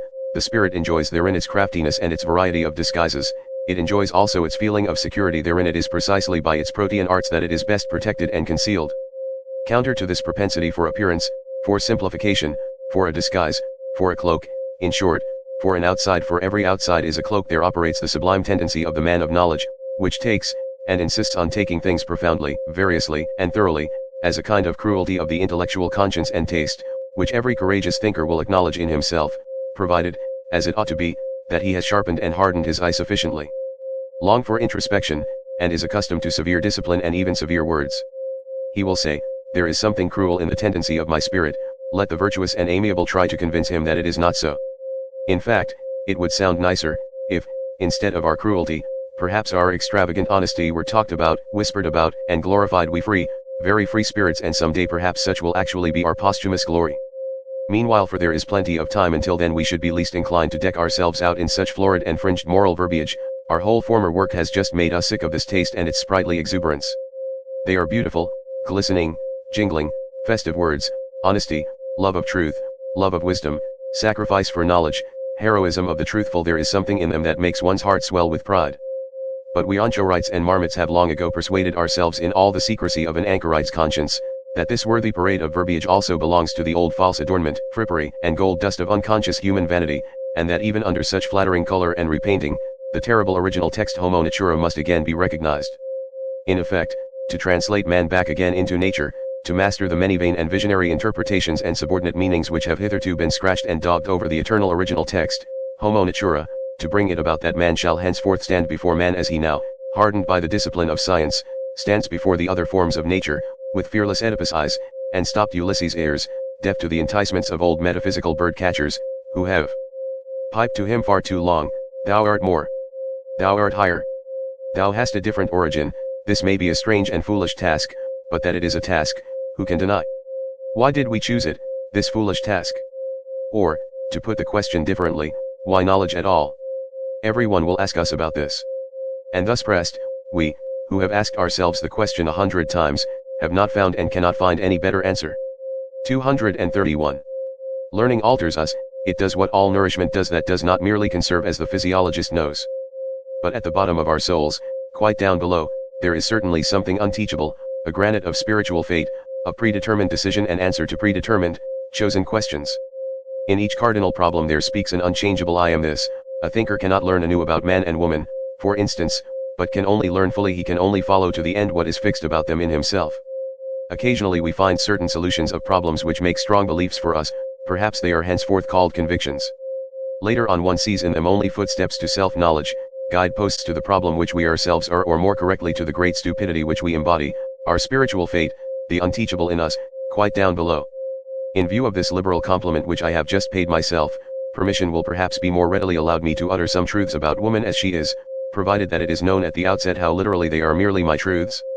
232. Woman wishes to be independent, and therefore she begins to enlighten men about woman as she is. This is one of the worst developments of the general uglifying of Europe. For what must these clumsy attempts of feminine scientificality and self-exposure bring to light? Woman has so much cause for shame. In woman there is so much pedantry, superficiality, schoolmasterliness, petty presumption, unbridledness, and indiscretion concealed. Study only woman's behavior towards children, which has really been best restrained and dominated hitherto by the fear of man. Alas, if ever the eternally tedious in woman, she has plenty of it, is allowed to venture forth. If she begins radically and on principle to unlearn her wisdom and art of charming, of playing, of frightening away sorrow, of alleviating and taking easily, if she forgets her delicate aptitude for agreeable desires. Female voices are already raised, which, by Saint Aristophanes, make one afraid. With medical explicitness it is stated in a threatening manner what woman first and last requires from man. Is it not in the very worst taste that woman thus sets herself up to be scientific? Enlightenment hitherto has fortunately been men's affair, men's gift. We remain therewith among ourselves, and in the end, in view of all that women write about woman, we may well have considerable doubt as to whether woman really desires enlightenment about herself and can desire it. If woman does not thereby seek a new ornament for herself, I believe ornamentation belongs to the eternally feminine. Why, then, she wishes to make herself feared, perhaps she thereby wishes to get the mastery. But she does not want truth. What does woman care for truth? From the very first, nothing is more foreign, more repugnant, or more hostile to woman than truth. Her great art is falsehood, her chief concern is appearance and beauty. Let us confess it, we men, we honor and love this very art and this very instinct in woman, we who have the hard task, and for our recreation gladly seek the company of beings under whose hands, glances, and delicate follies, our seriousness, our gravity, and profundity appear almost like follies to us. Finally, I ask the question, did a woman herself ever acknowledge profundity in a woman's mind, or justice in a woman's heart? And is it not true that on the whole woman has hitherto been most despised by woman herself, and not at all by us? We men desire that woman should not continue to compromise herself by enlightening us, just as it was man's care and the consideration for woman, when the Church decreed, mulier tatiat in ecclesia. It was to the benefit of woman when Napoleon gave the too eloquent Madame de Staël to understand, mulier tatiat in politicis. And in my opinion, he is a true friend of woman who calls out to women today, mulier tatiat de mulierel. 233. It betrays corruption of the instincts apart from the fact that it betrays bad taste when a woman refers to Madame Roland, or Madame de Staël, or Monsieur George Sand, as though something were proved thereby in favor of woman as she is. Among men, these are the three comical women as they are nothing more. And just the best involuntary counter-arguments against feminine emancipation and autonomy. 234. Stupidity in the kitchen, woman as cook, the terrible thoughtlessness with which the feeding of the family and the master of the house is managed. Woman does not understand what food means, and she insists on being cook. If woman had been a thinking creature, she should certainly, as cook for thousands of years, have discovered the most important physiological facts, and should likewise have got possession of the healing art. Through bad female cooks, through the entire lack of reason in the kitchen, the development of mankind has been longest retarded and most interfered with. Even today matters are very little better. A word to high school girls. 235. There are turns and casts of fancy, there are sentences, little handfuls of words, in which a whole culture, a whole society suddenly crystallizes itself. Among these is the incidental remark of Madame de Lambert to her son, Mon ami, ne vous permettez jamais de folies, qui vous feront grand plaisir. The motherliest and wisest remark, by the way, that was ever addressed to a son. 236. I have no doubt that every noble woman will oppose what Dante and Goethe believed about woman, the former when he sang, Ella guardava suso, ed io in lei, and the latter when he interpreted it, the eternally feminine draws us aloft, for this is just what she believes of the eternally masculine. 237. 7 apophthegms for women. How the longest ennui flees, when a man comes to our knees. Age, alas, and science stayed, furnish even weak virtue aid. Somber garb and silence meet, dress for every dame discreet. Whom I thank when in my bliss. God. And my good tailoress. Young, a flower-decked cavern home, old, a dragon thence doth roam. Noble title, leg that's fine, man as well, oh, were he mine. Speech in brief and sense in mass slippery for the Jenny S. Woman has hitherto been treated by men like birds, which, losing their way, have come down among them from an elevation, as something delicate, fragile, wild, strange, sweet, and animating, but as something also which must be cooped up to prevent it flying away. 238. To be mistaken in the fundamental problem of man and woman, to deny here the profoundest antagonism and the necessity for an eternally hostile tension, to dream here perhaps of equal rights, equal training, equal claims and obligations, that is a typical sign of shallow-mindedness, and a thinker who has proved himself shallow at this dangerous spot, shallow in instinct, may generally be regarded as suspicious, nay more, as betrayed, as discovered. He will probably prove too short for all fundamental questions of life, future as well as present, and will be unable to descend into any of the depths. On the other hand, a man who has depth of spirit as well as of desires, and has also the depth of benevolence which is capable of severity and harshness, and easily confounded with them, can only think of woman as Orientals do. He must conceive of her as a possession, as confinable property, as a being predestined for service and accomplishing her mission therein. He must take his stand in this matter upon the immense rationality of Asia, upon the superiority of the instinct of Asia, as the Greeks did formerly, those best heirs and scholars of Asia who, as is well known, with their increasing culture and amplitude of power, from Homer to the time of Pericles, became gradually stricter towards woman, in short, more oriental. How necessary, how logical, even how humanely desirable this was, let us consider for ourselves. 239. The weaker sex has in no previous age been treated with so much respect by men as at present. This belongs to the tendency and fundamental taste of democracy, in the same way as disrespectfulness to old age. What wonder is it that abuse should be immediately made of this respect? They want more, they learn to make claims, the tribute of respect is at last felt to be well nigh galling, rivalry for rights, indeed actual strife itself, would be preferred. In a word, woman is losing modesty. And let us immediately add that she is also losing taste. She is unlearning to fear man, but the woman who unlearns to fear sacrifices her most womanly instincts. That woman should venture forward when the fear-inspiring quality in man, or more definitely, the man in man, is no longer either desired or fully developed, is reasonable enough and also intelligible enough. What is more difficult to understand is that precisely thereby woman deteriorates. This is what is happening nowadays. Let us not deceive ourselves about it. Wherever the industrial spirit has triumphed over the military and aristocratic spirit, woman strives for the economic and legal independence of a clerk. Woman as clerkess is inscribed on the portal of the modern society which is in course of formation. While she thus appropriates new rights, aspires to be master, and inscribes progress of woman on her flags and banners, the very opposite realizes itself with terrible obviousness. Woman retrogrades. Since the French Revolution, the influence of woman in Europe has declined in proportion as she has increased her rights and claims, and the emancipation of woman, insofar as it is desired and demanded by women themselves, and not only by masculine shallow pates, thus proves to be a remarkable symptom of the increased weakening and deadening of the most womanly instincts. There is stupidity in this movement, an almost masculine stupidity, of which a well-reared woman who is always a sensible woman might be heartily ashamed.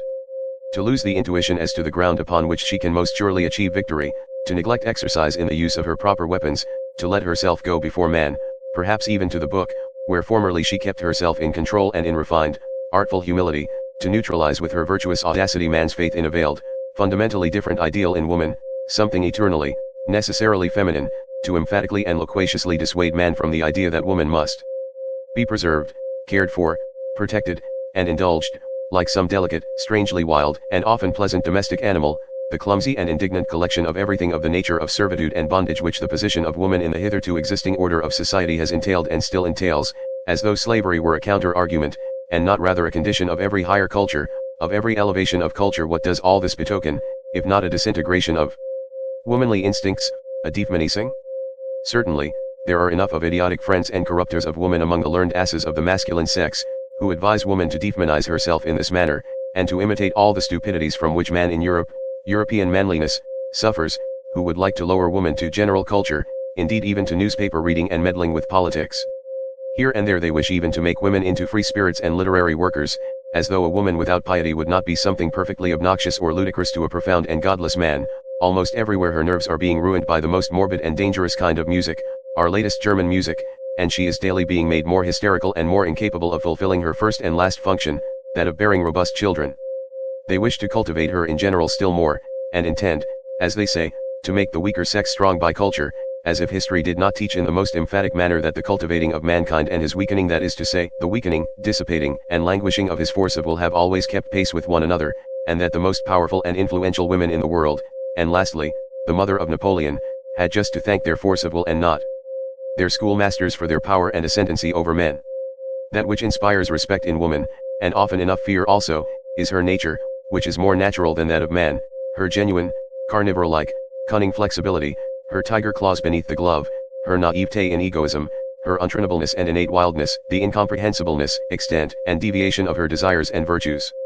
That which, in spite of fear, excites one's sympathy for the dangerous and beautiful cat, woman, is that she seems more afflicted, more vulnerable, more necessitous of love, and more condemned to disillusionment than any other creature. Fear and sympathy, it is with these feelings that man has hitherto stood in the presence of woman, always with one foot already in tragedy, which rents while it delights what? And all that is now to be at an end. And the disenchantment of woman is in progress. The tediousness of woman is slowly evolving. O Europe! Europe! We know the horned animal which was always most attractive to thee, from which danger is ever again threatening thee. Thy old fable might once more become history, and immense stupidity might once again overmaster thee and carry thee away. And no God concealed beneath it, no. Only an idea, a modern idea. Chapter 8. Peoples and Countries. 240. I heard, once again for the first time, Richard Wagner's overture to the Mastersingh. It is a piece of magnificent, gorgeous, heavy, latter-day art, which has the pride to presuppose 2 centuries of music as still living, in order that it may be understood. It is an honor to Germans that such a pride did not miscalculate. What flavors and forces, what seasons and climes do we not find mingled in it? It impresses us at one time as ancient, at another time as foreign, bitter, and too modern. It is as arbitrary as it is pompously traditional. It is not infrequently roguish, still often rough and coarse. It has fire and courage, and at the same time the loose, dun-colored skin of fruits which ripen too late. It flows broad and full, and suddenly there is a moment of inexplicable hesitation, like a gap that opens between cause and effect, an oppression that makes us dream, almost a nightmare, but already it broadens and widens anew, the old stream of delight, the most manifold delight, of old and new happiness, including especially the joy of the artist in himself, which he refuses to conceal, his astonished, happy cognizance of his mastery of the expedients here employed, the newly acquired, imperfectly tested expedients of art which he apparently betrays to us. All in all, however, no beauty, no south, nothing of the delicate southern clearness of the sky, nothing of grace, no dance, hardly a will to logic, a certain clumsiness even, which is also emphasized, as though the artist wished to say to us, it is part of my intention, a cumbersome drapery, something arbitrarily barbaric and ceremonious, a flurrying of learned and venerable conceits and witticisms, something German in the best and worst sense of the word, something in the German style. Manifold, formless, and inexhaustible, a certain German potency and superplenitude of soul, which is not afraid to hide itself under the raffinements of decadence, which, perhaps, feels itself most at ease there, a real, genuine token of the German soul, which is at the same time young and aged, too ripe and yet still too rich in futurity. This kind of music expresses best what I think of the Germans. They belong to the day before yesterday and the day after tomorrow. They have as yet no today. 241. We good Europeans, we also have hours when we allow ourselves a warm-hearted patriotism, a plunge and relapse into old loves and narrow views. I have just given an example of it, hours of national excitement, of patriotic anguish, and all other sorts of old-fashioned floods of sentiment. Duller spirits may perhaps only get done with what confines its operations in us to hours and plays itself out in hours in a considerable time, some in half a year, others in half a lifetime, according to the speed and strength with which they digest and change their material. Indeed, I could think of sluggish, hesitating races, which even in our rapidly moving Europe, would require half a century ere they could surmount such atavistic attacks of patriotism and soil attachment, and return once more to reason, that is to say, to good Europeanism. And while digressing on this possibility, I happened to become an ear witness of a conversation between 2 old patriots. They were evidently both hard of hearing and consequently spoke all the louder. He has as much, and knows as much, philosophy as a peasant or a corps student, said the one. He is still innocent. But what does that matter nowadays? It is the age of the masses, they lie on their belly before everything that is massive. And so also in politicis. A statesman who rears up for them a new Tower of Babel, some monstrosity of empire and power, they call great what does it matter that we more prudent and conservative ones do not meanwhile give up the old belief that it is only the great thought that gives greatness to an action or affair. Supposing a statesman were to bring his people into the position of being obliged henceforth to practice high politics, for which they were by nature badly endowed and prepared, so that they would have to sacrifice their old and reliable virtues, out of love to a new and doubtful mediocrity, supposing a statesman were to condemn his people generally to practice politics, when they have hitherto had something better to do and think about, and when in the depths of their souls they have been unable to free themselves from a prudent loathing of the restlessness, emptiness, and noisy wranglings of the essentially politics-practicing nations, supposing such a statesman were to stimulate the slumbering passions and avidities of his people, were to make a stigma out of their former diffidence and delight in aloofness, an offense out of their exoticism and hidden permanency, were to depreciate their most radical proclivities, subvert their consciences, make their minds narrow, and their tastes national what? A statesman who should do all this, which his people would have to do penance for throughout their whole future, if they had a future, such a statesman would be great, would he? Undoubtedly, replied the other old patriot vehemently, otherwise he could not have done it. It was mad perhaps to wish such a thing. But perhaps everything great has been just as mad at its commencement. Misuse of words, cried his interlocutor, contradictorily strong. Strong. Strong and mad. Not great. The old men had obviously become heated as they thus shouted their truths in each other's faces, but I, in my happiness and apartness, considered how soon a stronger one may become master of the strong, and also that there is a compensation for the intellectual superficializing of a nation, namely, in the deepening of another. 242. Whether we call it civilization, or humanizing, or progress, which now distinguishes the European, whether we call it simply, without praise or blame, by the political formula the democratic movement in Europe behind all the moral and political foregrounds pointed to by such formulas, an immense physiological process goes on, which is ever extending the process of the assimilation of Europeans, their increasing detachment from the conditions under which, climatically and hereditarily, united races originate, their increasing independence of every definite milieu, that for centuries would fain inscribe itself with equal demands on soul and body, that is to say, the slow emergence of an essentially supranational and nomadic species of man, who possesses, physiologically speaking, a maximum of the art and power of adaptation as his typical distinction. This process of the evolving European, which can be retarded in its tempo by great relapses, but will perhaps just gain and grow thereby in vehemence and depth the still raging storm and stress of national sentiment pertains to it, and also the anarchism which is appearing at present. This process will probably arrive at results on which its naive propagators and panegyrists, the apostles of modern ideas, would least care to reckon. The same new conditions under which on an average a levelling and mediocrising of man will take place, a useful, industrious, variously serviceable, and clever gregarious man are in the highest degree suitable to give rise to exceptional men of the most dangerous and attractive qualities. For, while the capacity for adaptation, which is every day trying changing conditions, and begins a new work with every generation, almost with every decade, makes the powerfulness of the type impossible, while the collective impression of such future Europeans will probably be that of numerous, talkative, weak-willed, and very handy workmen who require a master, a commander, as they require their daily bread, while, therefore, the democratizing of Europe will tend to the production of a type prepared for slavery in the most subtle sense of the term.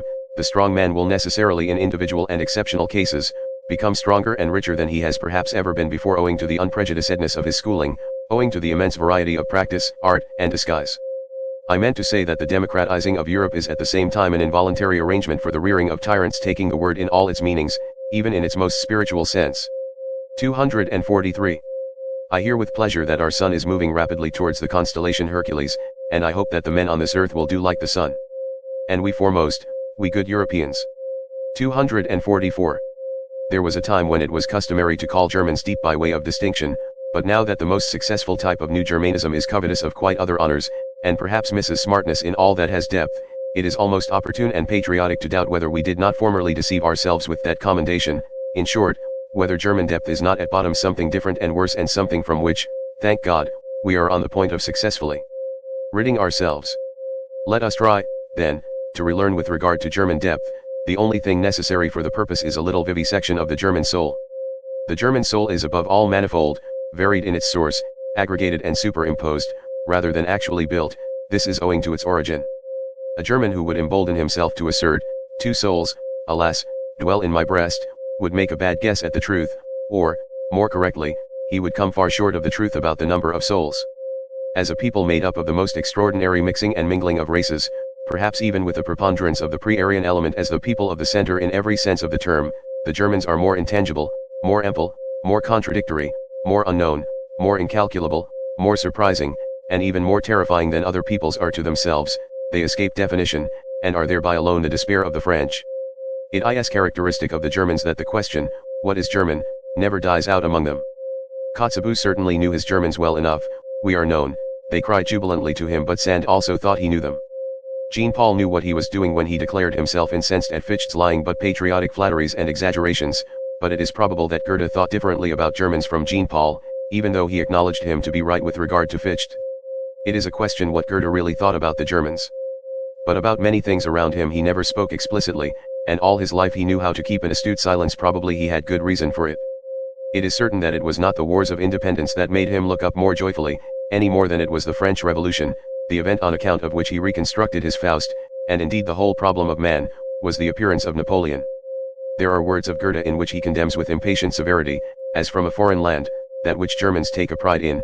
He once defined the famous German turn of mind as indulgence towards its own and others' weaknesses. Was he wrong? It is characteristic of Germans that one is seldom entirely wrong about them. The German soul has passages and galleries in it, there are caves, hiding places, and dungeons therein. Its disorder has much of the charm of the mysterious.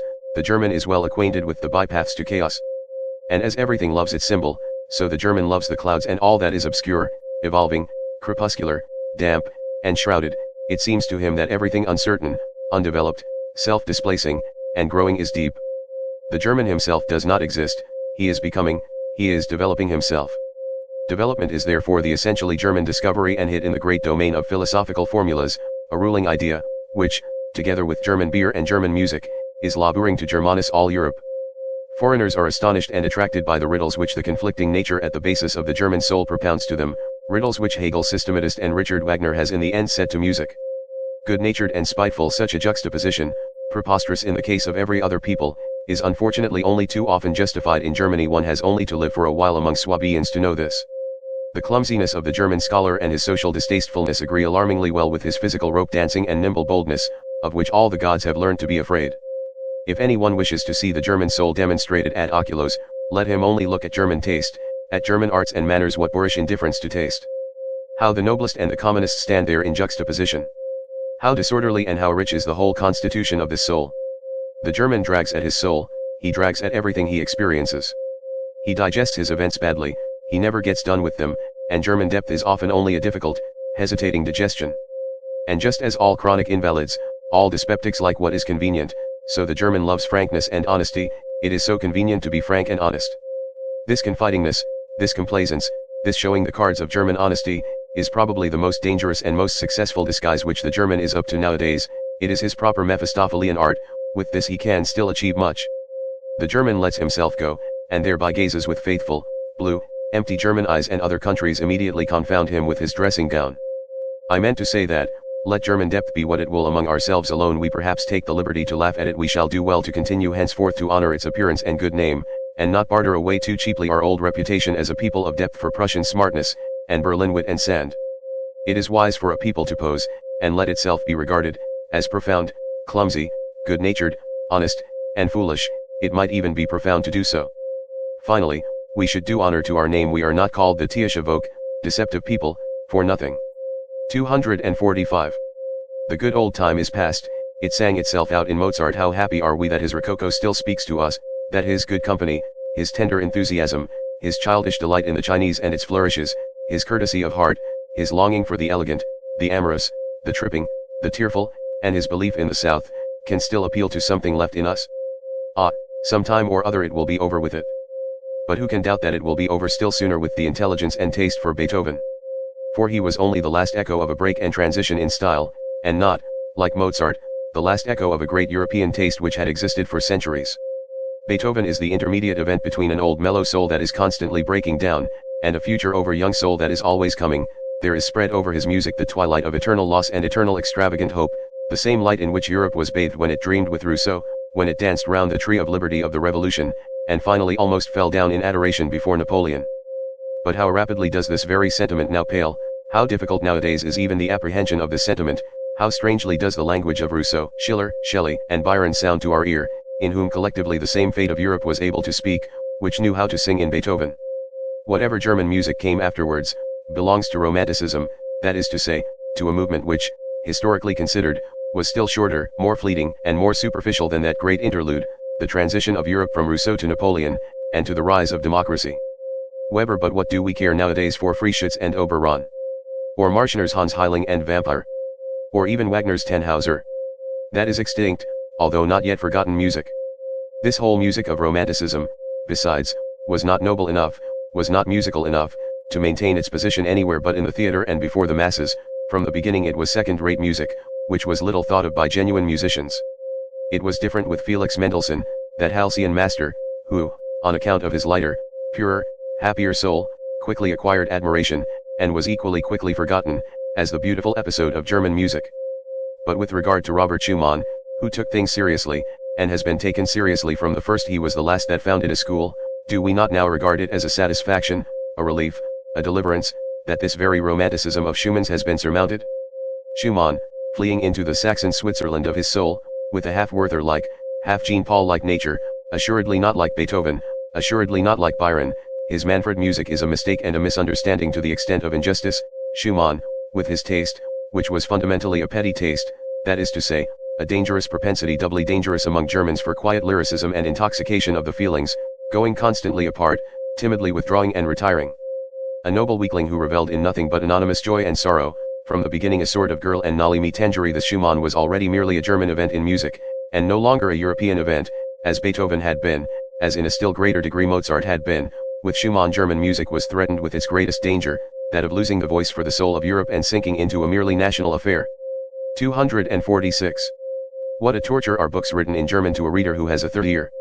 How indignantly he stands beside the slowly turning swamp of sounds without tune and rhythms without dance, which Germans call a book. And even the German who reads books. How lazily, how reluctantly, how badly he reads. How many Germans know, and consider it obligatory to know, that there is art in every good sentence, art which must be divined, if the sentence is to be understood. If there is a misunderstanding about its tempo, for instance, the sentence itself is misunderstood.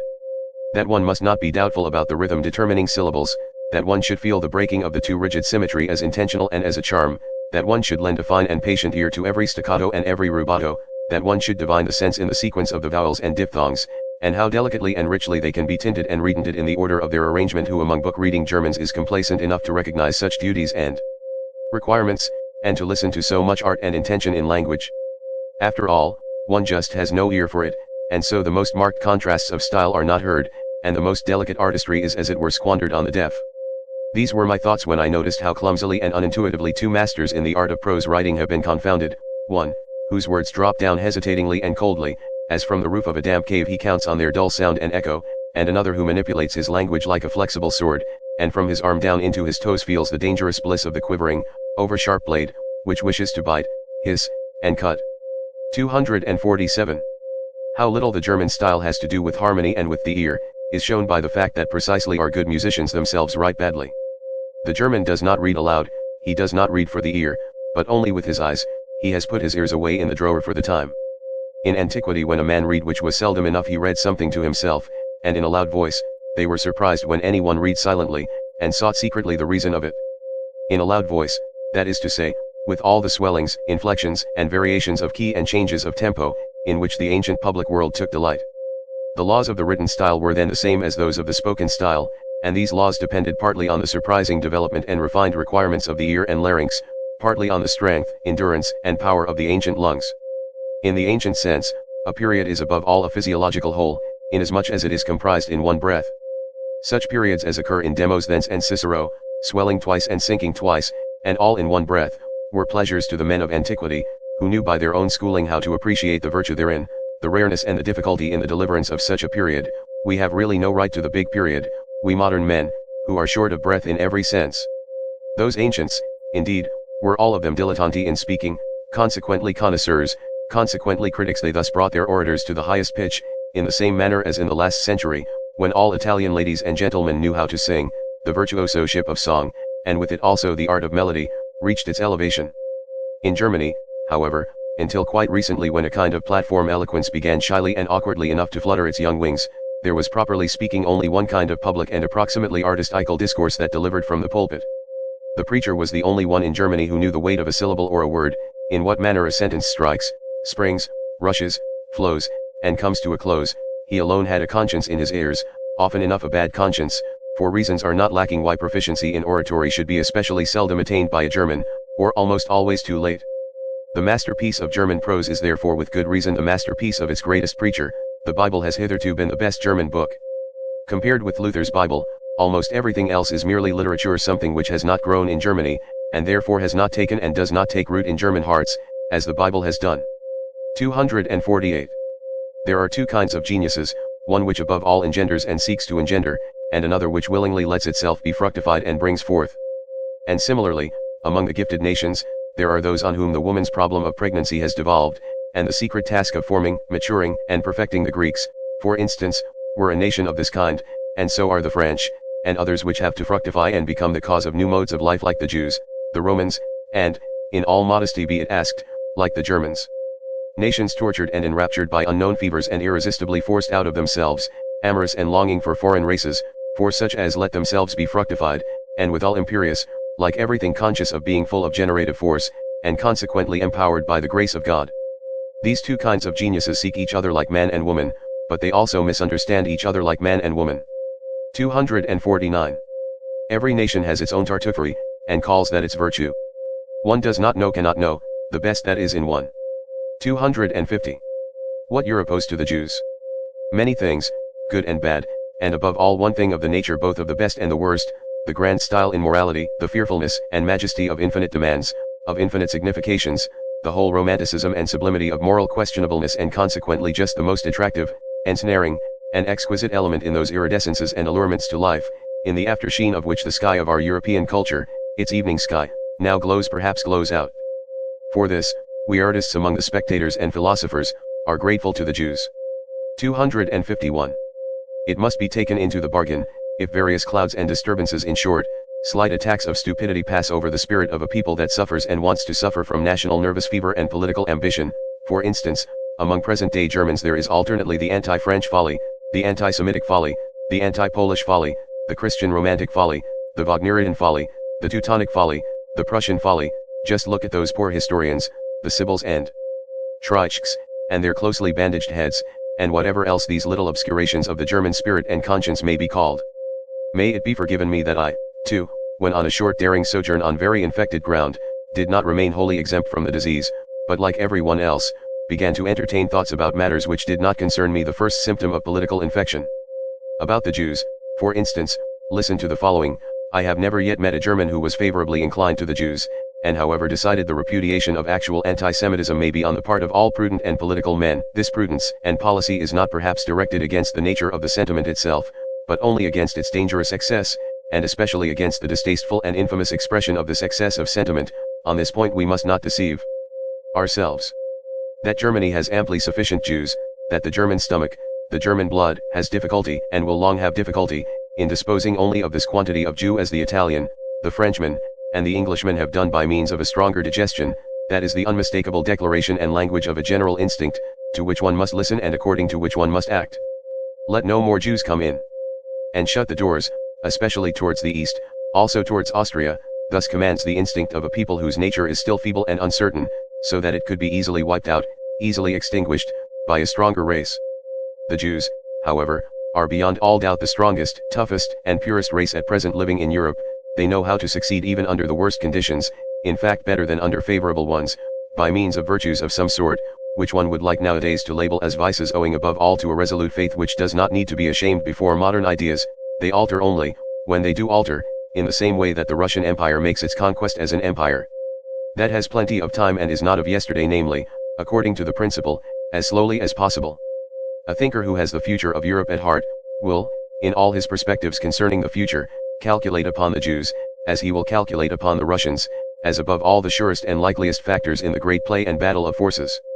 That which is at present called a nation in Europe, and is really rather a residential facta than nada, indeed, sometimes confusingly similar to a residential ficta et picta, is in every case something evolving, young, easily displaced, and not yet a race, much less such a race aere perennius, as the Jews are. Such nations should most carefully avoid all hot-headed rivalry and hostility.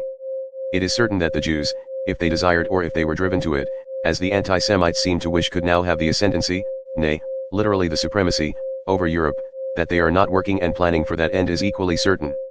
Meanwhile, they rather wish and desire, even somewhat importunely, to be insorbed and absorbed by Europe. They long to be finally settled, authorized, and respected somewhere, and wish to put an end to the nomadic life, to the wandering Jew, and one should certainly take account of this impulse and tendency, and make advances to it. It possibly betokens a mitigation of the Jewish instincts, for which purpose it would perhaps be useful and fair to banish the anti-Semitic ballers out of the country. One should make advances with all prudence, and with selection, pretty much as the English nobility do. It stands to reason that the more powerful and strongly marked types of New Germanism could enter into relation with the Jews with the least hesitation. For instance, the nobleman officer from the Prussian border. It would be interesting in many ways to see whether the genius for money and patience, and especially some intellect and intellectuality sadly lacking in the place referred to, could not in addition be annexed and trained to the hereditary art of commanding and obeying, for both of which the country in question has now a classic reputation. But here it is expedient to break off my festal discourse and my sprightly teutonomania, for I have already reached my serious topic, the European problem, as I understand it, the rearing of a new ruling caste for Europe. 252. They are not a philosophical race. The English. Bacon represents an attack on the philosophical spirit generally, Hobbes, Hume, and Locke, an abasement, and a depreciation of the idea of a philosopher for more than a century. It was against Hume that Kant uprose and raised himself. It was Locke of whom Schelling rightly said, Je méprise Locke, in the struggle against the English mechanical stultification of the world. Hegel and Schopenhauer, along with Goethe, were of one accord, the two hostile brother geniuses in philosophy, who pushed in different directions towards the opposite poles of German thought, and thereby wronged each other as only brothers will do. What is lacking in England, and has always been lacking, that half-actor and rhetorician knew well enough, the absurd muddlehead, Carlyle, who sought to conceal under passionate grimaces what he knew about himself, namely, what was lacking in Carlyle: real power of intellect, real depth of intellectual perception, in short, philosophy. It is characteristic of such an unphilosophical race to hold on firmly to Christianity. They need its discipline for moralizing and humanizing. The Englishman, more gloomy, sensual, headstrong, and brutal than the German, is for that very reason, as the baser of the two, also the most pious. He has all the more need of Christianity. To finer nostrils, this English Christianity itself has still a characteristic English taint of spleen and alcoholic excess, for which, owing to good reasons, it is used as an antidote, the finer poison, to neutralize the coarser. A finer form of poisoning is in fact a step in advance with coarse-mannered people, a step towards spiritualization. The English coarseness and rustic demureness is still most satisfactorily disguised by Christian pantomime, and by praying and psalm singing, or, more correctly, it is thereby explained and differently expressed. And for the herd of drunkards and rakes who formerly learned moral grunting under the influence of Methodism, and more recently as the Salvation Army, a penitential fit may really be the relatively highest manifestation of humanity to which they can be elevated. So much may reasonably be admitted. That, however, which offends even in the humanest Englishman is his lack of music, to speak figuratively, and also literally. He has neither rhythm nor dance in the movements of his soul and body, indeed, not even the desire for rhythm and dance, for music. Listen to him speaking. Look at the most beautiful Englishwomen walking. In no country on earth are there more beautiful doves and swans. Finally, listen to them singing. But I ask too much. 253. There are truths which are best recognized by mediocre minds, because they are best adapted for them. There are truths which only possess charms and seductive power for mediocre spirits. One is pushed to this probably unpleasant conclusion, now that the influence of respectable but mediocre Englishmen, I may mention Darwin, John Stuart Mill, and Herbert Spencer, begins to gain the ascendancy in the middle-class region of European taste. Indeed, who could doubt that it is a useful thing for such minds to have the ascendancy for a time?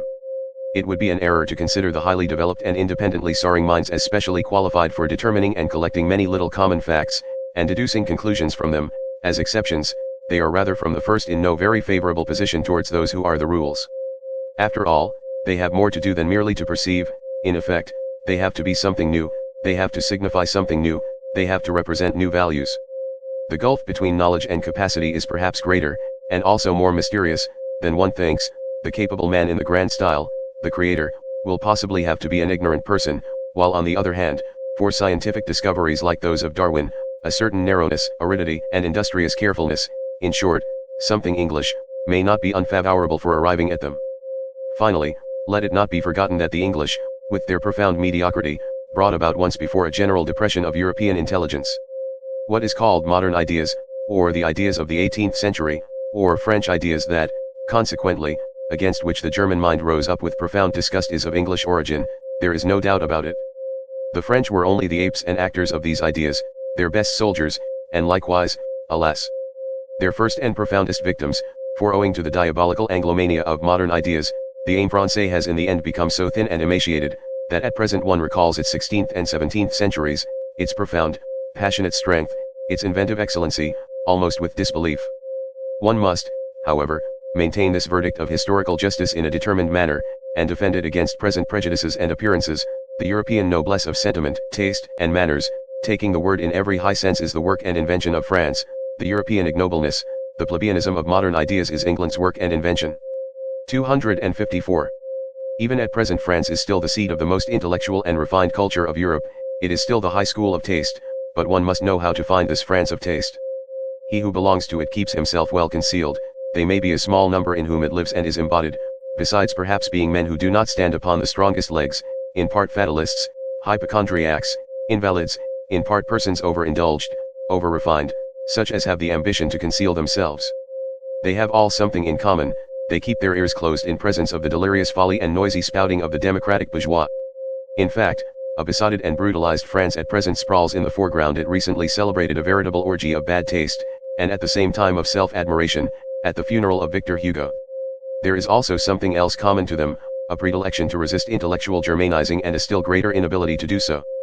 In this France of intellect, which is also a France of pessimism, Schopenhauer has perhaps become more at home, and more indigenous than he has ever been in Germany, not to speak of Heinrich Heine, who has long ago been reincarnated in the more refined and fastidious lyrists of Paris, or of Hegel, who at present, in the form of Taine, the first of living historians, exercises an almost tyrannical influence. As regards Richard Wagner, however, the more French music learns to adapt itself to the actual needs of the âme moderne, the more will it Wagnerite. One can safely predict that beforehand. It is already taking place sufficiently. There are, however, three things which the French can still boast of with pride as their heritage and possession, and as indelible tokens of their ancient intellectual superiority in Europe, in spite of all voluntary or involuntary germanizing and vulgarizing of taste. Firstly, the capacity for artistic emotion, for devotion to form, for which the expression, l'art pour l'art, along with numerous others, has been invented. Such capacity has not been lacking in France for 3 centuries, and owing to its reverence for the small number, it has again and again made a sort of chamber music of literature possible, which is sought for in vain elsewhere in Europe. The second thing whereby the French can lay claim to a superiority over Europe is their ancient, many-sided, moralistic culture, owing to which one finds on an average, even in the petty romanciers of the newspapers and chance boulevardiers de Paris, a psychological sensitiveness and curiosity, of which, for example, one has no conception, to say nothing of the thing itself, in Germany.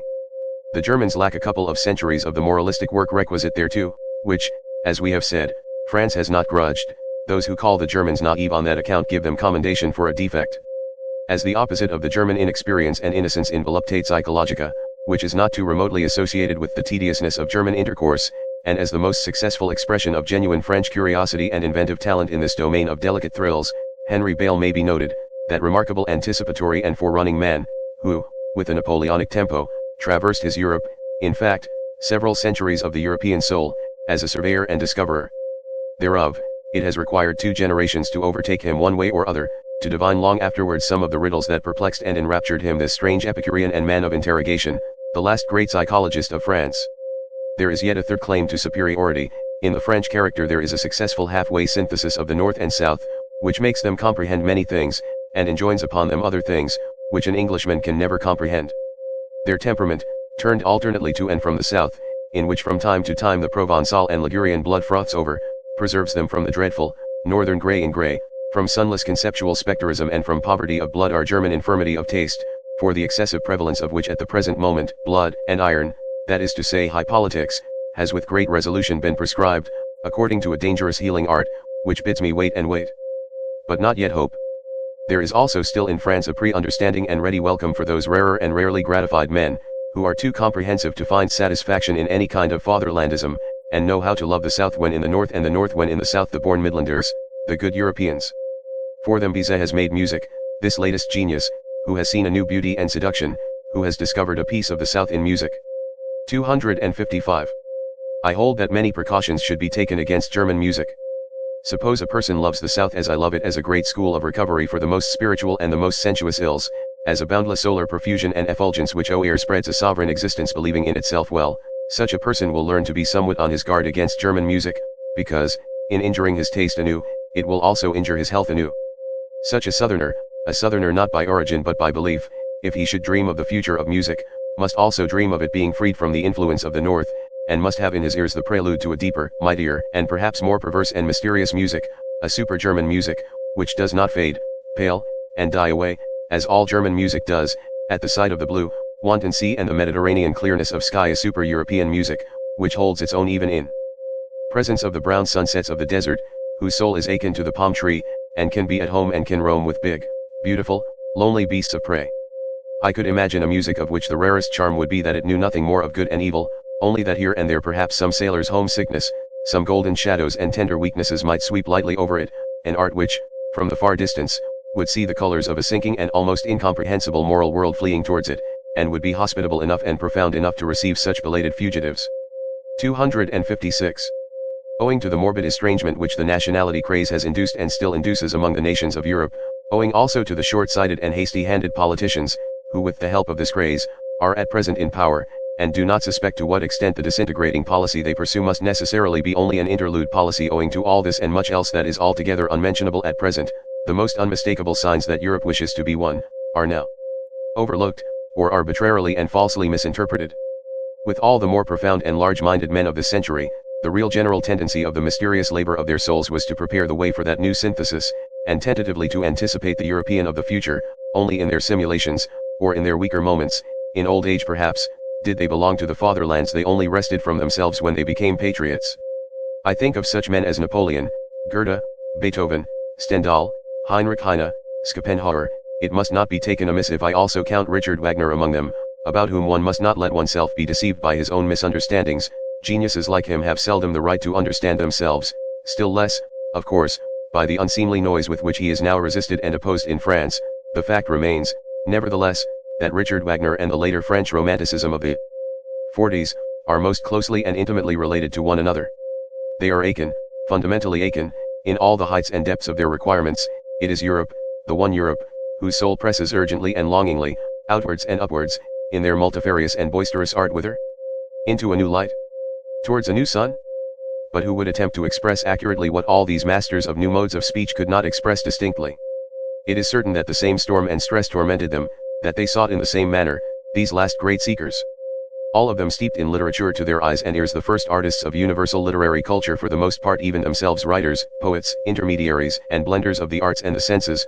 Wagner, as musician, is reckoned among painters, as poet among musicians, as artist generally among actors, all of them fanatics for expression at any cost. I specially mention Delacroix, the nearest related to Wagner, all of them great discoverers in the realm of the sublime, also of the loathsome and dreadful, still greater discoverers in effect, in display, in the art of the show shop, all of them talented far beyond their genius, out-and-out virtuosi, with mysterious accesses to all that seduces, allures, constrains, and upsets, born enemies of logic and of the straight line, hankering after the strange, the exotic, the monstrous, the crooked, and the self-contradictory, as men, Tantalises of the will, plebeian parvenus, who knew themselves to be incapable of a noble tempo or of a lento in life and action. Think of Balzac, for instance, unrestrained workers, almost destroying themselves by work, antinomians and rebels in manners, ambitious and insatiable, without equilibrium and enjoyment, all of them finally shattering and sinking down at the Christian cross, and with right and reason, for who of them would have been sufficiently profound and sufficiently original for an anti-Christian philosophy?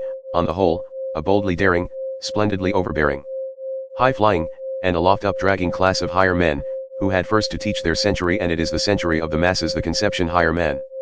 Let the German friends of Richard Wagner advise together as to whether there is anything purely German in the Wagnerian art, or whether its distinction does not consist precisely in coming from super-German sources and impulses, in which connection it may not be underrated how indispensable Paris was to the development of his type, which the strength of his instincts made him long to visit at the most decisive time, and how the whole style of his proceedings, of his self-apostolate, could only perfect itself in sight of the French socialistic original. On a more subtle comparison it will perhaps be found, to the honor of Richard Wagner's German nature, that he has acted in everything with more strength, daring, severity, and elevation than a 19th century Frenchman could have done, owing to the circumstance that we Germans are as yet nearer to barbarism than the French. Perhaps even the most remarkable creation of Richard Wagner is not only at present, but forever inaccessible, incomprehensible, and inimitable to the whole latter day Latin race, the figure of Siegfried, that very free man, who is probably far too free, too hard, too cheerful, too healthy, too anti-Catholic for the taste of old and mellow civilized nations. He may even have been a sin against Romanticism, this anti-Latin Siegfried. Well, Wagner atoned amply for the sin in his old sad days, when anticipating a taste which has meanwhile passed into politics he began, with the religious vehemence peculiar to him, to preach, at least, the way to Rome, if not to walk therein. That these last words may not be misunderstood, I will call to my aid a few powerful rhymes, which will even betray to less delicate ears what I mean counter to the last Wagner and his Parsifal music. Is this our mode? From German heart came this vexed ululating? From German body, this self-lacerating? Is ours this priestly hand dilation, this incense-fuming exaltation? Is ours this faltering, falling, shambling, this quite uncertain ding-dong dangling? This sly non-ogling, Ave hour bell ringing, this holy false enraptured heaven o air springing? Is this our mode? Think well. Ye still wait for admission, for what ye hear is Rome's faith by intuition. Chapter 9. What is noble? 257. Every elevation of the type man has hitherto been the work of an aristocratic society, and so it will always be a society believing in a long scale of gradations of rank and differences of worth among human beings, and requiring slavery in some form or other. Without the pathos of distance, such as grows out of the incarnated difference of classes, out of the constant outlooking and downlooking of the ruling caste on subordinates and instruments, and out of their equally constant practice of obeying and commanding, of keeping down and keeping at a distance, that other more mysterious pathos could never have arisen, the longing for an ever new widening of distance within the soul itself, the formation of ever higher, rarer, further, more extended, more comprehensive states, in short, just the elevation of the type man, the continued self-surmounting of man, to use a moral formula in a supermoral sense. To be sure, one must not resign oneself to any humanitarian illusions about the history of the origin of an aristocratic society, that is to say, of the preliminary condition for the elevation of the type man. The truth is hard. Let us acknowledge unprejudicedly how every higher civilization hitherto has originated. Men with a still natural nature, barbarians in every terrible sense of the word, men of prey, still in possession of unbroken strength of will and desire for power, threw themselves upon weaker, more moral, more peaceful races, perhaps trading or cattle-rearing communities, or upon old mellow civilizations in which the final vital force was flickering out in brilliant fireworks of wit and depravity. At the commencement, the noble caste was always the barbarian caste. Their superiority did not consist first of all in their physical, but in their psychical power. They were more complete men, which at every point also implies the same as more complete beasts. 258. Corruption as the indication that anarchy threatens to break out among the instincts, and that the foundation of the emotions, called life, is convulsed, is something radically different according to the organization in which it manifests itself. When, for instance, an aristocracy like that of France at the beginning of the Revolution, flung away its privileges with sublime disgust and sacrificed itself to an excess of its moral sentiments, it was corruption. It was really only the closing act of the corruption which had existed for centuries, by virtue of which that aristocracy had abdicated step by step its lordly prerogatives and lowered itself to a function of royalty, in the end even to its decoration and parade dress. The essential thing, however, in a good and healthy aristocracy is that it should not regard itself as a function either of the kingship or the commonwealth, but as the significance and highest justification thereof, that it should therefore accept with a good conscience the sacrifice of a legion of individuals, who, for its sake, must be suppressed and reduced to imperfect men, to slaves and instruments. Its fundamental belief must be precisely that society is not allowed to exist for its own sake, but only as a foundation and scaffolding, by means of which a select class of beings may be able to elevate themselves to their higher duties, and in general to a higher existence. Like those sun-seeking climbing plants in Java, they are called Sippo Matador, which encircle an oak so long and so often with their arms, until at last, high above it, but supported by it, they can unfold their tops in the open light, and exhibit their happiness. 259. To refrain mutually from injury, from violence, from exploitation, and put one's will on a par with that of others, this may result in a certain rough sense in good conduct among individuals when the necessary conditions are given, namely, the actual similarity of the individuals in amount of force and degree of worth, and their correlation within one organization. As soon, however, as one wished to take this principle more generally, and if possible even as the fundamental principle of society, it would immediately disclose what it really is, namely, a will to the denial of life, a principle of dissolution and decay. Here one must think profoundly to the very basis and resist all sentimental weakness. Life itself is essentially appropriation, injury, conquest of the strange and weak, suppression, severity, obtrusion of peculiar forms, incorporation, and at the least, putting it mildest, exploitation. But why should one forever use precisely these words on which for ages a disparaging purpose has been stamped? Even the organization within which, as was previously supposed, the individuals treat each other as equal, it takes place in every healthy aristocracy, must itself, if it be a living and not a dying organization, do all that towards other bodies, which the individuals within it refrain from doing to each other. It will have to be the incarnated will to power. It will endeavor to grow, to gain ground, attract to itself and acquire ascendancy not owing to any morality or immorality, but because it lives, and because life is precisely will to power. On no point, however, is the ordinary consciousness of Europeans more unwilling to be corrected than on this matter. People now rave everywhere, even under the guise of science, about coming conditions of society in which the exploiting character is to be absent. That sounds to my ears as if they promise to invent a mode of life which should refrain from all organic functions. Exploitation does not belong to a depraved, or imperfect, and primitive society. It belongs to the nature of the living being as a primary organic function. It is a consequence of the intrinsic will to power, which is precisely the will to life. Granting that as a theory this is a novelty, as a reality it is the fundamental fact of all history. Let us be so far honest towards ourselves. 260. In a tour through the many finer and coarser moralities which have hitherto prevailed or still prevail on the earth, I found certain traits recurring regularly together, and connected with one another, until finally two primary types revealed themselves to me, and a radical distinction was brought to light. There is master morality and slave morality. I would at once add, however, that in all higher and mixed civilizations, there are also attempts at the reconciliation of the two moralities, but one finds still oftener the confusion and mutual misunderstanding of them, indeed sometimes their close juxtaposition even in the same man, within one soul. The distinctions of moral values have either originated in a ruling caste, pleasantly conscious of being different from the ruled, or among the ruled class, the slaves and dependents of all sorts.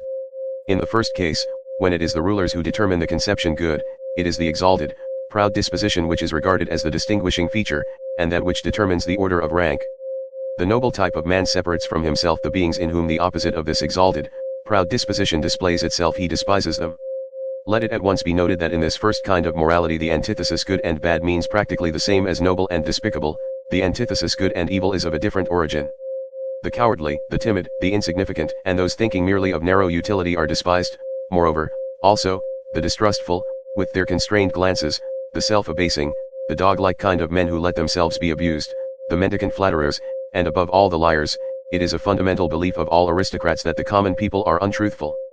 We truthful ones the nobility in ancient Greece called themselves.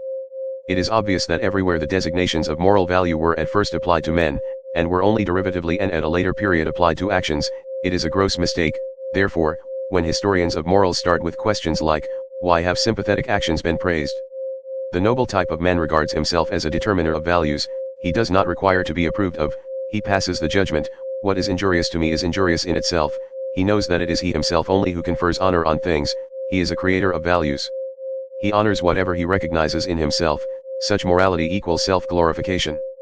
In the foreground there is the feeling of plenitude, of power, which seeks to overflow, the happiness of high tension, the consciousness of a wealth which would fain give and bestow.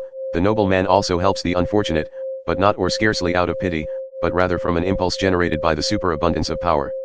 The noble man honors in himself the powerful one, him also who has power over himself, who knows how to speak and how to keep silence, who takes pleasure in subjecting himself to severity and hardness, and has reverence for all that is severe and hard. Wotan placed a hard heart in my breast, says an old Scandinavian saga. It is thus rightly expressed from the soul of a proud Viking. Such a type of man is even proud of not being made for sympathy. The hero of the saga therefore adds warningly, he who has not a hard heart when young, will never have one.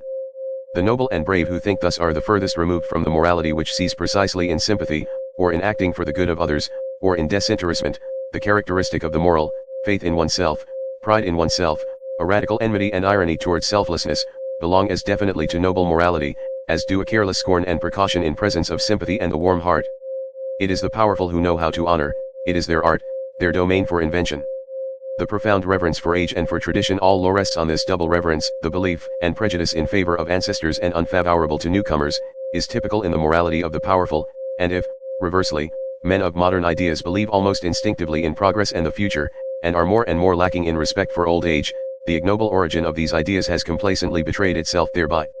A morality of the ruling class, however, is more especially foreign and irritating to present-day taste in the sternness of its principle that one has duties only to one's equals, that one may act towards beings of a lower rank, towards all that is foreign, just as seems good to one, or as the heart desires, and in any case beyond good and evil. It is here that sympathy and similar sentiments can have a place. The ability and obligation to exercise prolonged gratitude and prolonged revenge both only within the circle of equals, artfulness in retaliation, raffinement of the idea in friendship, a certain necessity to have enemies, as outlets for the emotions of envy, quarrelsomeness, arrogance. In fact, in order to be a good friend, all these are typical characteristics of the noble morality, which, as has been pointed out, is not the morality of modern ideas, and is therefore at present difficult to realize, and also to unearth and disclose. It is otherwise with the second type of morality, slave morality. Supposing that the abused, the oppressed, the suffering, the unemancipated, the weary, and those uncertain of themselves should moralize, what will be the common element in their moral estimates? Probably a pessimistic suspicion with regard to the entire situation of man will find expression, perhaps a condemnation of man, together with his situation. The slave has an unfavorable eye for the virtues of the powerful, he has a skepticism and distrust, a refinement of distrust of everything good that is there honored. He would fain persuade himself that the very happiness there is not genuine. On the other hand, those qualities which serve to alleviate the existence of sufferers are brought into prominence and flooded with light. It is here that sympathy, the kind, helping hand, the warm heart, patience, diligence, humility, and friendliness attain to honor, for here these are the most useful qualities, and almost the only means of supporting the burden of existence. Slave morality is essentially the morality of utility. Here is the seat of the origin of the famous antithesis good and evil. Power and dangerousness are assumed to reside in the evil, a certain dreadfulness, subtlety, and strength, which do not admit of being despised. According to slave morality, therefore, the evil man arouses fear. According to master morality, it is precisely the good man who arouses fear and seeks to arouse it, while the bad man is regarded as the despicable being. The contrast attains its maximum when, in accordance with the logical consequences of slave morality, a shade of depreciation, it may be slight and well-intentioned, at last attaches itself to the good man of this morality, because, according to the servile mode of thought, the good man must in any case be the safe man. He is good-natured, easily deceived, perhaps a little stupid, un bonhomme. Everywhere that slave morality gains the ascendancy, language shows a tendency to approximate the significations of the words good and stupid. A last fundamental difference, the desire for freedom, the instinct for happiness, and the refinements of the feeling of liberty belong as necessarily to slave morals and morality as artifice and enthusiasm in reverence and devotion are the regular symptoms of an aristocratic mode of thinking and estimating. Hence we can understand without further detail why love as a passion, it is our European specialty, must absolutely be of noble origin. As is well known, its invention is due to the Provençal poet cavaliers, those brilliant, ingenious men of the Guy sabre, to whom Europe owes so much, and almost owes itself. 261. Vanity is one of the things which are perhaps most difficult for a noble man to understand. He will be tempted to deny it, where another kind of man thinks he sees it self-evidently. The problem for him is to represent to his mind beings who seek to arouse a good opinion of themselves which they themselves do not possess and consequently also do not deserve, and who yet believe in this good opinion afterwards. This seems to him on the one hand such bad taste and so self-disrespectful, and on the other hand so grotesquely unreasonable, that he would like to consider vanity an exception, and is doubtful about it in most cases when it is spoken of. He will say, for instance, I may be mistaken about my value, and on the other hand may nevertheless demand that my value should be acknowledged by others precisely as I rate it. That, however, is not vanity, but self-conceit, or, in most cases, that which is called humility, and also modesty. Or he will even say, for many reasons I can delight in the good opinion of others, perhaps because I love and honor them, and rejoice in all their joys, perhaps also because their good opinion endorses and strengthens my belief in my own good opinion, perhaps because the good opinion of others, even in cases where I do not share it, is useful to me, or gives promise of usefulness. All this, however, is not vanity. The man of noble character must first bring it home forcibly to his mind, especially with the aid of history, that, from time immemorial, in all social strata in any way dependent, the ordinary man was only that which he passed for. Not being at all accustomed to fix values, he did not assign even to himself any other value than that which his master assigned to him. It is the peculiar right of masters to create values. It may be looked upon as the result of an extraordinary atavism, that the ordinary man, even at present, is still always waiting for an opinion about himself, and then instinctively submitting himself to it, yet by no means only to a good opinion, but also to a bad and unjust one. Think, for instance, of the greater part of the self-appreciations and self-depreciations which believing women learn from their confessors, and which in general the believing Christian learns from his church.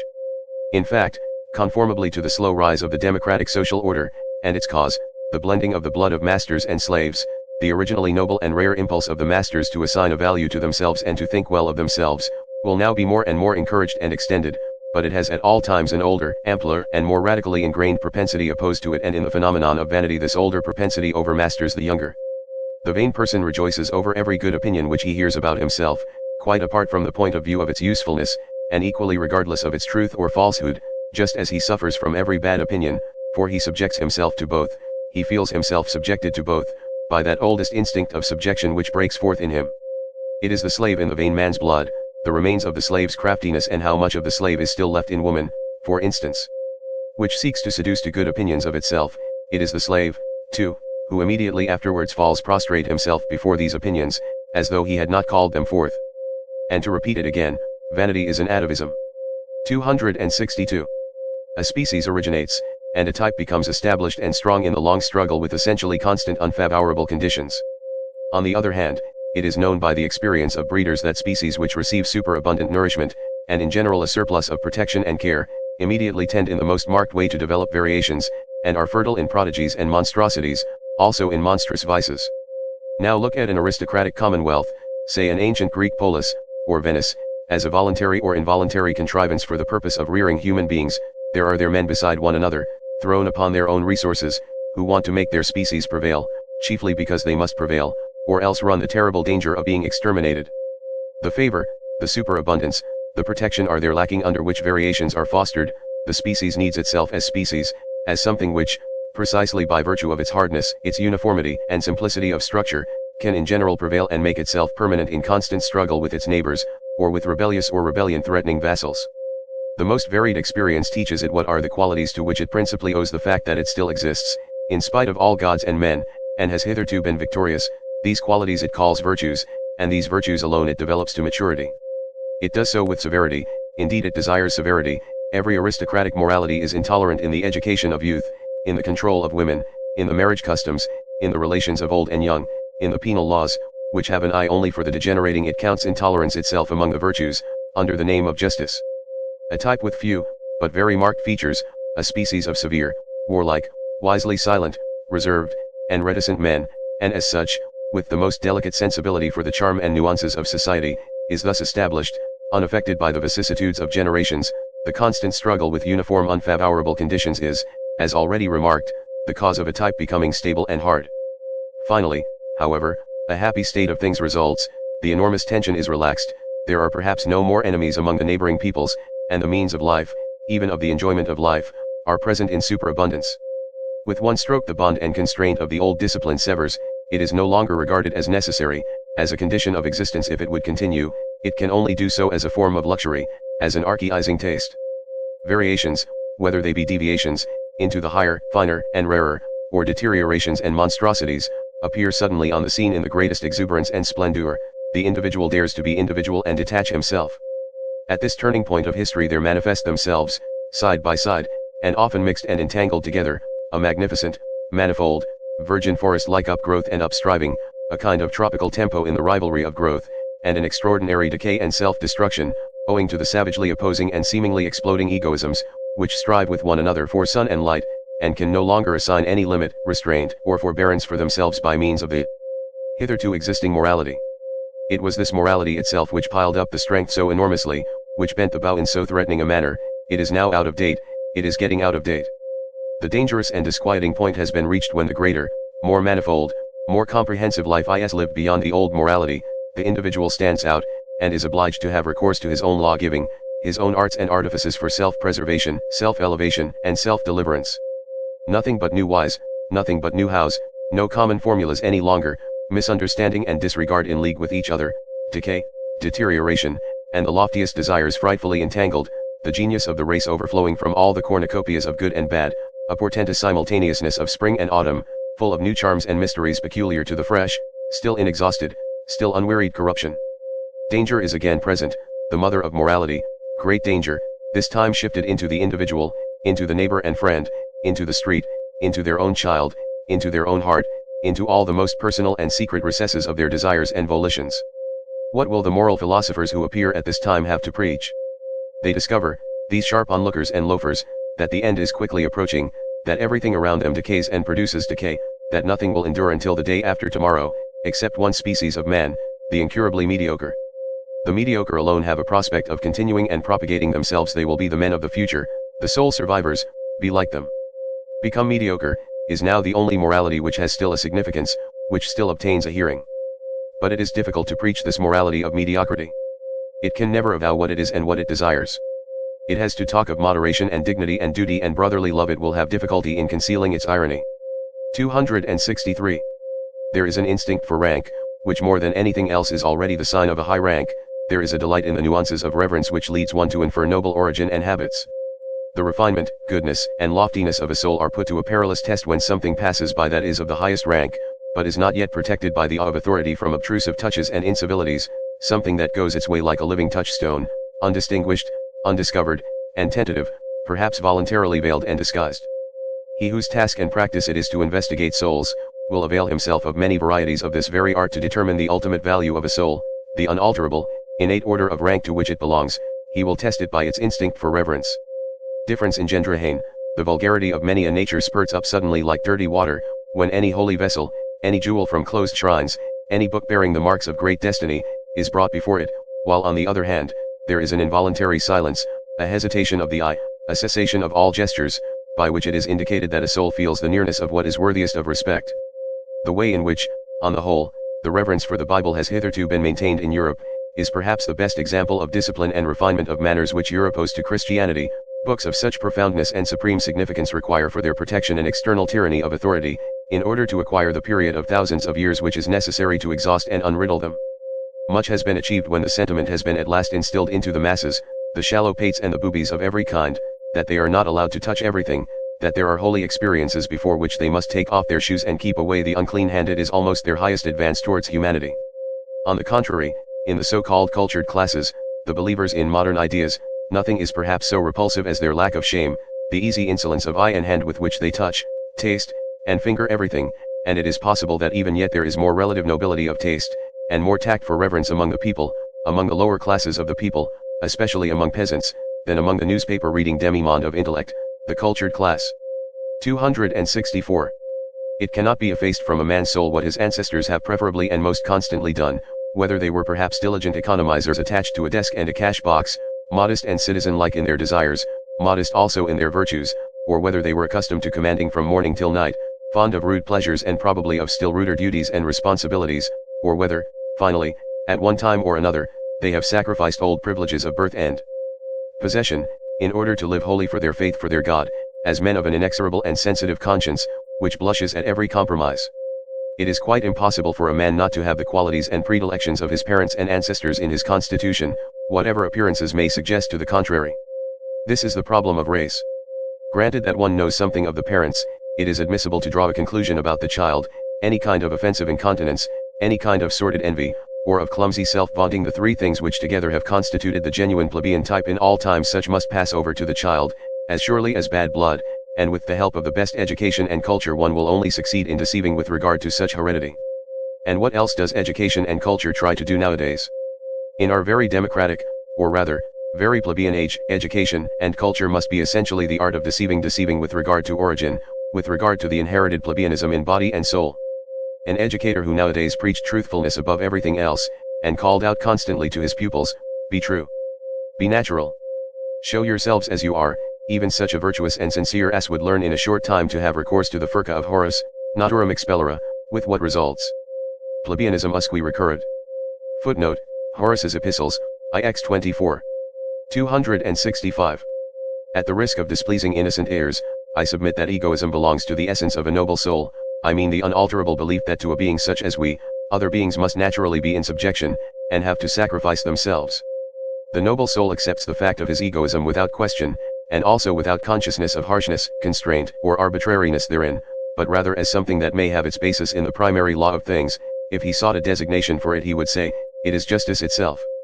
He acknowledges under certain circumstances, which made him hesitate at first, that there are other equally privileged ones. As soon as he has settled this question of rank, he moves among those equals and equally privileged ones with the same assurance, as regards modesty and delicate respect, which he enjoys in intercourse with himself in accordance with an innate heavenly mechanism which all the stars understand. It is an additional instance of his egoism, this artfulness and self-limitation in intercourse with his equals. Every star is a similar egoist, he honors himself in them, and in the rights which he concedes to them. He has no doubt that the exchange of honors and rights, as the essence of all intercourse, belongs also to the natural condition of things. The noble soul gives as he takes, prompted by the passionate and sensitive instinct of requital, which is at the root of his nature. The notion of favor has, inter pares, neither significance nor good repute. There may be a sublime way of letting gifts as it were light upon one from above, and of drinking them thirstily like dew drops, but for those arts and displays the noble soul has no aptitude. His egoism hinders him here. In general, he looks aloft unwillingly, he looks either forward, horizontally and deliberately, or downwards, he knows that he is on a height. 266. One can only truly esteem him who does not look out for himself. Goethe to Schlosser. 267. The Chinese have a proverb which mothers even teach their children, siao sin, make thy heart small. This is the essentially fundamental tendency in latter-day civilizations. I have no doubt that an ancient Greek, also, would first of all remark the self-dwarfing in us Europeans of today. In this respect alone we should immediately be distasteful to him. 268. What, after all, is ignobleness? Words are vocal symbols for ideas. Ideas, however, are more or less definite mental symbols for frequently returning and concurring sensations, for groups of sensations. It is not sufficient to use the same words in order to understand one another, we must also employ the same words for the same kind of internal experiences, we must in the end have experiences in common. On this account the people of one nation understand one another better than those belonging to different nations, even when they use the same language, or rather, when people have lived long together under similar conditions, of climate, soil, danger, requirement, toil, there originates therefrom an entity that understands itself, namely, a nation. In all souls a like number of frequently recurring experiences have gained the upper hand over those occurring more rarely. About these matters people understand one another rapidly and always more rapidly. The history of language is the history of a process of abbreviation. On the basis of this quick comprehension people always unite closer and closer. The greater the danger, the greater is the need of agreeing quickly and readily about what is necessary, not to misunderstand one another in danger. That is what cannot at all be dispensed with in intercourse. Also in all loves and friendships one has the experience that nothing of the kind continues when the discovery has been made that in using the same words, one of the two parties has feelings, thoughts, intuitions, wishes, or fears different from those of the other. The fear of the eternal misunderstanding, that is the good genius which so often keeps persons of different sexes from too hasty attachments, to which sense and heart prompt them and not some Schopenhauerian genius of the species. Whichever groups of sensations within a soul awaken most readily, begin to speak, and give the word of command. These decide as to the general order of rank of its values, and determine ultimately its list of desirable things. A man's estimates of value betray something of the structure of his soul, and wherein it sees its conditions of life, its intrinsic needs. Supposing now that necessity has from all time drawn together only such men as could express similar requirements and similar experiences by similar symbols, it results on the whole that the easy communicability of need, which implies ultimately the undergoing only of average and common experiences, must have been the most potent of all the forces which have hitherto operated upon mankind. The more similar, the more ordinary people, have always had and are still having the advantage, the more select, more refined, more unique, and difficultly comprehensible, are liable to stand alone. They succumb to accidents in their isolation, and seldom propagate themselves. One must appeal to immense opposing forces, in order to thwart this natural, all too natural progresses in simile, the evolution of man to the similar, the ordinary, the average, the gregarious to the ignoble. 269. The more a psychologist, a born, an unavoidable psychologist and soul diviner, turns his attention to the more select cases and individuals, the greater is his danger of being suffocated by sympathy. He needs sternness and cheerfulness more than any other man. For the corruption, the ruination of higher men, of the more unusually constituted souls, is in fact, the rule. It is dreadful to have such a rule always before one's eyes. The manifold torment of the psychologist who has discovered this ruination, who discovers once, and then discovers almost repeatedly throughout all history, this universal inner desperateness of higher men, this eternal too late, in every sense may perhaps one day be the cause of his turning with bitterness against his own lot, and of his making an attempt at self-destruction, of his going to ruin himself. One may perceive in almost every psychologist a telltale inclination for delightful intercourse with commonplace and well-ordered men. The fact is thereby disclosed that he always requires healing, that he needs a sort of flight and forgetfulness, away from what his insight and incisiveness from what his business has laid upon his conscience. The fear of his memory is peculiar to him. He is easily silenced by the judgment of others. He hears with unmoved countenance how people honor, admire, love, and glorify, where he has perceived, or he even conceals his silence by expressly assenting to some plausible opinion. Perhaps the paradox of his situation becomes so dreadful that, precisely where he has learnt great sympathy, together with great contempt, the multitude, the educated, and the visionaries, have on their part learnt great reverence for great men and marvelous animals, for the sake of whom one blesses and honors the fatherland, the earth, the dignity of mankind, and one's own self, to whom one points the young, and in view of whom one educates them. And who knows but in all great instances hitherto just the same happened, that the multitude worshipped a god, and that the god was only a poor sacrificial animal. Success has always been the greatest liar, and the work itself is a success. The great statesman, the conqueror, the discoverer, are disguised in their creations until they are unrecognizable. The work of the artist, of the philosopher, only invents him who has created it, is reputed to have created it. The great men, as they are reverenced, are poor little fictions composed afterwards. In the world of historical values spurious coinage prevails. Those great poets, for example, such as Byron, Musset, Poe, Leopardi, Kleist, Gogol, I do not venture to mention much greater names, but I have them in my mind, as they now appear, and were perhaps obliged to be, men of the moment, enthusiastic, sensuous, and childish, light-minded and impulsive in their trust and distrust, with souls in which usually some flaw has to be concealed, often taking revenge with their works for an internal defilement, often seeking forgetfulness in their sorrowing from a too true memory, often lost in the mud and almost in love with it, until they become like the will-o'-the-wisps around the swamps, and pretend to be stars. The people then call them idealists, often struggling with protracted disgust, with an ever-reappearing phantom of disbelief, which makes them cold, and obliges them to languish for gloria and devour faith as it is out of the hands of intoxicated adulators. What a torment these great artists are and the so-called higher men in general, to him who has once found them out. It is thus conceivable that it is just from woman who is clairvoyant in the world of suffering, and also unfortunately eager to help and save to an extent far beyond her powers, that they have learned so readily those outbreaks of boundless devoted sympathy, which the multitude, above all the reverent multitude, do not understand, and overwhelm with prying and self-gratifying interpretations. This sympathizing invariably deceives itself as to its power. Woman would like to believe that love can do everything. It is the superstition peculiar to her. Alas, he who knows the heart finds out how poor, helpless, pretentious, and blundering even the best and deepest love is. He finds that it rather destroys than saves.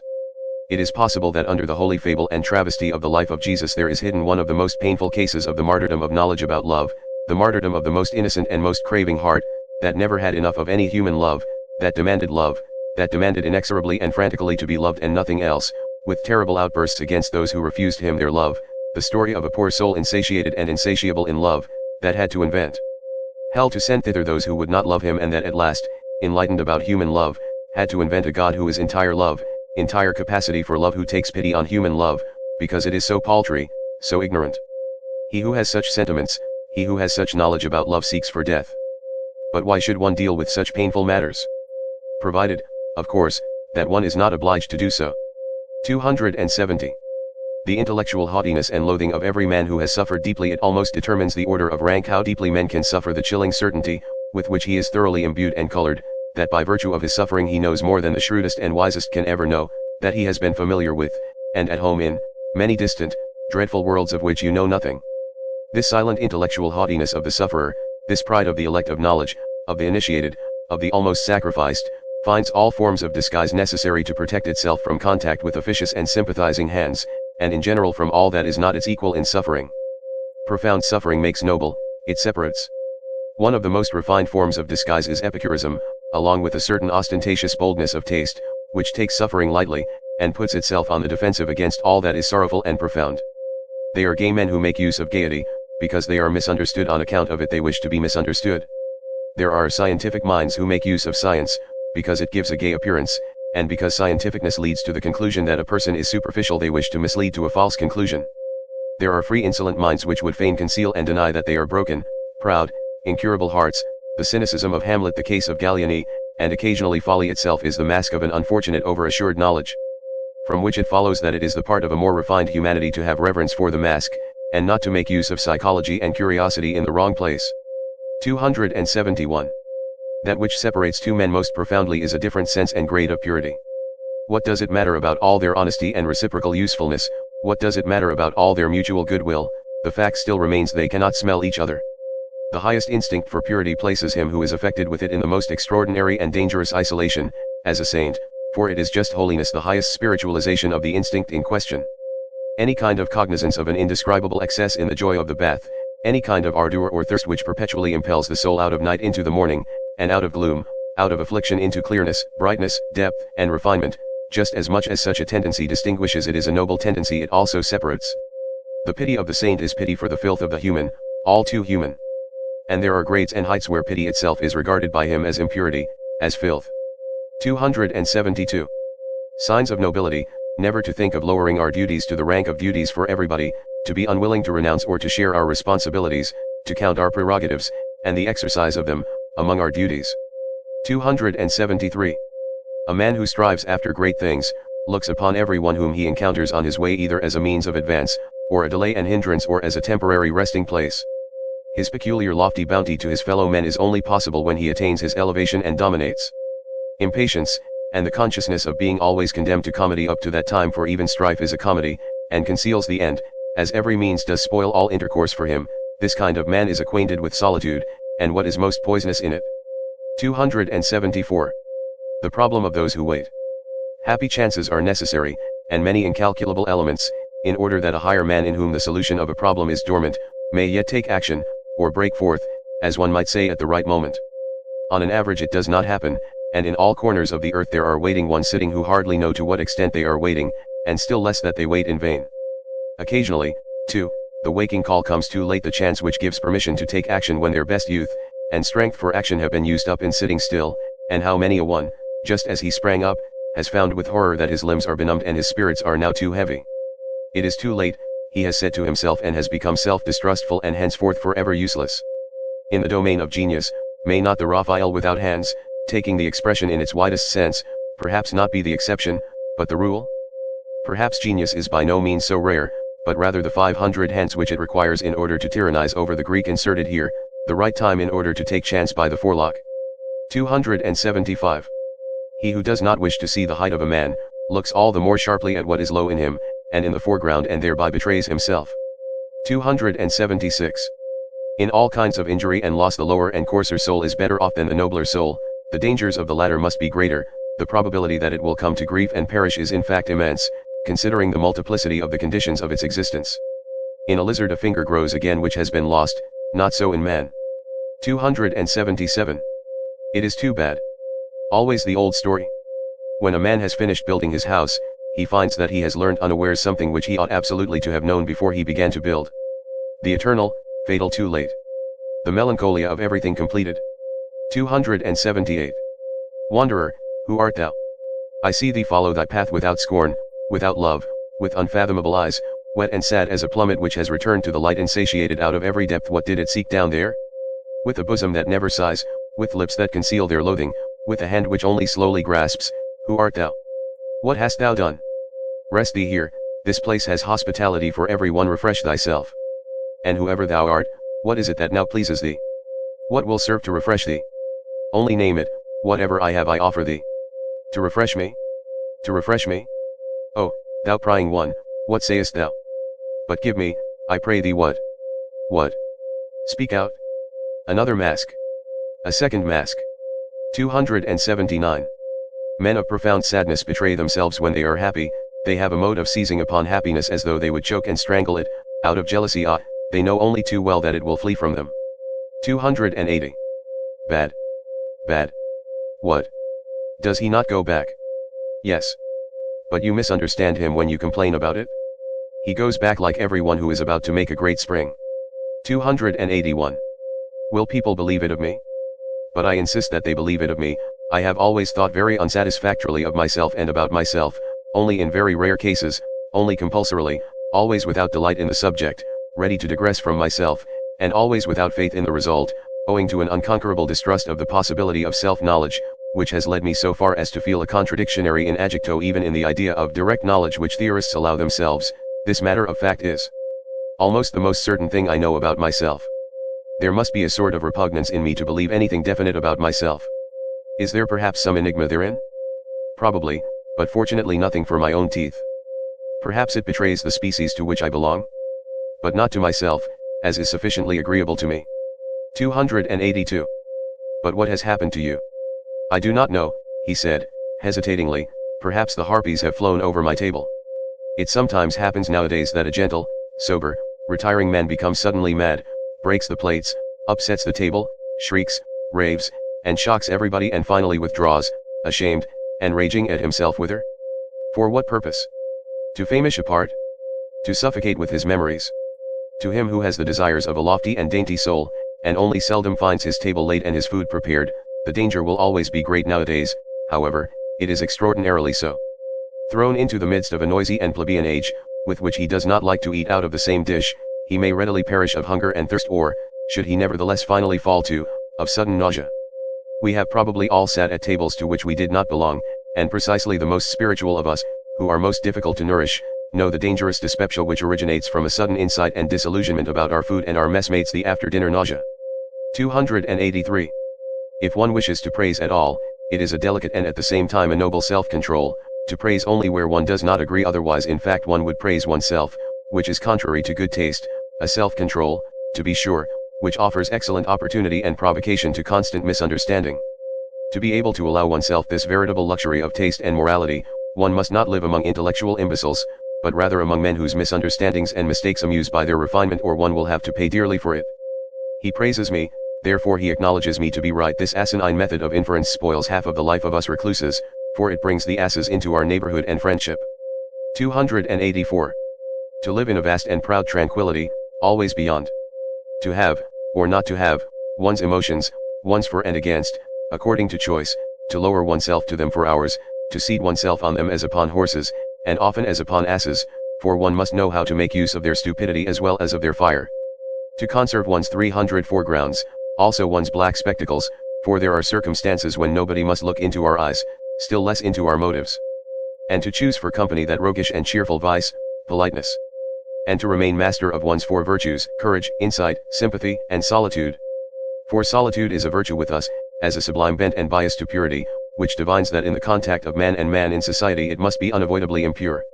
All society makes one somehow, somewhere, or sometime commonplace. 285. The greatest events and thoughts. The greatest thoughts, however, are the greatest events, are longest in being comprehended. The generations which are contemporary with them do not experience such events, they live past them. Something happens there as in the realm of stars. The light of the furthest stars is longest in reaching man, and before it has arrived man denies that there are stars there. How many centuries does a mind require to be understood? That is also a standard. One also makes a gradation of rank and an etiquette therewith, such as is necessary for mind and for star. 286. Here is the prospect free, the mind exalted. Footnote, Goethe's Faust, Part 2, Act V. The words of Dr. Marianus. But there is a reverse kind of man, who is also upon a height, and has also a free prospect but looks downwards. 287. What is noble? What does the word noble still mean for us nowadays? How does the noble man betray himself? How is he recognized under this heavy overcast sky of the commencing plebeianism, by which everything is rendered opaque and leaden? It is not his actions which establish his claim. Actions are always ambiguous, always inscrutable, neither is it his works. One finds nowadays among artists and scholars plenty of those who betray by their works that a profound longing for nobleness impels them, but this very need of nobleness is radically different from the needs of the noble soul itself, and is in fact the eloquent and dangerous sign of the lack thereof. It is not the works, but the belief which is here decisive and determines the order of rank. To employ once more an old religious formula with a new and deeper meaning, it is some fundamental certainty which a noble soul has about itself, something which is not to be sought, is not to be found, and perhaps, also, is not to be lost. The noble soul has reverence for itself. 288. There are men who are unavoidably intellectual, let them turn and twist themselves as they will, and hold their hands before their treacherous eyes as though the hand were not a betrayer, it always comes out at last that they have something which they hide, namely, intellect. One of the subtlest means of deceiving, at least as long as possible, and of successfully representing oneself to be stupider than one really is, which in everyday life is often as desirable as an umbrella, is called enthusiasm, including what belongs to it, for instance, virtue. For as Gallieni said, who was obliged to know it, virtu est enthusiasma. 289. In the writings of a recluse one always hears something of the echo of the wilderness, something of the murmuring tones and timid vigilance of solitude. In his strongest words, even in his cry itself, there sounds a new and more dangerous kind of silence, of concealment. He who has sat day and night, from year's end to year's end, alone with his soul in familiar discord and discourse, he who has become a cave bear, or a treasure seeker, or a treasure guardian and dragon in his cave, it may be a labyrinth, but can also be a gold mine. His ideas themselves eventually acquire a twilight color of their own, and an odor, as much of the depth as of the mold, something uncommunicative and repulsive, which blows chilly upon every passer-by. The recluse does not believe that a philosopher, supposing that a philosopher has always in the first place been a recluse, ever expressed his actual and ultimate opinions in books. Are not books written precisely to hide what is in us? Indeed, he will doubt whether a philosopher can have ultimate and actual opinions at all, whether behind every cave in him there is not, and must necessarily be, a still deeper cave, an ampler, stranger, richer world beyond the surface, an abyss behind every bottom, beneath every foundation. Every philosophy is a foreground philosophy. This is a recluse's verdict. There is something arbitrary in the fact that the philosopher came to a stand here, took a retrospect, and looked around, that he here laid his spade aside and did not dig any deeper. There is also something suspicious in it. Every philosophy also conceals a philosophy, every opinion is also a lurking place, every word is also a mask. 290. Every deep thinker is more afraid of being understood than of being misunderstood. The latter perhaps wounds his vanity, but the former wounds his heart, his sympathy, which always says, "Ah, why would you also have as hard a time of it as I have?" 291. Man, a complex, mendacious, artful, and inscrutable animal, uncanny to the other animals by his artifice and sagacity, rather than by his strength, has invented the good conscience in order finally to enjoy his soul as something simple, and the whole of morality is a long, audacious falsification, by virtue of which generally enjoyment at the sight of the soul becomes possible. From this point of view there is perhaps much more in the conception of art than is generally believed. 292. A philosopher, that is a man who constantly experiences, sees, hears, suspects, hopes, and dreams extraordinary things, who is struck by his own thoughts as if they came from the outside, from above and below, as a species of events and lightning flashes peculiar to him, who is perhaps himself a storm pregnant with new lightnings, a portentous man, around whom there is always rumbling and mumbling and gaping and something uncanny going on. A philosopher, alas, a being who often runs away from himself, is often afraid of himself but whose curiosity always makes him come to himself again. 293. A man who says, "I like that, I take it for my own, and mean to guard and protect it from everyone," a man who can conduct a case, carry out a resolution, remain true to an opinion, keep hold of a woman, punish and overthrow insolence, a man who has his indignation and his sword, and to whom the weak, the suffering, the oppressed, and even the animals willingly submit and naturally belong, in short, a man who is a master by nature. When such a man has sympathy, well, that sympathy has value. But of what account is the sympathy of those who suffer? Or of those even who preach sympathy? There is nowadays, throughout almost the whole of Europe, a sickly irritability and sensitiveness towards pain, and also a repulsive restrainableness in complaining, an effeminizing, which, with the aid of religion and philosophical nonsense, seeks to deck itself out as something superior. There is a regular cult of suffering. The unmanliness of that which is called sympathy by such groups of visionaries, is always, I believe, the first thing that strikes the eye. One must resolutely and radically taboo this latest form of bad taste, and finally I wish people to put the good amulet, Guy Saber, gay science, in ordinary language, on heart and neck, as a protection against it. 294. The Olympian vice. Despite the philosopher who, as a genuine Englishman, tried to bring laughter into bad repute in all thinking minds, laughing is a bad infirmity of human nature, which every thinking mind will strive to overcome. Hobbes, I would even allow myself to rank philosophers according to the quality of their laughing up to those who are capable of golden laughter.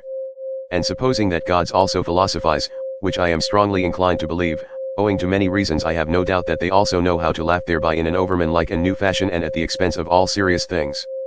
Gods are fond of ridicule, it seems that they cannot refrain from laughter even in holy matters. 295. The genius of the heart, as that great mysterious one possesses it, the tempter god and born rat-catcher of consciences, whose voice can descend into the nether world of every soul, who neither speaks a word nor casts a glance in which there may not be some motive or touch of allurement, to whose perfection it pertains that he knows how to appear, not as he is, but in a guise which acts as an additional constraint on his followers to press ever closer to him, to follow him more cordially and thoroughly, the genius of the heart, which imposes silence and attention on everything loud and self-conceited, which smooths rough souls and makes them taste a new longing to lie placid as a mirror, that the deep heavens may be reflected in them, the genius of the heart, which teaches the clumsy and too hasty hand to hesitate, and to grasp more delicately, which scents the hidden and forgotten treasure, the drop of goodness and sweet spirituality under thick dark ice, and is a divining rod for every grain of gold, long buried and imprisoned in mud and sand.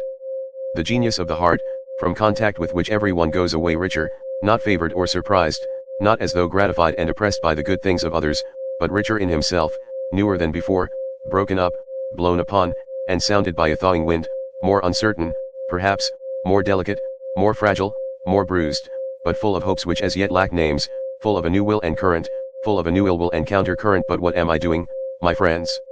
Of whom am I talking to you? Have I forgotten myself so far that I have not even told you his name?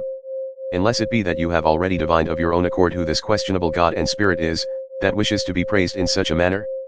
For, as it happens to everyone who from childhood onward has always been on his legs, and in foreign lands, I have also encountered on my path many strange and dangerous spirits, above all, however, and again, the one of whom I have just spoken, in fact, no less a personage than the god Dionysus, the great equivocator and tempter, to whom, as you know, I once offered in all secrecy and reverence my first fruits, the last, as it seems to me, who has offered a sacrifice to him, for I have found no one who could understand what I was then doing. In the meantime, however, I have learned much, far too much, about the philosophy of this God, and, as I said, from mouth to mouth I, the last disciple and initiate of the god Dionysus, and perhaps I might at last begin to give you, my friends, as far as I am allowed, a little taste of this philosophy?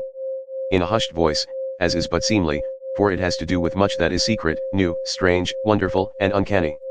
The very fact that Dionysus is a philosopher, and that therefore gods also philosophize, seems to me a novelty which is not unensnaring, and might perhaps arouse suspicion precisely among philosophers.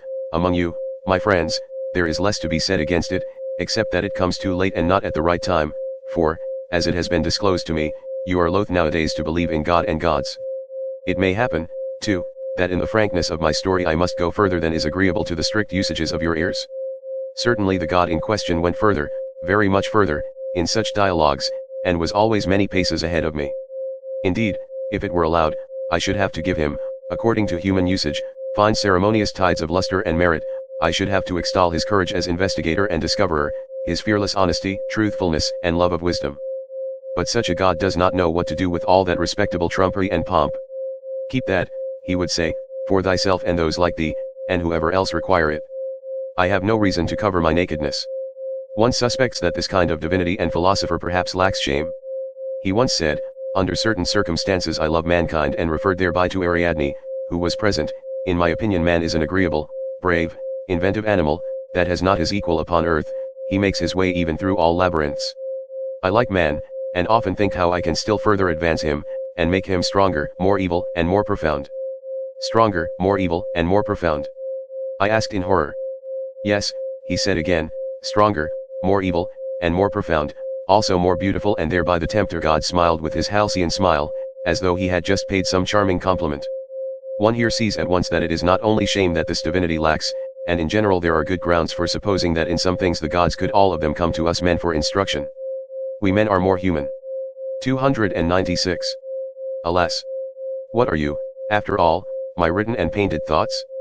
Not long ago you were so variegated, young, and malicious, so full of thorns and secret spices, that you made me sneeze and laugh, and now you have already doffed your novelty, and some of you, I fear, are ready to become truths, so immortal do they look, so pathetically honest, so tedious. And was it ever otherwise? What then do we write and paint, we mandarins with Chinese brush, we immortalizers of things which lend themselves to writing? What are we alone capable of painting? Alas, only that which is just about to fade and begins to lose its odor. Alas, only exhausted and departing storms and belated yellow sentiments. Alas, only birds strayed and fatigued by flight, which now let themselves be captured with the hand with our hand. We immortalize what cannot live and fly much longer, things only which are exhausted and mellow. And it is only for your afternoon, you, my written and painted thoughts, for which alone I have colors, perhaps, many variegated softenings, and 50 yellows and browns and greens and reds, but nobody will divine thereby how ye looked in your morning, you sudden sparks and marvels of my solitude, you, my old, beloved evil thoughts? Finished in 0.1s.